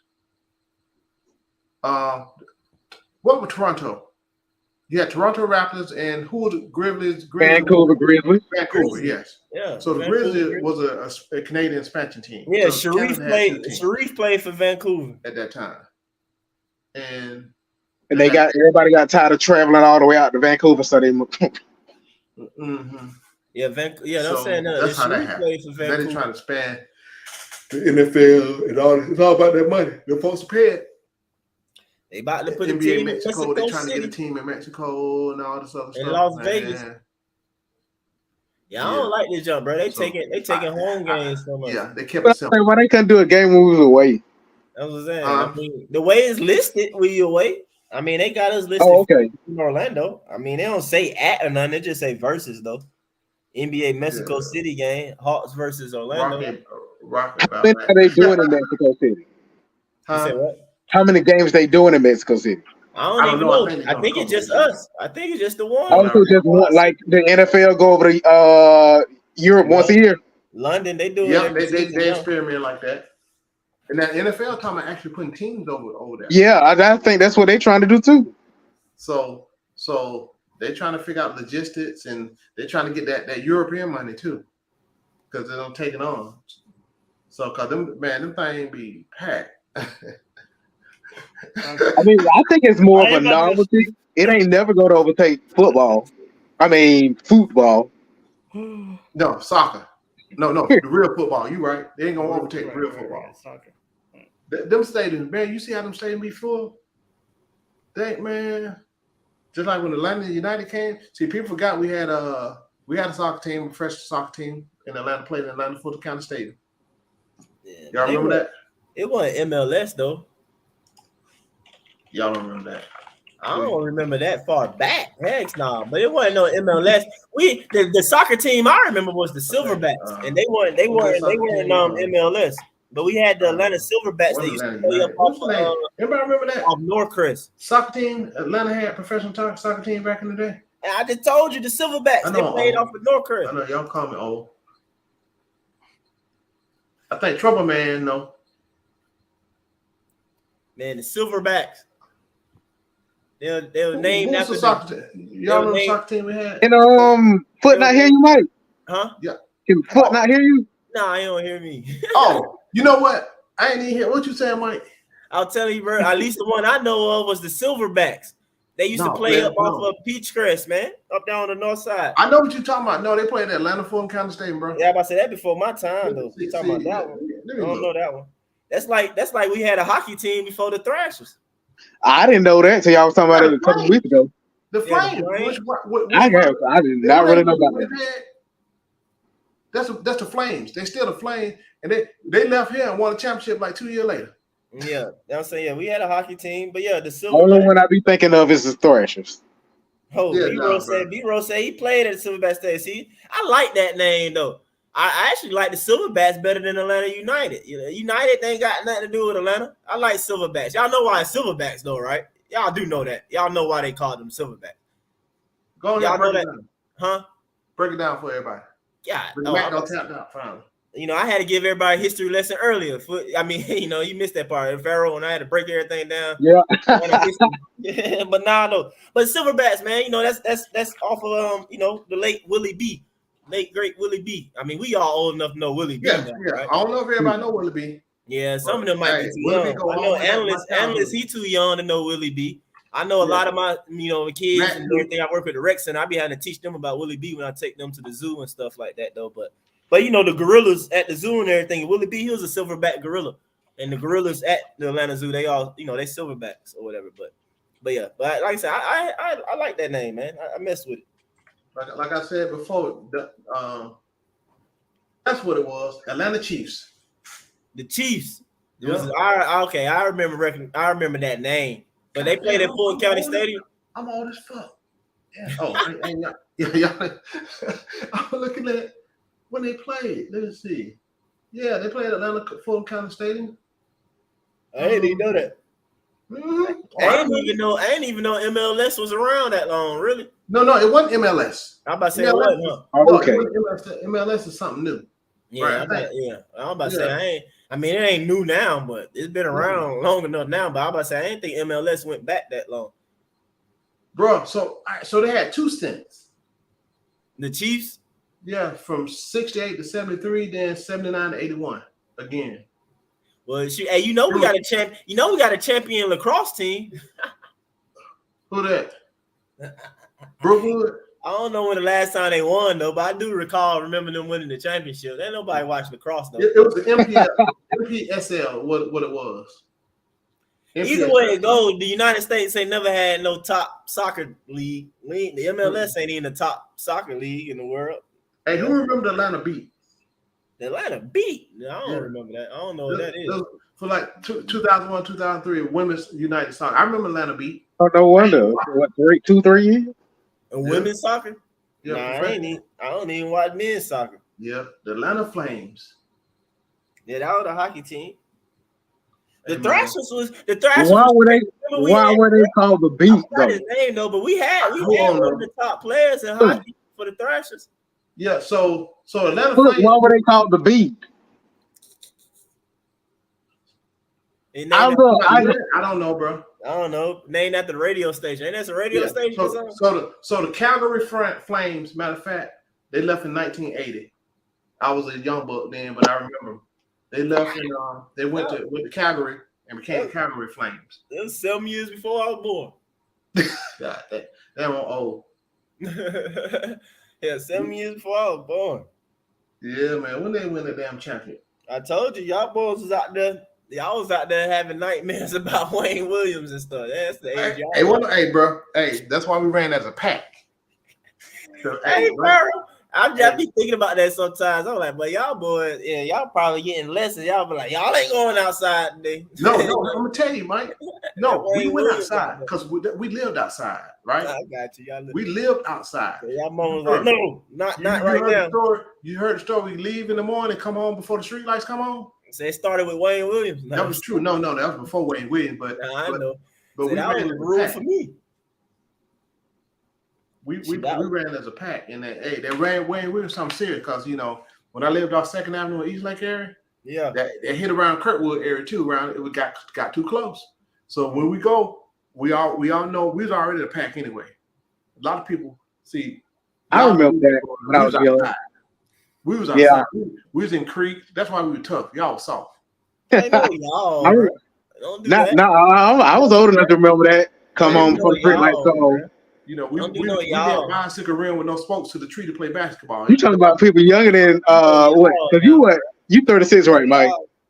Hey, my first hooping experience at my granddad's house and stuff was on a crate on a tree. Milk crate, nailed to a tree. A blue milk I didn't put tree, bro. You feel me? We were playing on straight dirt. That we done beat it away the grass because we played on it so much. You got to dribble on roots and all that type stuff. Yeah, bro. You know what I'm saying? These young dudes, they in slides coming to the gym every day. They don't even know. I used to jump in creeks. I won't do it now. I know better. But when I was younger, I used to jump in creeks. I remember that jump. But man. I say, don't be that y'all stuff now. I'm old enough, even though I'm still young, to like come from like that last era of going outside and being outside, coming up outside. Like I tell folks, we used to be on them bikes across town. Yeah. And that's why I was dunking early age, because we was on them bikes on them hills. We rode everywhere. We were gone. And I look at the age I am, the age my children was and are. And I'm like, these motherfuckers couldn't even make it. They couldn't make it. They're simple-minded. They don't have the mind to even make it. You should hear these kids when I be having them, but I take them outside, do something, man. We be trying to play kickball or something like that, but these kids be whining so quick. You can't get me to go back in the house if we playing kickball. They don't be trying to be outside, but they be too hot for them. Hey, I'm just saying this. They don't even know how to play kickball. Majority of them, like, I ain't trying to boast in nothing, but if I had that, you kick that ball to me, I had that ball, and you run across to that base, my aim was deadly. I was good. I used to love my favorite was a kickball and dodgeball. I used to fucking love dodgeball. Yep. They don't play them simple game no more. They don't do that. I need to ask a kid if they even know how to play any hop but one hop. Boy, you brought back. So you just made me think about stuff. Yes, I forgot about that. You know what I'm saying? It's a little old soul. Man, I told you, bro, I'm from that last era. I'm from the last era going outside, drinking from random people water hoses and stuff, bucking. He like, hey, bro, we gotta get some water. And the ladies down under the faucet like this. Far away from home, dog. He got to turn this junk on. So he thirsty out here. Hey, water hose drinking. Somebody made some kind of something on video on social media, and they just brought out. They gave an example of everything they did. And they actually showed it. Boy, that brought back some memories, man. Hey, you know, they talk about the lights. Oh, lights. Hey, we gotta get back home for them street lights come on. Bye. So My dumb butt used to wait till the latest time. And I used to be so far away, but I'd be hustling trying to get home. And that's the thing, man. We be a mile away from the crib, man. You know what I'm saying? On foot, on bike. And good and well, I should have been headed back a while ago. Should have headed back probably good 30, 40 minutes ago. But I'm waiting until but you can tell, that sun coming down like crazy. That's like, shoot. I gotta try to hurry up. Hey, where you at? Ain't no cell phones. Nah, that's what I meant. They might call Miss Anime or whoever, Miss Ruth or something. Hey, you seen the kids over there or something or whatever. But again, the thing about it, we stuck together as a group. We fought together. We ran from dogs as a group. Cause see, that was the thing back then. Don't know that all the time. Right, yeah. Bro, you know how many dogs I ran from growing up? Like, but I hopped the wrong fences too many times, bro. I just been walking and a dog. I can tell you the type of dogs you don't want to chase you. You feel me? Like the real talk though, like German Shepherd. Yeah, you don't want no German to get after you. Everybody had them German Shepherds. You actually the dog that's like kind of cool. I won't say cool, but if a rock chasing you, you kind of all right. Cause Rottweiler, they stop. Rottweiler stop. They ain't got the stamina. But nah, you don't want no Doberman chasing you. That nigga ain't stopping, bro. Like, no, you gonna have to jump on a roof or something. You gonna have to try and climb a tree. You gonna have to do something. It ain't stopping. Because all this little pit bull stuff, that one popped back in the day in the Rottweilers. I had won a gold medal for something in school, and I was just happy. I was walking down the street with my little fucking medal on. This fucking Rottweiler came out. I took off. My shit broke. I had to go back out there and look for my little medal. I was all pissed off. It was a fact. Hey, them pits was closer to my area too, though, because it was this one pit next door to me. They used to keep him chained up in the front yard. My neighbor, he actually died from playing Russian roulette. Young dude and stuff like that. I don't know why he doing that though, but man, when he popped the thing to the crib and we tried to tell him like, "But don't go in the yard, boy, you tripping, man. You better yell from outside." He don't walk in the yard, but that pit broke the chain so quick. Bro, I'm playing hide and go seek with my friends and everything like that. My pop used to park his truck. We used to have like bush hedges right here, though, man. Dude jumped over the hedges and the wall, like over to my pop, like back in his truck, and the dog tried to jump and follow him, but he hit the side of the truck, and I'm sitting there hiding, playing hide and go seek in between the truck and the hedges, and the dog hit it and bounced into the bushes. I'm right there, and that nigga just right there, like. And the only thing that saved me from getting ate up was that his collar got stuck like on the bushes or whatever. And booked into the crib. And dude like ran with me into my house. But he got bit, bro. That dog bit his skin, boy, his leg so bad, bro. I swear, but that man meat was like green and stuff. But see, that's what people don't understand. It wasn't a lot of leash laws back then, right? Where you had to keep your dogs stayed home, they stay in the yard, they know how to go home. A lot of them didn't mess with you, but you knew which one not to mess with. Hey, nah, that nigga was chained up. He broke that chain, bro. He broke that hoe to get dude. I'm like, God. Yeah, nah, man, that dog crazy though. But I ain't seen the quite close. Hey, man, that's why we tough, bro. Running from dogs. That's how we got fast too. Yeah, it wasn't no damn trainer going to trainer doing yoga. The streets. Hey, when I said that you got to get on the roof, I've literally had to do that before, bro. I did that before. I had to get on the roof when somebody's car was like parked next to their house. Dog came by, jumped on the car, and I got on the roof. I bit them folks' gutter a little bit though, but I got on the roof though, bro. I was like, hey, nah. I got on my auntie roof because my cousins had a Doberman named Nick. Their Doberman was named Nino Brown, and that dog hated me. Every time I came over there, I don't know if it's because I'm light skinned and they ain't light skinned. That fucking dog hated me, and he broke loose one time, and I had to jump. I jumped on the air conditioner thing, and then got up on the roof. Yeah, bro. I'm trying to find this dog bite I had on my arm. You ain't got bit by one. I ain't never got bit by one. I ain't never got bit. I thank God I ain't never got bit though. I ain't ran from. I still got a little mark on my arm for that. But I dipped out from quite a bit of dogs, bro. When they had to jump some stuff, climb some stuff. Like, oh, heck no. Like, but dude, I did every things different. We ain't had no video where you got a tar and all that other stuff, but because you used to, the main reason why you're getting chased by the dogs, because coming up, bro, like you ain't never really walking the street or the whole way. You feel me? Like you gotta take the cut through. You know what I'm saying? You gotta go through something. Like, God damn, a little path. Yeah. The house a bit different these days. You know what I'm saying? When Second Avenue, Kirkwood, East Lake, you all over the place. Then when I went to Decatur, still kind of same thing. When I stayed over there, I got dang on Snapfinger Wood. I say it's same stuff. Also, yeah.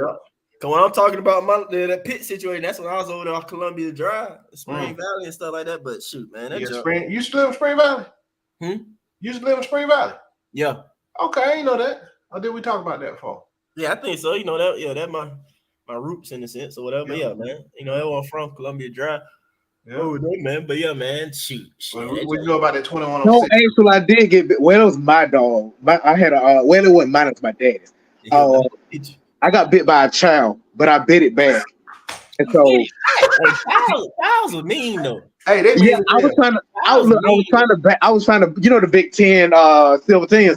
I was trying to give him a bath, and he was pissed off and wouldn't get in it. So I was trying to put him in there. He bit me, and so I bit him back. And my mom was looking out the window, so get your ass in here and watch your mouth out. Watch it for real. You bit the damn dog back, man. I bit it back.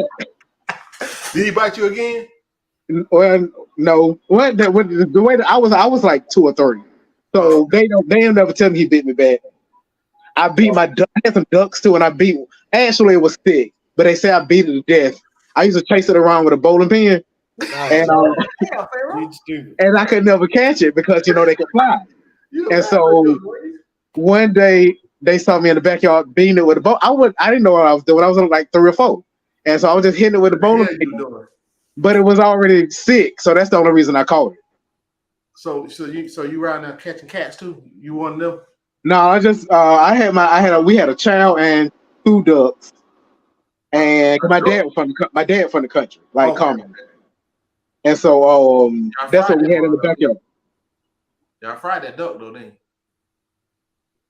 I don't know. My mama don't like ducks, so probably not.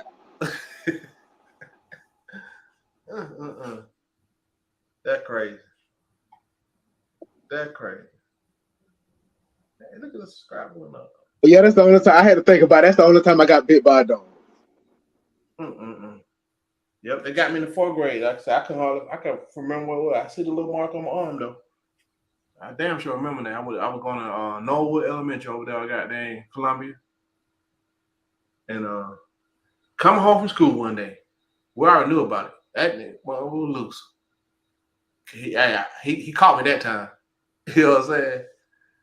I went home. I think my mom done went around. Something happened. I can't remember what happened. But yeah, I went to a little doctor. Make sure he had rabies or something. But yeah, man. I got caught one time at all them years, man. One time. These kids don't even know how to act these days.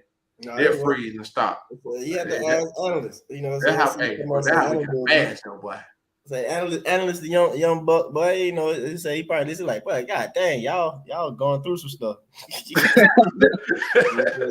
Say Oh, you talking about animal abuse?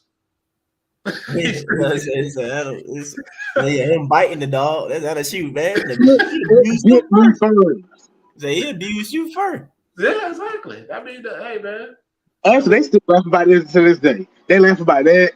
And the time my cousin would talk about the time where we drove from Thomasville is like maybe 30 minutes away from Tallahassee, about 40 minutes away from Tallahassee. I know what Thomasville is. I know exactly what you're talking about. Okay, we went from Thomasville back up to Atlanta, then we went to Maryland. I'm about to say it's an actual town called Thomasville. Oh, okay. Yeah. And so cause that's where my mama side from. We drove from Thomasville back to Atlanta to Maryland.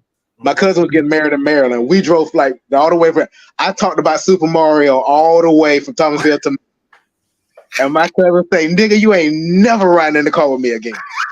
And I was like, "Why? Did you always talk about fucking Super Mario for 8 hours?" No, it wasn't no 8 hours from here to from Thomasville all the way to freaking Maryland. No, it ain't, bro. How much long is that then? Bro, that's like 20. Man, you boy. Well, she say 8 hours when she tell me the story. Oh, I mean, you might have talked 8 hours, but that damn most of the trip like 12-hour drive, bro. Damn, 12. Oh yeah. I'm trying to think that we stop in Atlanta or did we stay overnight? Maryland. I'm about to say because from here to like New York about 14 or something like that. 12, 14.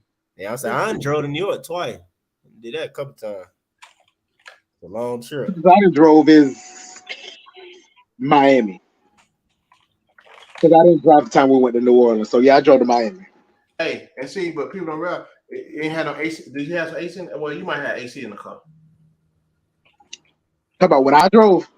Man, we rode the station wagon, back of the pickup trucks, everything, man. And so yeah, they don't do that more. That ain't legal no more, is it? I don't think so. Yeah, I don't know if it might be illegal no more because I'm about to say I don't see that no more. But yeah, but as a kid and stuff, you always want to be on the back of the pickup. Yeah. Like, I'm finna ride in the back. Yeah, that's about right. Hey, it's about that's illegal. Oh, damn, I didn't know what y'all doing. That's illegal now. I don't know. It might be some laws against. No, but that's 13 hours, bro. That's 13 hours. I don't know. And so you talk for 3/4 of that time. It's because she'd always say, "You ain't never riding with me again." I bet they will put all you talk about Super Mario, bro. I would have put a rag in your mouth or something. That's crazy. I made my mama listen from Atlanta back down to Thomasville. I made her listen to the same Keith Sweat song over and over and over. Oh hell! Will it make you laugh forever? See, I gotta ask her which one. I'll let you know next time I talk to you. I forgot which one it was, but I used to love Keith Sweat as a child. So I made her every time she tried to change the tape. Oh yeah, they probably don't know about tapes either. Hey, let me check this out though. We put that Keith Sweat on that answer machine too. They don't know about that either. When you call the house the answer machine, you have to you had to time that thing right. Hey, this Chris, put Keith Sweat play. Hey, I can talk a lot. Hey, boy, hey, we were doing the most. I did 112 Cupid on my song when I got old enough to do it. On your answer machine? Yeah, 112 Cupid. You talking about answer machine answer on your phone, your voicemail. I'm talking about answer no, hold on. I'm talking about the answer machine. Because I would have been I was 12, 11, something like that when Cupid came out. 97, 96. Mm-hmm. Oh no, that's the answer machine is a rap on there. I'm talking about back in the 80s. Okay. It's all I know because I had to get my mama left that long ass 4-5 minute Bible verse on there, and everybody calling my house making fun of me.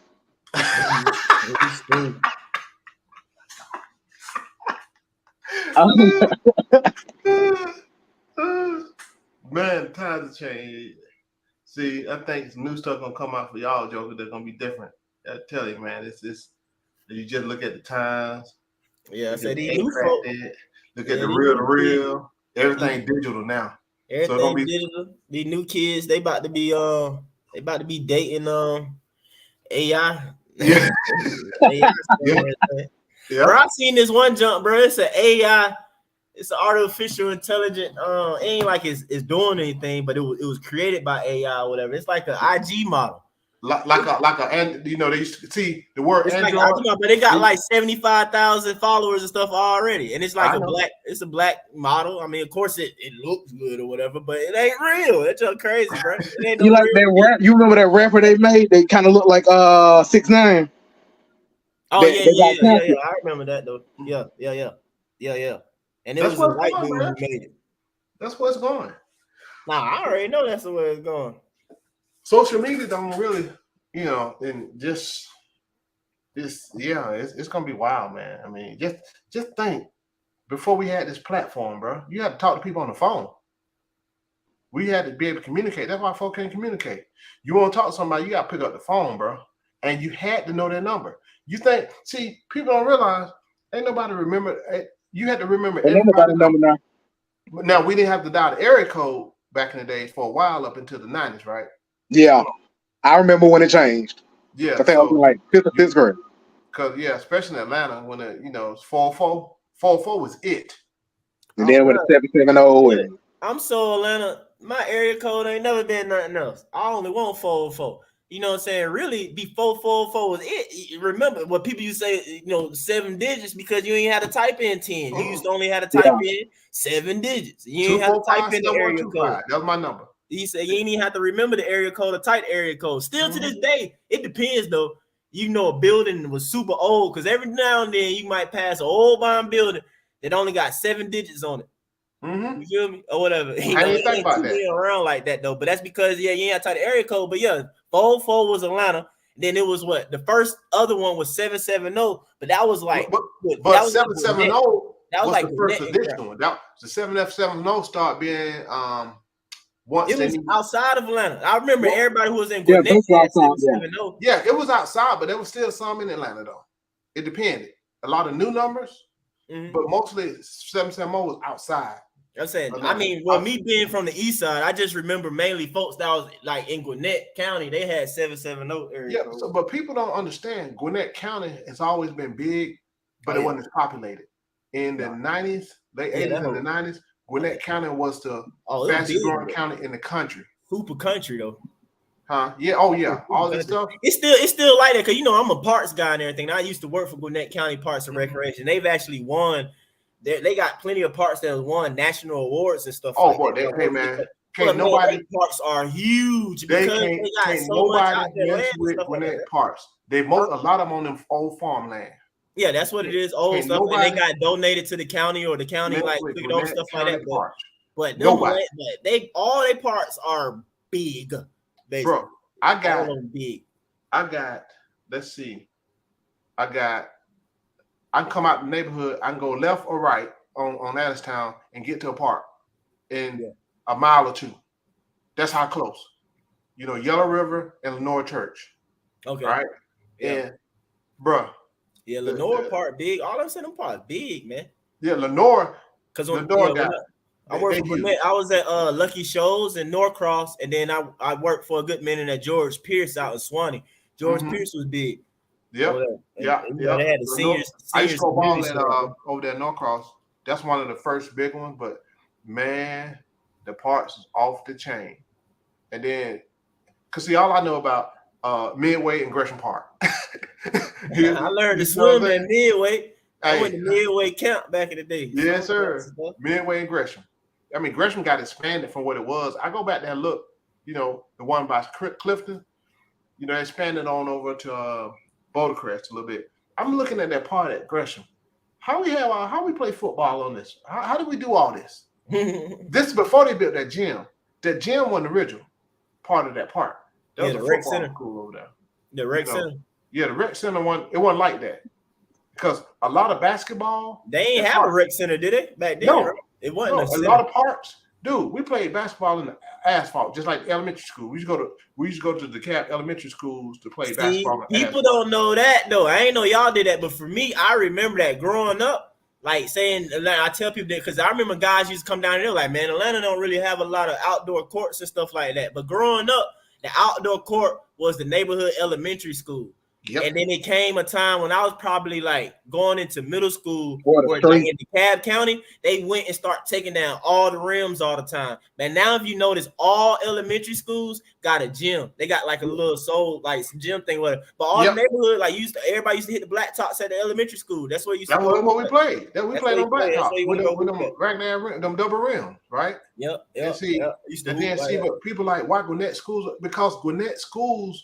Most of the DeKalb County School were built in the late 60s.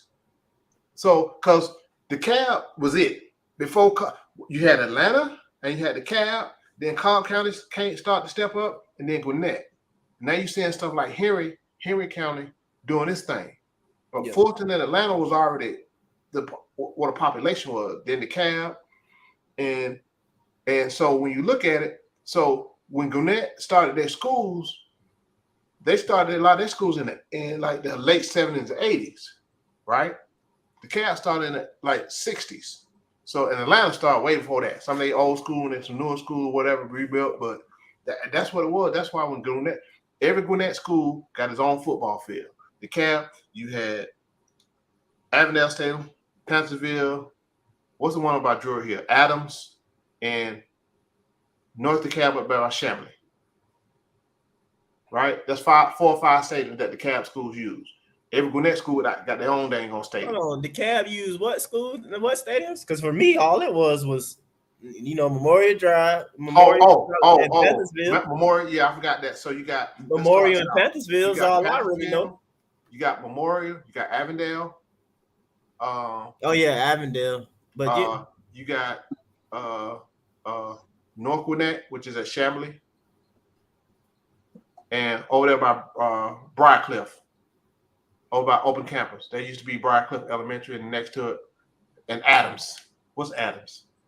So 5. Hold on, you got me looking. I just know about the couple. I ain't really go to a lot of football games. Well, you know, when I played football, you know. Yeah, I'm saying, okay, you played, but that's what I'm saying. I ain't play and I ain't go to a lot of them like that though. But and then too, you know, I'm more so South DeKalb. You feel me? South and Central DeKalb or whatever. So, but yeah, it was really Memorial and Panthersville every time. Yeah. So you had Dunwoody. They didn't have a stadium. They come down to but you had and then you had Henderson High School. I think it's a middle school now. Henderson. And you had Shamrock. I ain't know Henderson was like that. See, that's the thing. Shamrock used to be a high school. I went to Shamrock when it was a middle school foot. Yeah, it was a high school first. You know they call it Drew. Yeah, I know that. Jeff Saturday went to Shamrock High School. Yes. The center that used to play for Peyton Manning and the Colts or whatever. I say play for Peyton Manning, but yeah, Peyton Manning center. But you know they call Shamrock now. It's called Druid Hills Middle. Yep. So because you know everybody from there go to Druid Hills High School though. Yeah, Druid Hills Middle is moved over to somewhere by Avondale now though. Nah, Druid Hills Middle is where it must be elementary then. I know they got a gym. We used to practice. We practice. Okay, but Druid Hills Middle is Shamrock. Is Shamrock. So they said the DeKalb got 5 stadiums. Adams. Shoot, I didn't even know about all that, bro. Like I said, I didn't even know about all that. Look at all of them. Adams was built in 1962. Avondale was built in 1958. James Harford, that's Memorial Stadium. Harford Memorial Stadium. That was built in 68. North DeKalb over there at Chamblee 62. So it's only 4. And they ain't counting Panthersville because Panthersville definitely is a stadium. Oh, 5. Yeah. It's 5. Panthersville. Yeah, so see, that's what. So DeKalb got 5 stadiums they share with the schools. Yeah. Everybody share. Yeah. And that's why you have games. You might have 2 games. Mm-hmm. Yeah, but Gwinnett always been on that country stuff, and all these other counties that's further out, it was super country, so they get to have all their own stadiums and all that. Yeah, yeah. Because when that tax money started coming in businesses, because see, like Mountain Industrial used to be hidden. Now you got stuff moved out, so everything moved out. Gwinnett, Mountain Industrial and Lithonia Industrial, that was real busy, real prominent as far as money making businesses. So we had classes in trailers too. Huh? Nah, I was reading the comment from when they still got trailers. They keep growing. They still got trailers. Shoot, in DeKalb, we had trailers, bro. Redan was so when I was there, man, we was so crowded because I was there. Miller Grove High School wasn't open. So when I was there, like I think my junior year, it might have opened up Miller Grove High School. Bro, we had 2 of everything. We had like double the principals, double security. They used to give us like about 15 minutes in between classes. Like we were so packed. But we had like modular trailers and all that type crap too, and everything like that too. You know what I'm saying? But hey, everything was moving out east. A lot of home builders happened out in the Redan area. Yeah, because the Redan was woods at first, right? They used to ride a bike over there. So the newest school at the time was Stone Mountain, Redan, and Dunwoody because they built the same. That's why they built the same. Yeah, Stone Mountain is definitely the. I ain't know is Dunwoody the same, but I know Stone Mountain is. Dunwoody have got some additions on it, right? We had a bit of addition. We got some addition too. Now they do, but when I was there, they didn't. Chamblee got completely rebuilt, torn down and rebuilt. Chamblee is just all new. Okay. So the Avondale, they ain't doing that with Avondale, did they? Avondale isn't a school anymore. No, it's performing arts now. Something else, something special.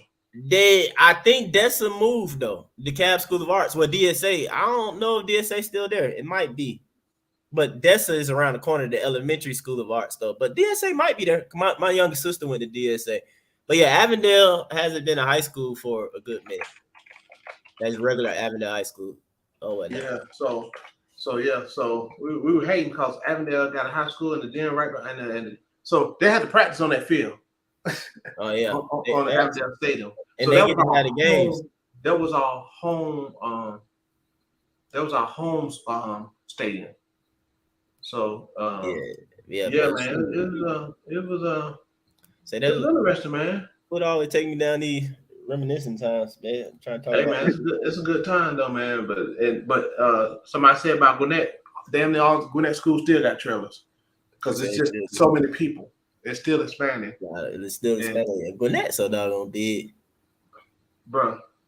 I'm gonna tell you, I when it was back in when I was we ain't had no middle schools like that either though. When no, you the Cab have middle school. The Cab ain't have middle schools. I be telling people that too or whatever. They don't be knowing young folk like elementary was like K through 7. K through 7.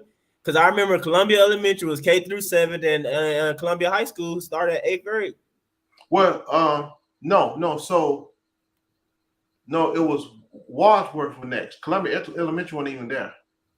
I'm talking about my time, but I don't know. Columbia Middle School, because I mean, it's a Columbia Middle now, but I'm talking about when I was going to Columbia Elementary. That joint, it was K through 7. Where is that located? High school started at 8th grade. Where's it located? Columbia Elementary. Yeah, off Tony Drive. If you on Columbia, bust that right by the what's that? Circle K. What's that, like Columbia Woods or something? It's called the Eastgate Plaza, right there.